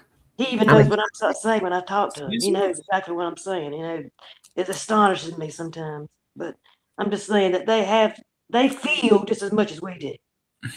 Yes. Of course, yeah. The animals are pretty clever creatures in their own right. I don't think they have a soul, though. I wouldn't go that far, but I do think that we shouldn't treat them as cruel as like what the industry treats them as. You know. Well, I don't think we have souls either. To be honest with you, if you want to call it a soul, I think our brains are our souls. I'm agnostic on the question, so. Yeah, our brains give us a perception we have the soul. Patsy, astral projection, like people made. Yeah, I've astral projected many times. Yeah, I was once choked out. Yes. Careful where you go when you're astral projection. Yeah. What was I going to say? Patsy Klein, you haven't been here for a long time, darling, and it's nice to have you here. I'm going to ask you two questions. What the hell is going on in this strange existence? And also, have you had any paranormal experiences? Well, I tell you what, I was in the bed one night, and you know how you do when you first get ready to drift off to sleep, and I don't know. I just thought this is like a cosmic joke to me. This life, a cosmic joke. It doesn't make any sense. It doesn't make any sense how we got here, why we got here. Just happened out of the blue with no choice about it. You just plopped here. I don't think you were predestined to be here or anything like that. I just think you didn't have a choice to be, but you were. And that goes back to the very beginning too. I'm going back way back, not just me. I'm talking about existence itself. Yep. But and then I started thinking about. From there, I went with I started thinking about this heaven concept, and I'm thinking about the word eternity. And I don't like that word. It's scary. I don't know if I ever want to be eternally alive, in a perpetual state of life. I don't know. I just don't know, because you don't know what kind of life that's going to be, number one, in the afterlife. If there is one, which I don't think there is, but if there was one, you're not certain what it's going to be. So I was just sitting there kind of frozen in the bed thinking, God, infinity? Eternity? No. That doesn't sound good to me. So that's my thoughts on that. And what was the second question? If you had any supernatural encounters, I think, right? Yeah. Or experiences, yeah. Or experiences more so, yeah. None at all. None. Oh, okay. All right. Yeah. All right. Yeah, interesting stuff. But really, like, you really break down, you really articulated like the form of existential anxiety that I think everyone here has faced one point in their lives of like, damn, like this is, I don't know, like you've definitely captured the uncertainty of like you find yourselves, in some moments in time. That's really cool. Yeah. And especially when you when you didn't choose to exist, then you're thrown into infinity, eternity. So that's why I'm of the belief that when you die, that's it. It's finality. Yeah. You're thrown in here like a bomb, okay, and you go out like a bomb. Yeah. Very, very good stuff. Yeah. Well, yeah. Yeah, dogs, you're woeful quiet there. I'm just listening, man. I've actually found today's discussion really interesting. Yeah. And I didn't want to jump in on what Patsy was saying, because that's obviously something that's quite emotive for us. So I didn't want to sort of cut that off in any disrespectful way. That's why. Bless your heart. All right, who else? We were talking about joy. Joy. Joy. Yeah, joy is a pretty elusive thing to me too. But now that you mention death, like I don't think I gave them like my own thoughts on death. Is that I don't worry about death. I take what they call a Epicurean view on death. Like it's not here yet. But what I do fear sometimes is how I die, not death itself. Because to me, death itself is just blank. You don't see it. You don't experience it. Yeah. But like dying kind of fills me with some dread, because like is my process of going away going to be painful or painless? That's what I think about sometimes too. It's not the very idea of like being dead itself, because you don't have any sensory bodily functions anymore. I'm not going to be aware of anything, but like the process of dying does kind of sometimes creep into like my head a lot too, because especially the fact that I have a history of Alzheimer's and dementia. And like my grandma, her mind is completely gone. Sometimes she like calls me like the family dog name sometimes, and she calls like my dad her brother. Yeah, it's really, really bad. Yeah. So yeah, and like my dad says that's hereditary, because like her father went through that too, but hers was so bad. His time period was so bad that he was sent to like a mental hospital in Peru. Which, imagine going to in like a shrink in a third world country. It was horrible. Like, yeah, it's pretty horrendous. So I might suffer, but like I don't worry about that. I'm 25 now. That only happened like in my late 60s, early 70s. So I still got a good time left of like cognitive awareness. Well, I think it's good. There's different forms of death. You got accidental death. Yeah. I almost faced an accidental death, actually. And that's actually the best kind, I think.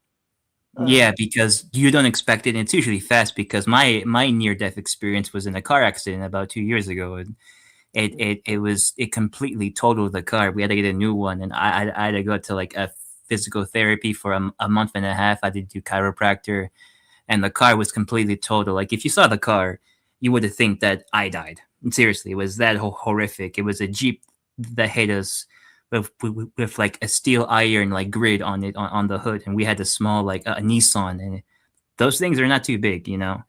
So yeah, definitely. But no injuries. I survived. I'm still here. Just got a sprained neck here and there. Yeah, I don't know how I like made it out of that, you know. But it didn't really shift my epistemology to like include anything else besides what I already knew and believed at that time. Yeah, about like other philosophical concepts. Yeah, because I'm not the only person who like survived a car crash daily. But a lot of the half of other people die, so it was a gambit, and I just had the other side of that gambit. It's really a split gambit between either you're gonna survive a car crash or not. Because I knew someone who died in a car crash like 10 years ago. But I don't know, but as far as natural death is concerned, you know, people say, well, she died of natural causes, or he died of natural causes. Well, natural, you know what natural causes is, don't you? I mean, that's of course, that like is. death, like your old age, cancer, blah blah blah, all that stuff. Old age. Well, no, it's actually natural causes. Cancer is not natural cause. That's a disease. But a natural cause would be like just organ failure, is what it is. I know, like, and that's associated with like old age, like sometimes, but not all the time. Yeah. And that's not gonna feel good either. No, of course not. It's gonna hurt. Because that's what my daddy died of. He had kind of like a pre-existing thing going on, but he actually died naturally of the organ failure, you know, and it's not as I took care of him while he was, you know, the last few years, and I saw what he was going through. And it's a certain amount of suffering there. You know, you're gonna go through it. Of course, yeah. And but nobody will know it I've actually unless you go through it. Absolutely, yeah. I actually saw someone on their deathbed. It was my grandfather. He was the stepdad of my dad, but he married my grandma, who now has Alzheimer's, and he was the second husband that she got with, and she had kids with him. But he was like the step grandpa for me, and he was cool actually. He was nice. He was all right. He knew how to fish. He took me fishing, but he died of like kidney cancer because his skin turned completely yellow, and he was on like his deathbed, and he couldn't get in time to like the transplant list, so he was just dying on his bed.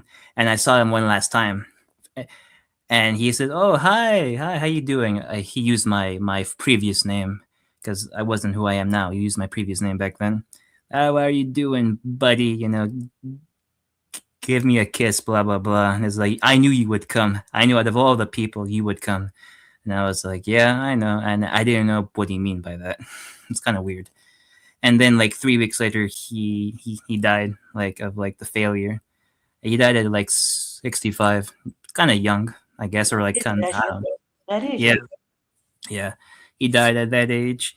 And it was the one of few times where I saw my older brother cry, like bawling. I'd never seen him cry before, and he was crying a lot. So was my dad. But those are like the two people in my life that barely show any emotion. They're usually very stoic, very hard-faced, you know, very stubborn to show emotion, very like cold stone. But like when he was dying, they were like bawling their eyes out. I was not bawling my eyes out because I didn't really know him, because like he periodically only showed up in my home in America. He's from Peru. My family's Peruvian, but he stayed there primarily. But he died in America, in NYC. So because he had family there, we had family there already.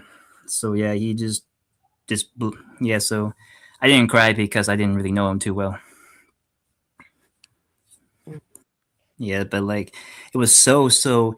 Looking back at it, I was encountering like a near dead man, you know, because he died like 2 weeks later, and his skin was completely like beige and yellow. He lost all of like his pigmentation on his skin. It just became like a huey, foggy yellow. Even his eyes turned yellow. It was pretty bad. They call that jaundice. Yeah, Jaundice, thank you, Jaundice. Yeah, he looked. Well, I'm not trying to offend him in the dead, but he looked like a zombie. Right. Well, that's what happened. Just And I your was kind of scared. blood doesn't circulate. Your legs lose their circulation. Um, and then the organs fail, kidneys. I don't know. They lose all kinds of weight. Yeah, he was pretty skinny. Like he kind of freaked me out when I saw him on his deathbed. Not trying to be mean again, but like he did kind of when he Well, tried the to. longer you'll see of that kind of thing. So Huh?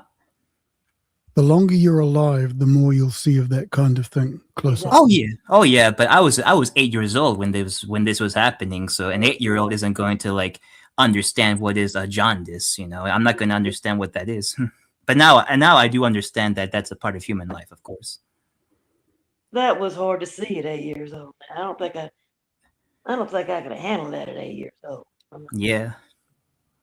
Sorry, what type of jaundice are we talking about? Is that the yellow things that happen? Yeah, the skin. His skin was literally almost like he almost looked like a Simpsons character almost. Yeah, but that's caused by failing liver, isn't it? Right? Or I don't know if it was liver. The kidneys. No, it's kidneys or liver. Yeah, because it's basically the toxins in your body aren't being filtered properly. Right. Yeah. So the body tries to expel it that way. Yeah.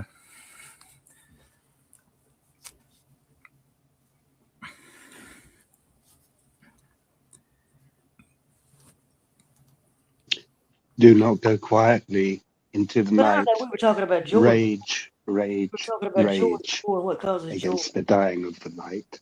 Is that from Dylan Thomas? Do you know what? I can't remember.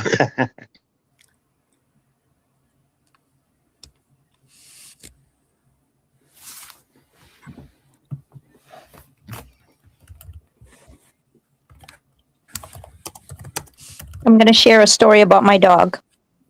He died a few years back, but before he died, a friend of mine had 6 dogs. And I said, gee, that would be great he's, here by himself a lot with me, but wouldn't it be great for him to experience other dogs? Because, I thought dogs like other dogs and everything. OMG. Well, I have this very unique relationships with my animals. When I have them, I can almost hear their speech. I can hear them talk. So we're in the car on the way up there, and I'm explaining what we're going to be doing. And he's just kind of like looking at me like, and I just kind of like didn't say anything. I get him up there. The other animals are acting like off the charts, crazy, so excited to see him. And he was just sitting there going, oh my goodness, if you don't get me out of here. And it came time for us to finally leave at the end of the day. And he said, don't you ever do that again. Because he just he was not like them, nothing like them. No discipline or anything. They didn't have any discipline. They didn't know, rules of engagement, let's just say. It was funny. I never brought him back up because I knew he wasn't gonna not gonna do that. It wasn't good. But yeah, it was funny though. I thought about that too one time. When not much. That's maybe a fleeting thought, Yeah, I wouldn't advise it. Maybe I should get another one before he, passes away later on. But I thought, Preston would not like that. No, he's too much he's a one child. He's one child, only child. Ladies, can I ask? All of my attention on him.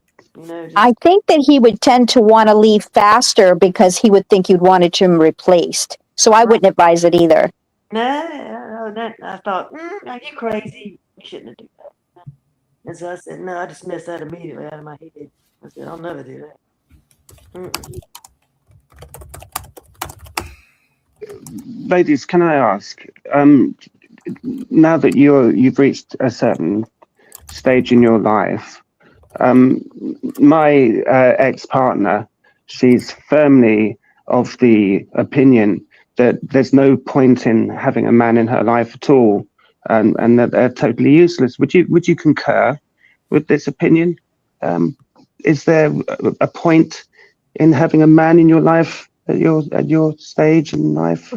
That's a loaded question. Patsy, go Depends ahead. on I'd the love to person. hear your answer to this. I'm a radical feminist. Wow. What a question. I'll tell you, I got divorced in 2003. Okay. So it's been what, 23 years now? I have a man that I have known since 2009, and it's a kind of a strange relationship. It is like I could talk to him about anything. Like a soulmate, more or less, in a man's form. But it's not sexual at all. It is like a beautiful friend, beautiful man. He does things for me. He cuts my grass. He goes to the grocery store. He gives me things. Showers me with love. But it's not sexual at all, and I'm fine with that. So yes. If he cooked, keep him. He can cook, but I normally cook because I enjoy it. But he's a wonderfully hearted person, a beautiful individual, and he's a man. And and I tell you what, I feel blessed just having him in my life. He's not the stereotypical what you say, well, he's your husband or something. But he's a man that I dearly love and love having in my life, sharing life with, and calling my soulmate friend, love. So yes, I think it's very valuable. And actually, I've had more male friends than I have female friends in my life. Looking back, I've always had male friends than female.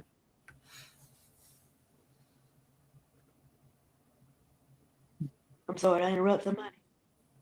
How about Divine? What's Divine's take on that?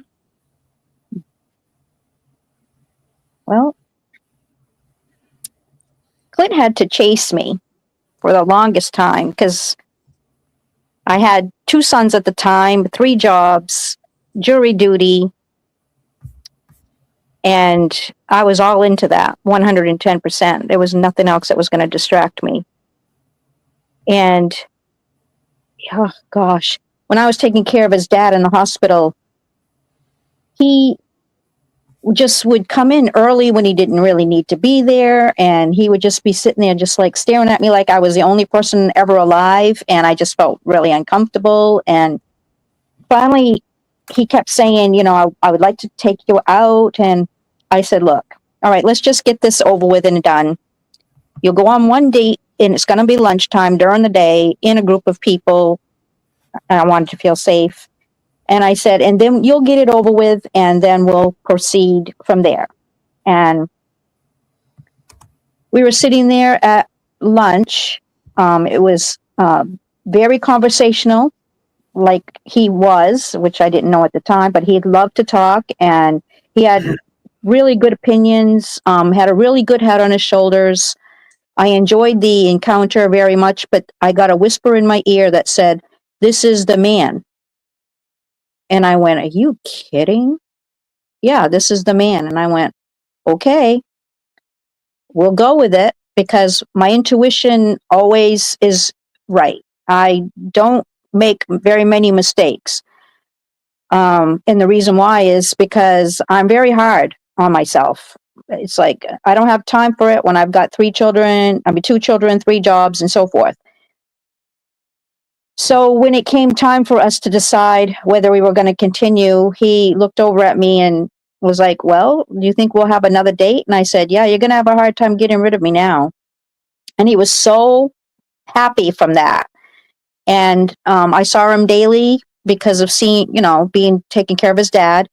He was very cordial. He was not rude. He was just happy that we were going to continue. And I told him, I said, it would have to be contingent on the point that, we can't just pursue something, like this until we can be in it in a wholehearted way. I said, I enjoy intelligence. I said, I'm not one for stupidity on any level. And if you can roll with that, we can see where this goes. And I think it was 2 years later, his dad passed away. And we just kept seeing each other, spending time, going places, bringing my sons with us, because that was a package deal. I made him perfectly aware of that. But I remember that day at lunchtime very specifically, like it was the only time I've ever had to remember something. And I condensed exactly what he said to me, and I wrote it down when I got home. And you know what? Today I read it, now that he's gone, and it's exactly what I needed him to say to me, that my father also said to me that he would say. My biological father, not. Yeah, he said that he was going to say something very specific to me, and I would know that he was the one.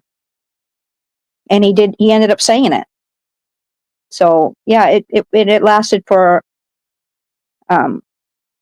over 36 years. He was an amazing, amazing man. But Not like everybody else. Very in contact with his inner child, believe me. So he was more or less like your partner, not your husband, right?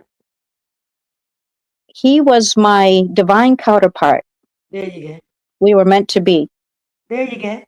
That's what I'm talking about. Yeah. Because I think there are a difference in soulmates, and I think there's a difference in divine counterpart. I think there's a difference in, connections or whatever other people say. That it's just a different connection. Yeah, I don't know. Maybe I use the wrong word, soulmate. That's kind of a, what do you call it? Cliche. But it's just like you say, it's a connection that you feel so connected to him, you could say anything to him. Exactly. And it wouldn't offend him. You wouldn't be offended. It's just like Exactly. it's an intimacy there. And I'm not talking sexual, I'm talking about mental, psychological, inward intimacy. We negotiated every aspect of our relationship together. We sat down and actually negotiated what we were going to do as chores and what we weren't.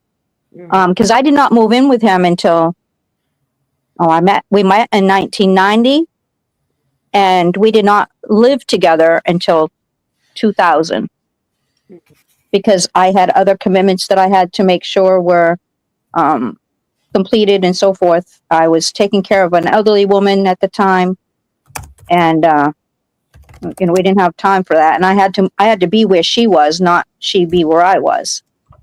Because when someone's at the end of their life process, they do not make changes. You make changes if you want to take care of them. So that was my priority at the time. And so yeah, he cooked, I cleaned.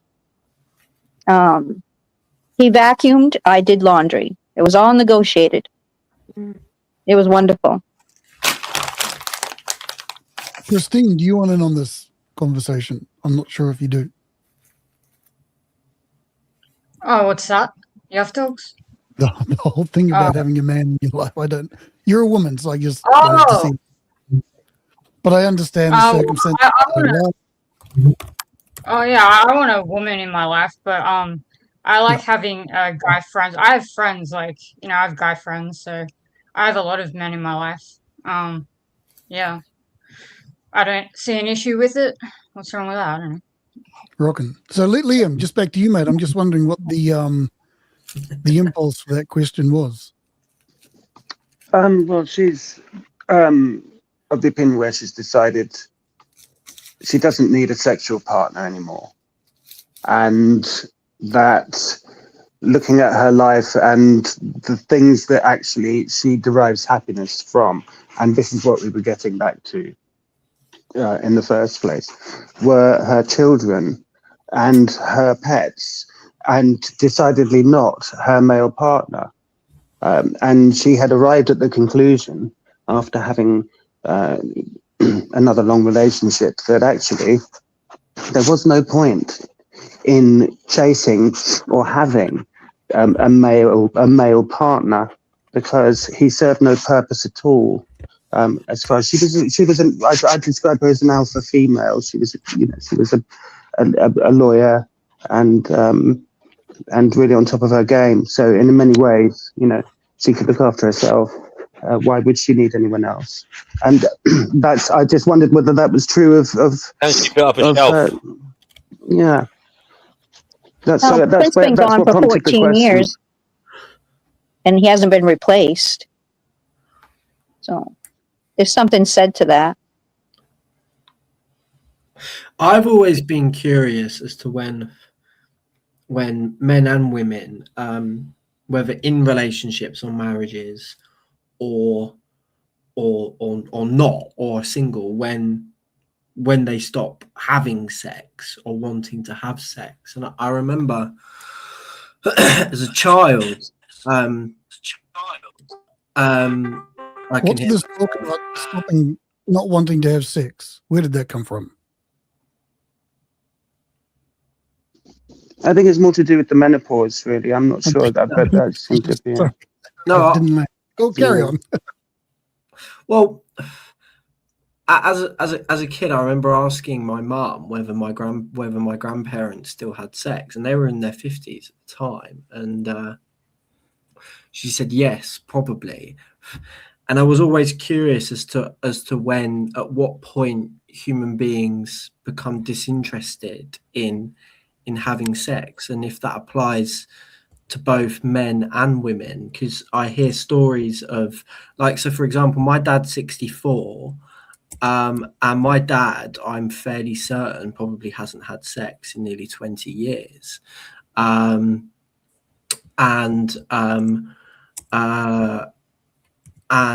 I also hear stories of, dirty old men in their 90s in care homes saying to the carers, "Go on, love, get me off," type of thing, who are still very much up for it. And you have women that are well into their 70s and 80s that still seem to want to have intercourse, right? And then other women don't. So it seems, is it solely based on biology? I don't know. Is there? My dad has seemed to have lost interest in sex because he has found martial arts. My mum and my dad broke up, and he was at a point in his life where he didn't feel the need to seek a partner out for an intimate relationship. So yeah, I've also been curious around those things. So well, you said he took up martial arts, right? Well, he's always done some form of martial arts. I think he had a bit of a sabbatical. Well, he did for a long time when he met my mum and he had us and whatnot. But no, martial arts doesn't sound nowhere near as fun as sex. You're absolutely right.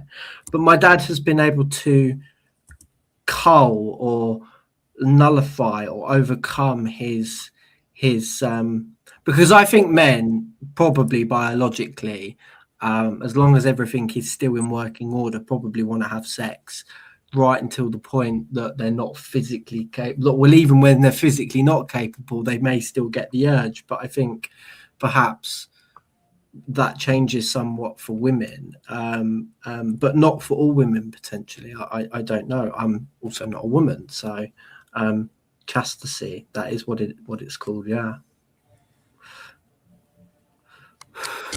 I think definitely the sexual drive, it lessens the older you get for men and women. Yeah, it does. However, I don't know. I mean, I have no idea of the data on it, but I'm there are definitely I don't know. I don't know the data, but I'm sure it's a case by case thing. Who knows? Your dad just probably thought, "Fuck it, I'll just focus on other things." I don't know. I don't know. But I know plenty of people as they get older that drive is always there. So take that for whatever it's worth. Yeah. Yeah, but if I can give my own personal anecdote, Jack, my father doesn't have sex with his new wife, and they haven't had sex ever since I conceived of like my younger half brother. And that was like 12 and a half years ago, and they haven't had it any since. Yeah. Yeah. And Yeah. is it an intimate relationship still, or marriage? Or No, they both hate each other. They're only together to make him. They're only together for like my brother. But as soon as he grows up, they're either. My dad plans to just take his son and go to Spain, and just live there without the wife. Yeah, that's his plan. So that's actually really common. So my ex-partner Jen, we broke up. Finally, it finally ended last year. We lived together for a few years, and I don't actually think she's even divorced from her ex-husband yet, to be honest. And after they had their second child, when she was about 38, the intimate relationship basically disappeared, and she mostly realized, and that she wasn't in love with this man anymore, and but they stayed in the same house in separate bedrooms for the sake of the children for a long time. And I was the first person that she'd had sex with in 7 years when we got together. And she's 20 years older than me, so Wow. Yeah. I'm 28. She's 47. She'll be 48 soon. And Wow. Okay. one of the reasons why, I mean, I'm I still perhaps have some unprocessed feelings around that situation, because I loved her. I still do love her. I loved her very much, and we were soulmates. We were I don't know about, maybe even twin flames. I don't know.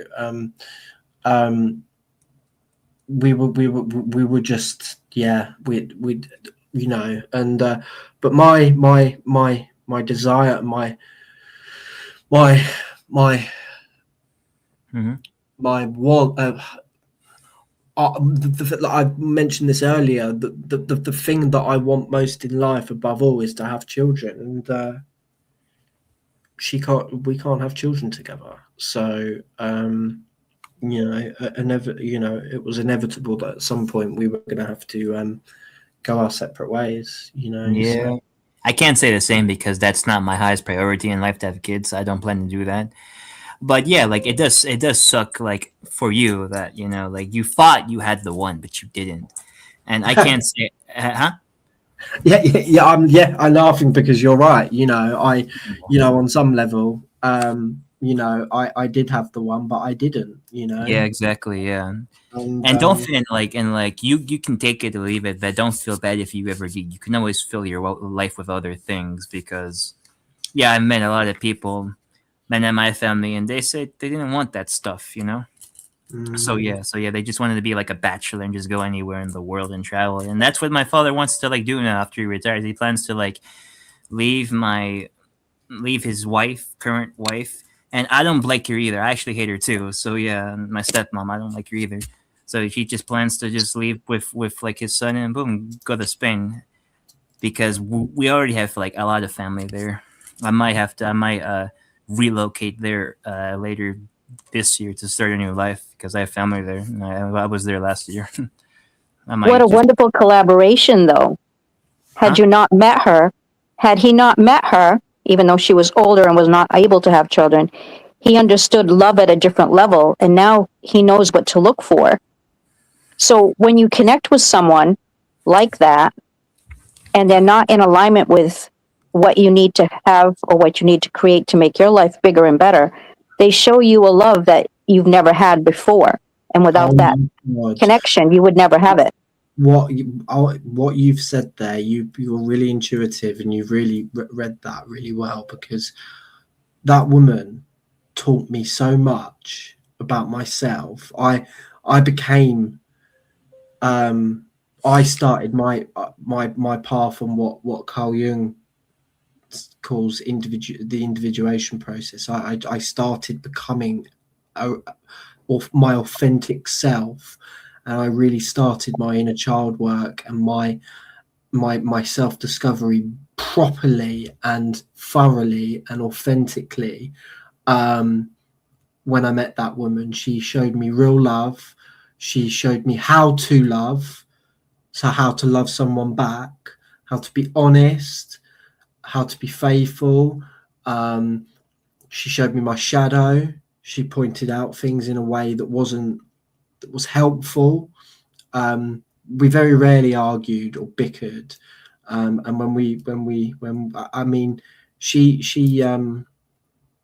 you're absolutely right. She has it was, I believe it was meant to be in at that time. You know, she's part of my story, she's part of my journey, and yeah, you hit the nail on the head there. She's had probably a bigger influence on me becoming a man and a well-rounded person than what either of my parents ever have. What a blessing. And do you know what's really funny, right? I'll tell you a little story. So this is about 3 years ago. My mother and I and Jen, my ex-partner, Jen and I always used to get really frustrated that my mum used to say to me, like, Jack, I gave birth to you. I know you better than anybody in this world. And I always think in my head, you have got no idea who I am half the time, what I intuit, how I feel, what I perceive, what I think about. You know me as a 10-year-old boy, and that is it. And you didn't even know me very well as a 10-year-old boy. But she would always say this, and I used to talk to Jen about it. And I remember when my mum, Jen, and I, we were walking the dogs, and my mum said that thing again. She said, "Jack, I'm your mother, and you know I know you better than anybody else." And me and Jen and I just turned and looked at each other, and we were just sort of like rolled our eyes, like yeah, because she knew as well that she just hadn't got a fucking clue. And it's like, the person that knows me better than anybody else is actually the person next to you, and her name is Jen, you know. And that's not to say that my mum doesn't know who I am, and doesn't, and you know, because she does, and she does see things in me that I don't see in myself, and you know, because that's part and parcel to, you know, we can't always see everything about ourselves through self-reflection and awareness. There is always a shadow element that other people unconsciously react to or consciously react to and pick up, you know. So but I was listening to you earlier, Jack. I mean, that sounds like something a mother would say when they know that they're losing their grip on their child and the sense of control, having learned, getting to a stage in life where she realizes that letting go is becoming more and more increasingly the only option. And it's amazing what pillow talk can do. It really brings out an aspect of you that you feel safe when you're laying beside someone and you're looking in their eyes and you're just sharing. So there's an intimacy that happens there too when that comes about. That's right. Yeah. And that very much is the case with my mum as well, is that my mum lost out a lot in my childhood, and she resents herself for it, and she beats herself up for it, and she unconsciously tries to recuperate that in the present moment today, but doesn't often realize that her unconscious behavior is relative towards me, is relative to, you know, the age at which she lost out on. Like you were saying, she's being like that because she's losing grip on the fact that she, you know, she can't make up that time anymore because that time has come and gone, and she's constitutionally incapable of we don't have an adult parent relationship, the biggest parent in my life, and this is relevant to the inner child, right, is that I parent myself today because my parents never parented me as a child properly in the way that I would parent my children, right? And my mum knows that to some level,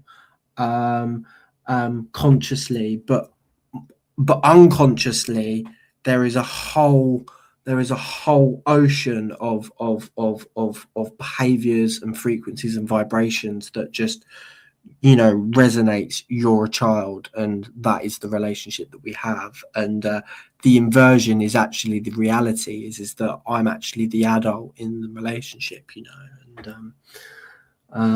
and this is all stuff that has been known in clinical literature, by people like Jung and Freud for a really long time, actually. And people really, the difficult thing that I find with modern day psychology is it's incredibly empirical and factual, and everything is like smack bang in the middle, medium, the average, the category, and that's really not how, in my opinion, what psychology is. Everyone has a subjective experience of the world and their mental health. And Jung wrote a book, one of his last books, called Modern Man in Search for Soul. He says the problem we have today in modern psychiatric system is that we have the DSM didn't exist then, but the Diagnostic Manual for Statistical Mental Illnesses and Disorders, everything is fit into this category, right? So that's OCD, that's BPD, that's bipolar, that's schizophrenia, that's ADHD, that's I can go on and on and on. And I'm not saying that those things aren't real, because clearly they are in some fashion, but what they are is just a constellation of ways of being. And we treat the psychiatric system treats everything in such a narrow average sort of way, in exactly the same way. And the point I was trying to make is Jung was saying is that the modern psychiatric system treats everything on the average man, the average illness. This is what we see, on average. But when you really want to heal somebody, you have to put that to one side and deal with someone on an individual basis, because they are individual. And all this talk about Jung is interesting, but I mean, you are spiritual, and so was he. Have you ever thought all his talk of this, collective unconscious, this intangible kind of spiritual place where all our ideation is, all our thoughts come from, and it's the inspiration for our lives? Have you ever thought that there's no need for any of that? That you could have. I mean, I said something before on this channel and on Medium.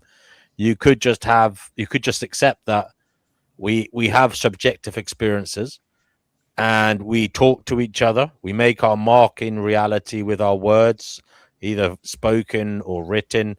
We make our mark on reality with our actions. Yeah. And the actual collective unconscious is unnecessary, because what we're actually doing is causing a ripple of effects in a very real reality that is tangible.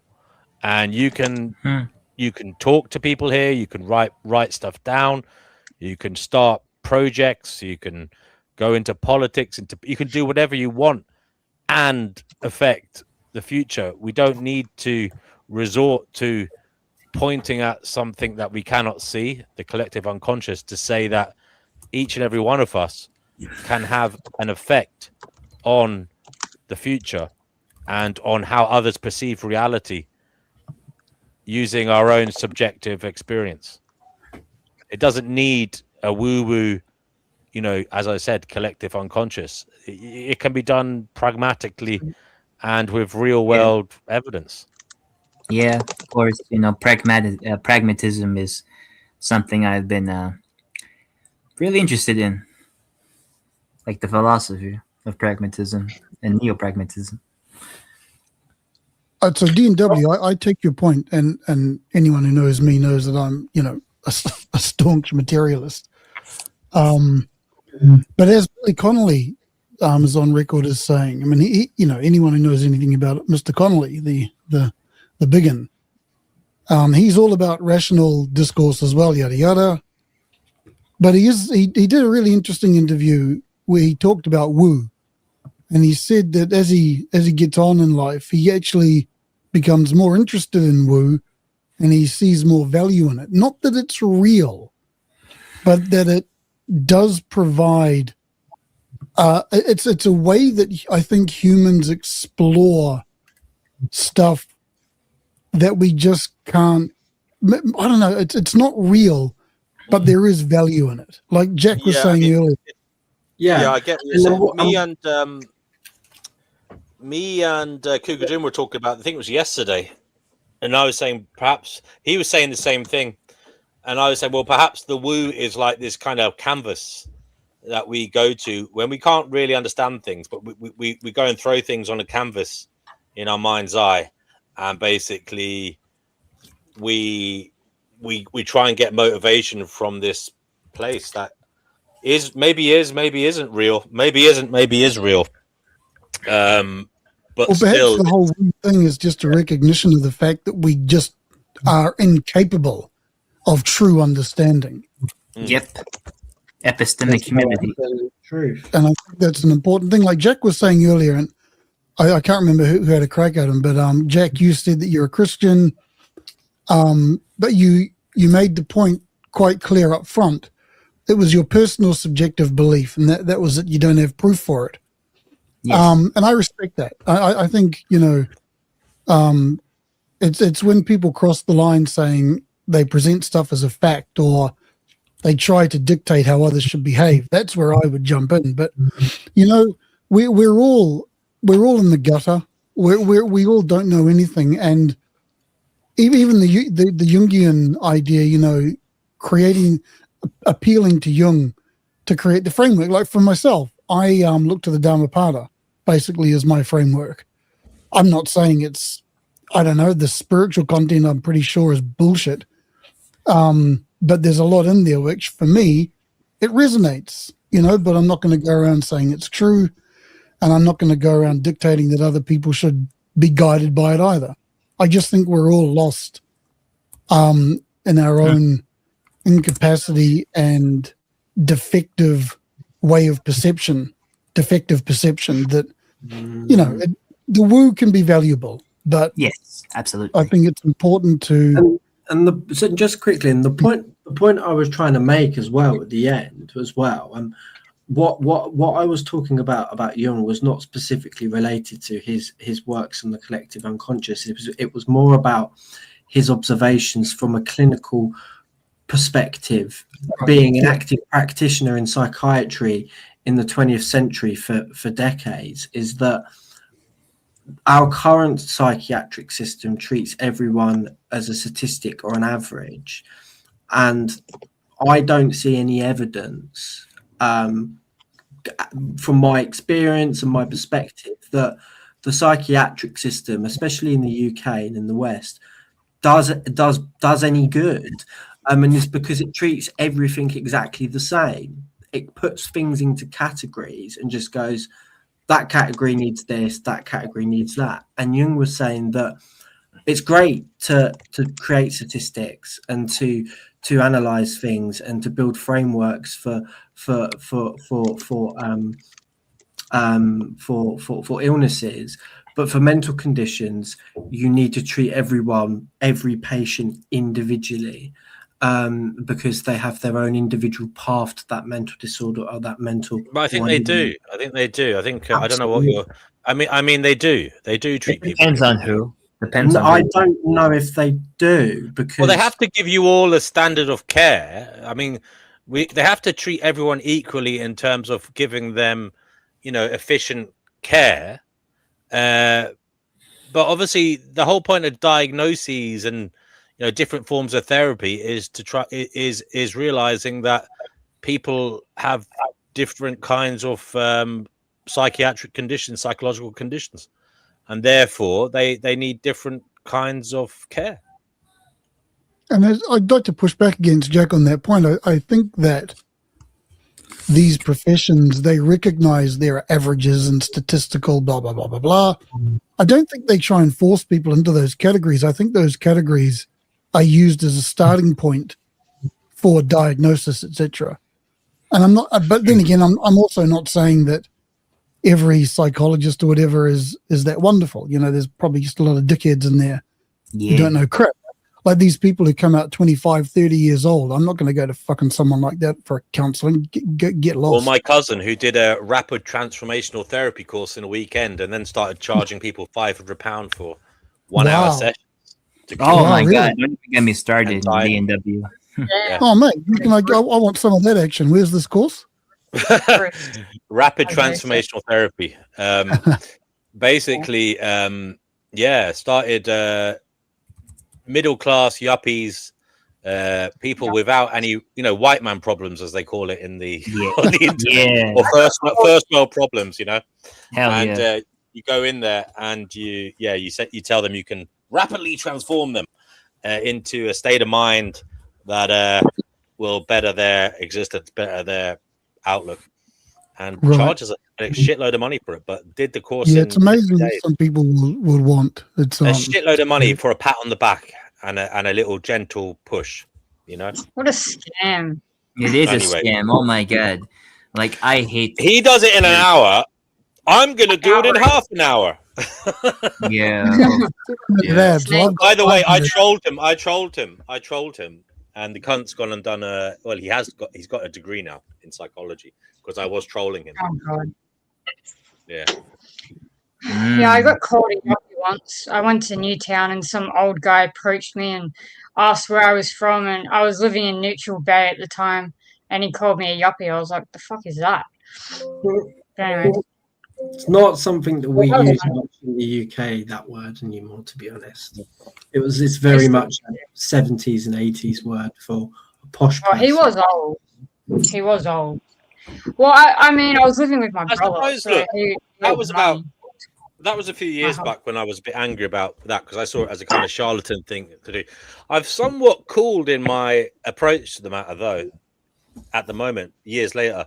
Because I kind of realized that, there are rich people who have kind of non-problems going on in their heads that are affecting them. And, I suppose you do have to help them because otherwise those problems might snowball. So I suppose in some ways there's nothing wrong helping rich people, even if you think, it's an extortionate amount of money. If that's what they want to pay, that's what they want to pay. And if it helps them, it helps them. Whether you think they needed the help in the first place or whether you think, they were overcharged, doesn't really matter when the person is happy with the outcome and doesn't feel financially ruined. Look, I've said this before, and I'm going to say it again and again probably, but you can't outsource your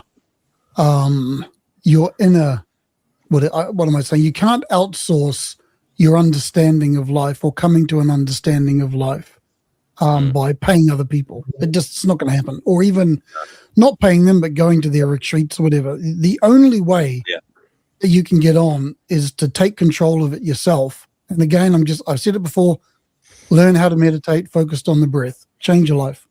There you go. That's all I'll say there. And that's why any psychotherapist worth their salt will tell you very quickly, if it's your first time in therapy, that they aren't the expert in the room. You are. This is all up to you. I'm here just to hold a space for you to discover what you need to discover.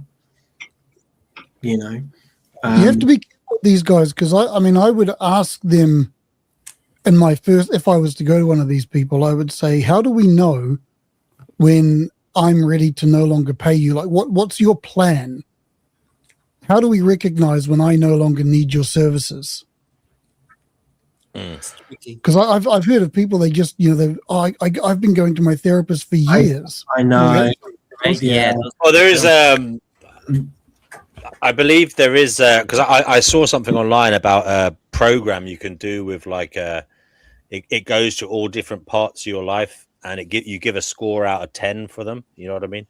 And therefore I suppose you could say when you get to an acceptable score for each segment, you know. I can't remember what the segments are, but I suppose that's one way of doing it. But no, they don't all. I agree with you. They don't all have an exit strategy. They don't. Yeah. No. They have a kind of like come in and sit down and you know. I remember when I was young, I went to a therapist and the fucker. I was about 23 or something, and he told me to eat more fruit and veg. That was his fucking. Which is ridiculous. I was like working and I was partying and all that, but I mean, I was like, you fucking like that cost me what 120 quid for that, you know? Fuck you, you know.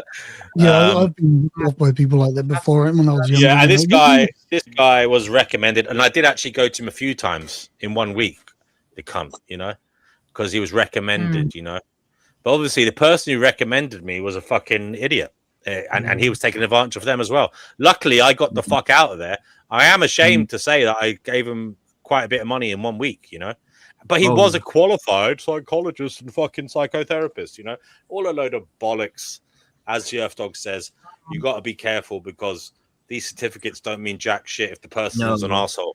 If the person's an arsehole, they're going to use those certificates to extract money out of you. And they don't really have the heart to help you. It's about lining their pocket. And there's a hell of a. I don't know how these people live with themselves, but I suppose they don't have a conscience. No, they don't. They don't. DNW. No. Yeah. I Because think a lot of them, when they are genuinely trying to help people, I don't think you Well, no, can say that. obviously, yeah, a lot of them, but there are the bad eggs. I'm talking about the bad eggs. Absolutely. Yep. They're incredibly bad people out there in the world, and yes, they will abuse you. I remember being astounded. Chickpea will probably back me up on this, but Chickpea, do you remember? You know the Metro paper and the free papers that we have in London.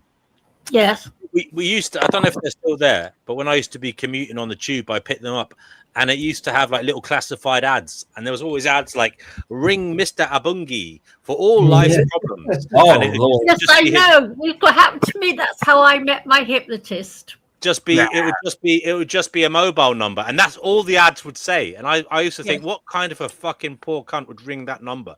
Nothing about his qualifications, nothing about what he specialized in. Literally just something like ring Mr. Yabungi for all of life's problems.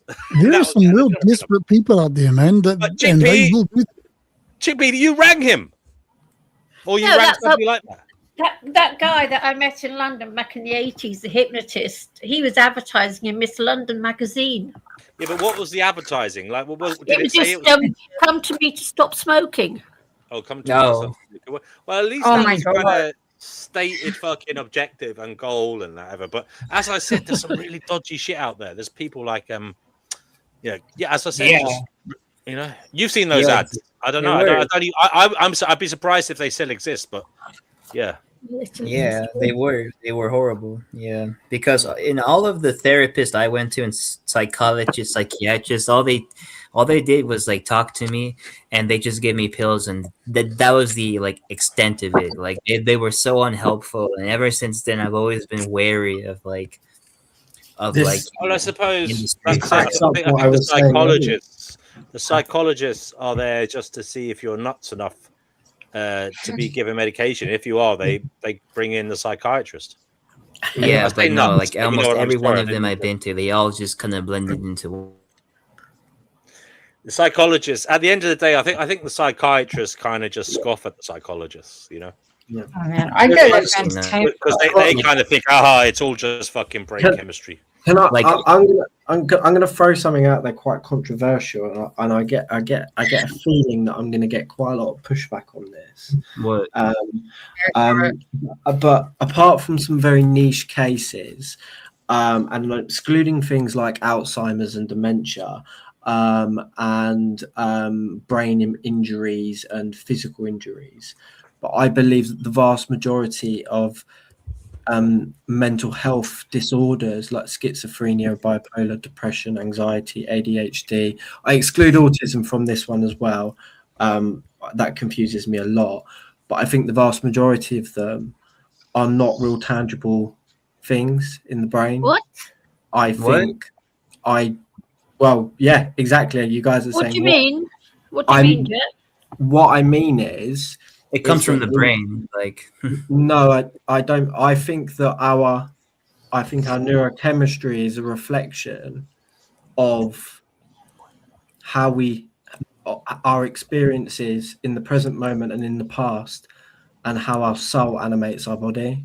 I believe, I genuinely believe that. So I have an ADHD diagnosis, and I don't believe that I have a pathology. I don't believe that my dopaminergic system is broken. I don't believe. Well, with respect, you're a classic example of someone with ADHD, considering you just said a while back you were once addicted to drugs. Absolutely. That's very, very, no, absolutely agree. That constellation of ways of being certainly fits the bill with ADHD. But is there a neurochemical thing in my brain that I was born with or somehow developed that caused it? No. Is it as a consequence of By the way, I'm not things saying you go? definitely have ADHD. It could have been just trauma. I don't know. Something else drove you to it. No, I got an ADHD diagnosis not very long ago in my adult life because I wanted prescription amphetamines. And I openly say that I have ADHD, but I say it in the respect that I have all the temperaments or all the ways of being that fit the bill for ADHD. My mom, I use my mom as an example. She has had numerous BPD, bipolar, schizotypal disorder, all these diagnoses, but actually what she is, and been on all sorts of antipsychotics and antidepressants and all this stuff, but all she is just an extremely traumatized human being. And everyone that I've met, and I've met a lot of people with some very severe mental health issues and disorders, every single one of them has had adverse life experiences. Yeah. And the medical system, the psychiatric system, treats it like you would if you've got what's the thing with blood glucose, insulin, Diabetes. No, when you've got diabetes, or you've got the thing is, whilst it may seem like you're saying the truth, the unfortunate thing is they do say all these mental illnesses have a physical reality. People call them mental illnesses. They're actually as physical as diabetes. Like, for example, depression is because your body doesn't produce enough serotonin. But is it because your body's not what do you call it? Schizophrenia. That's apparently because you're not properly synaptically pruned. As you're aging, your brain is basically what happens as you're aging is your brain is as a children, our brains are alive all over the place, soaking up information and firing off in all different directions. But as we go through life, parts of your brain that you don't utilize are meant to die off, like the neural pathways are meant to burn off, and basically, synaptic pruning they call it. So basically, your brain becomes only like it becomes focused, streamlined to what you actually do in life, and that makes it more functional. Your brain doesn't fly off in different directions that aren't helpful, and it makes life easier for you. It also makes sense evolutionarily speaking because you're not wasting energy thinking about things that don't matter to you in your daily life. That is what is meant to happen, but it's been proven when they do brain scans on people with schizophrenia, their brains are not synaptically pruned to the same degree as people who don't have schizophrenia. So again, a physical illness. You can say the same thing about bipolar disorder, I'm sure, ADHD. It's something to do with this. I think it's the cerebellum at the back of the brain. prefrontal cortex. It's low dopamine in the prefrontal cortex. But I agree with you. But the point that I was trying to make is that I think the reason why the neurotransmitters, because this is what they are, right? Serotonin, dopamine, noradrenaline, GABA, all these things are neurotransmitters that basically jump between synapses in your brain, in your neural pathways. I think that these behave in a way as a consequence of your experiences, not because of some kind of illness that manifests. I hear what you're saying, but the point is, Jack, it may seem like that, but put it this way, Jack. You have somebody who has a predisposition to anxiety, depression, bipolar disorder, whatever one you want to pick out of the hat, and you have other people that don't. You give them the same experience, okay? Some people come away unaffected by the experience. People with a predisposition to depression will come away saying the experience made them depressed. It wasn't the experience. It was actually the genetic predisposition to depression that made you depressed. That's a sad, brutal truth. The depression, the experience may be a trigger for it. Okay, it may be the initial thing that causes the overload, stress. 100%. The point is, the people who didn't have that predisposition to depression didn't get depressed. Yes, from the same experience. I was 100% predisposed to ADHD. So I think there are genes that make someone if you have certain genes, and I don't know what they are off the top of my head. It's more likely it may be there may be multiple roads to it as well. That's the other absolutely.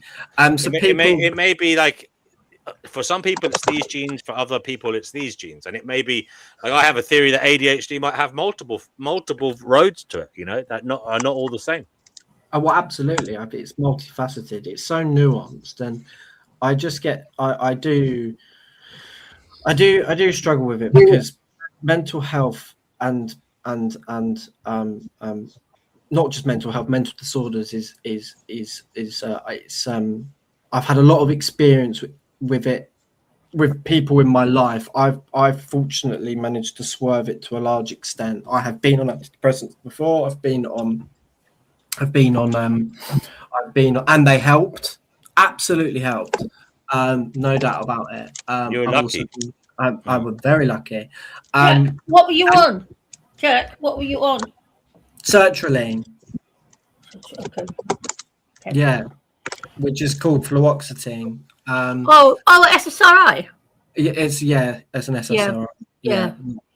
Because it does boost. Well, it does boost the serotonin it does prevent the reuptake of serotonin, so it stays in your brain. Oh yeah, I know I'm on them. Yeah, I'm on paroxetine. Yeah, and I don't think it cures things in the long run. No, it doesn't cure anything.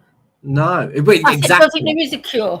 To be honest, and I'm 71 years old, and I tell you, there is no cure.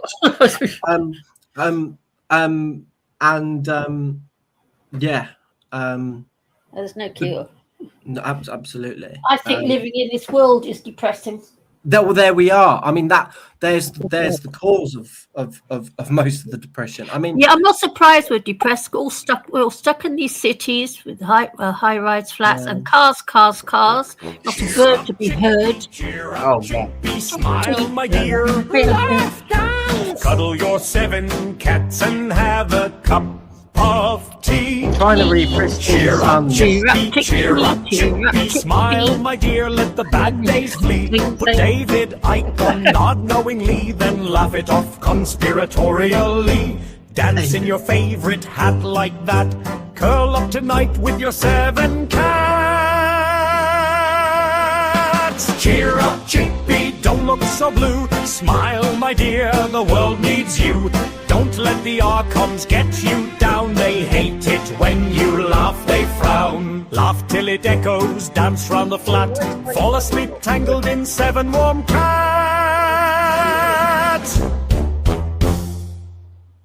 I'm trying to show you my dog, but he won't. No, we can't see your dog. It's too dark. Oh, look, here she is. Anyway, see, all it takes is making Chickpea laugh, and she's happy again. You know.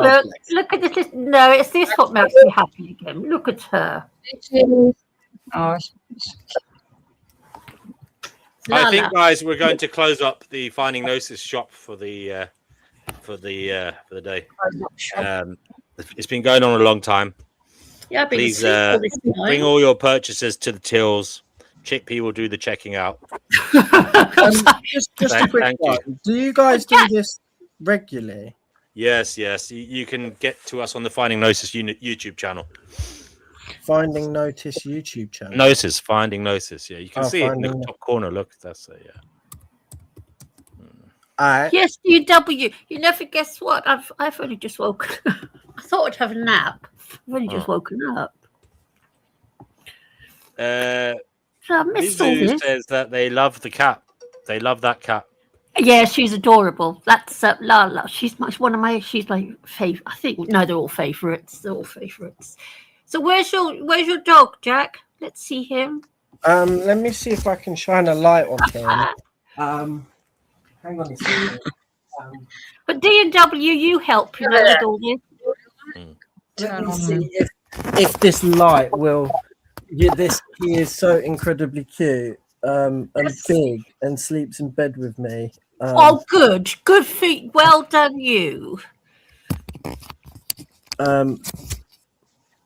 I'll make it bigger. One second. There you go. Say hello, Sonic. Hello, baby. Oh, look at him. He's a lean, mean, rabbit killing machine. Oh, how gorgeous. That's adorable. Wow. Okay, I suppose we'll do the to be expected closing round of remarks. So we just go around clockwise and give closing remarks for tonight's show. Divine, you're first. Would you like to give some closing remarks for tonight's show? I think the show went relatively well. I want to thank everyone that allowed what I was expressing today, and I'm glad everyone turned. Can't hear you. You're dropping That it in now. turned out really Yeah, well. we can't hear you very well, Divine. Yeah, my connections, I'm losing them for some That's reason. better. Oh, we've That's got a better. storm. Start again. We've got a storm coming through. We've got 6 or 8 inches coming of snow. So. Are you talking about? Thank you. Sorry, you're talking about the weather. Okay, fair enough. Okay, she said she's got 6 or 8 inches coming. We better leave her to it.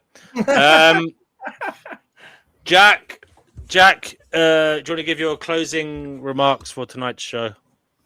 I'm just going to say that I love you all, and I don't know any of you, and I'm very grateful that you've hosted this. And I just want to say that it's been really cool having my opinions and my perspectives challenged, and I hope when I come back next time I can remain humble and keep my ego and my arrogance in check and have further well-rounded debates, discussions and banter moving forwards. And it was lovely to meet you all. Thank you. I hope to see you back then, Jack. Pat, and thanks, Jack, for your contribution. Patsy Klein, what would you like to say in closing tonight on the Finding Gnosis show?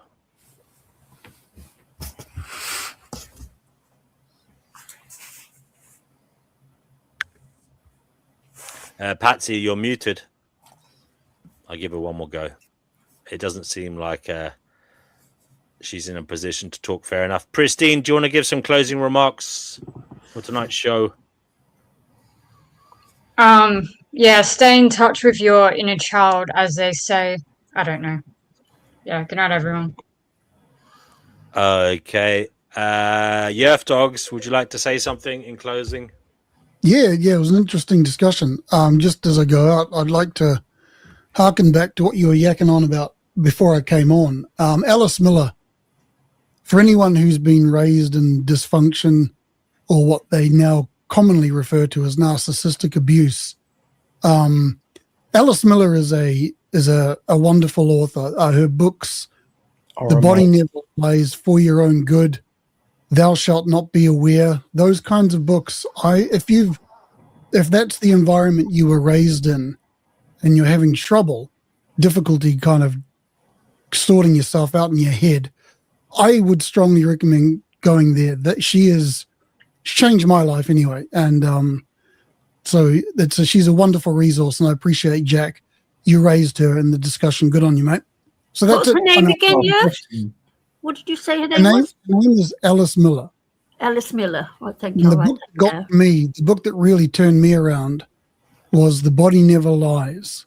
In the For Your Own Good and Thou Shalt Not Be Aware. I've probably read most of her works, but those 3 books for me were pivotal in my moving forward, shall we say. So I won't take up any more of your time.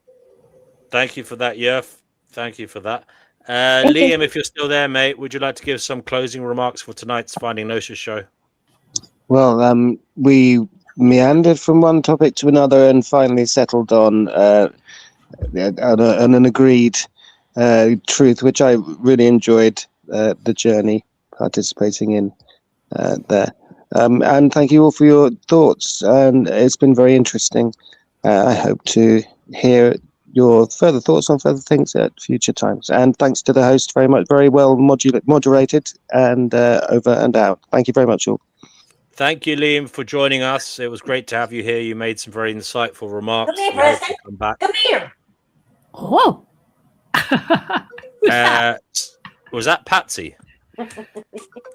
Yes, it was. Oh, Patsy, do you want to give your closing remarks, darling? Because I asked you to talk before, but you were muted. Go ahead, Patsy, your closing remarks.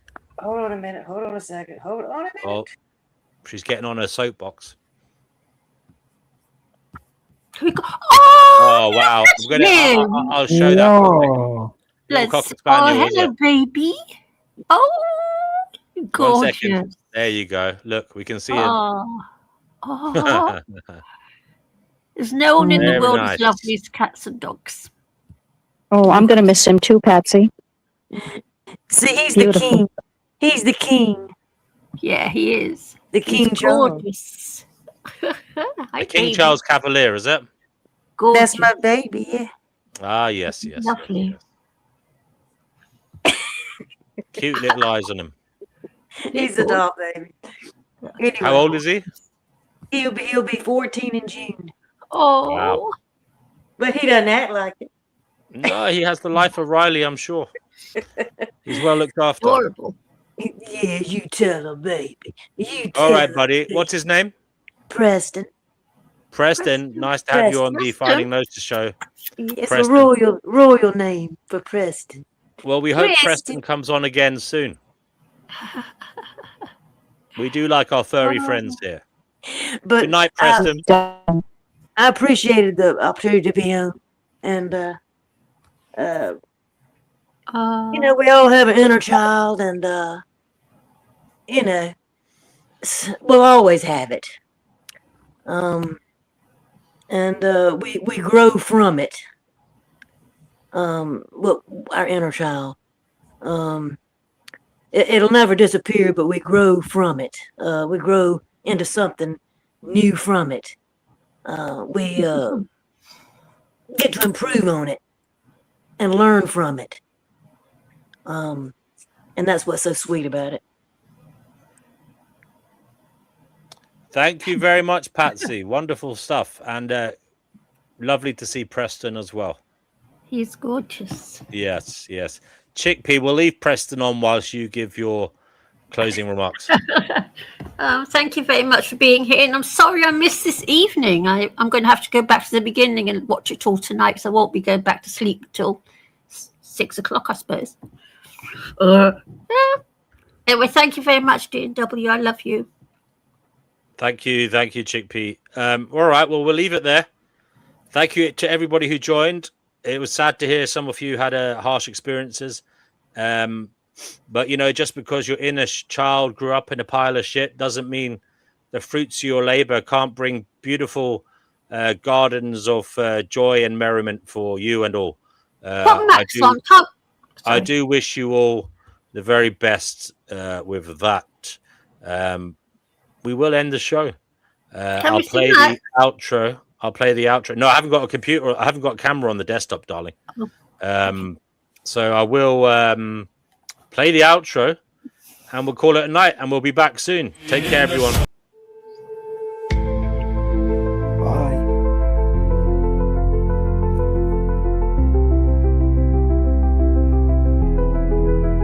Truth is fleeting, shadows call. Thank you, Retro. We search for meaning, we question all.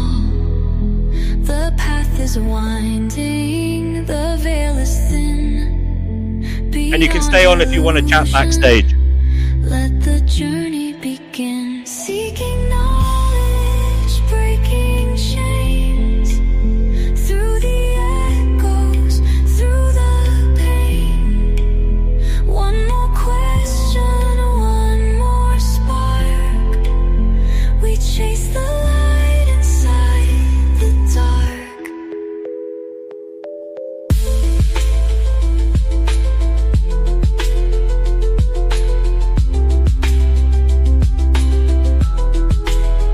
Voices whisper, thoughts collide.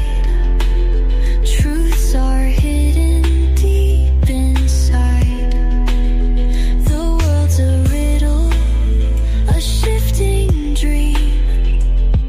Reality isn't what it seems. Seeking knowledge, breaking chains. Through the echoes, through the pain. One more question, one more spark. We chase the light inside the dark. Until next time, keep your mind wide. Stay curious and let wisdom guide you. Let us hope we each seek what we're meant to find. May Gnosis bring you peace of mind.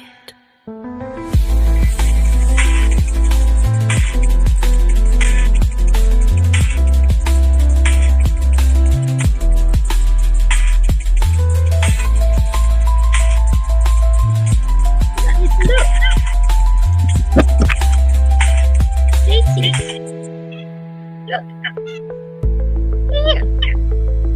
Here. Here. Here. A little dog sitting there. Until next time, keep your mind wide. Stay curious and let wisdom guide you. Let us hope we each seek what we're meant to find. May Gnosis bring you peace of mind.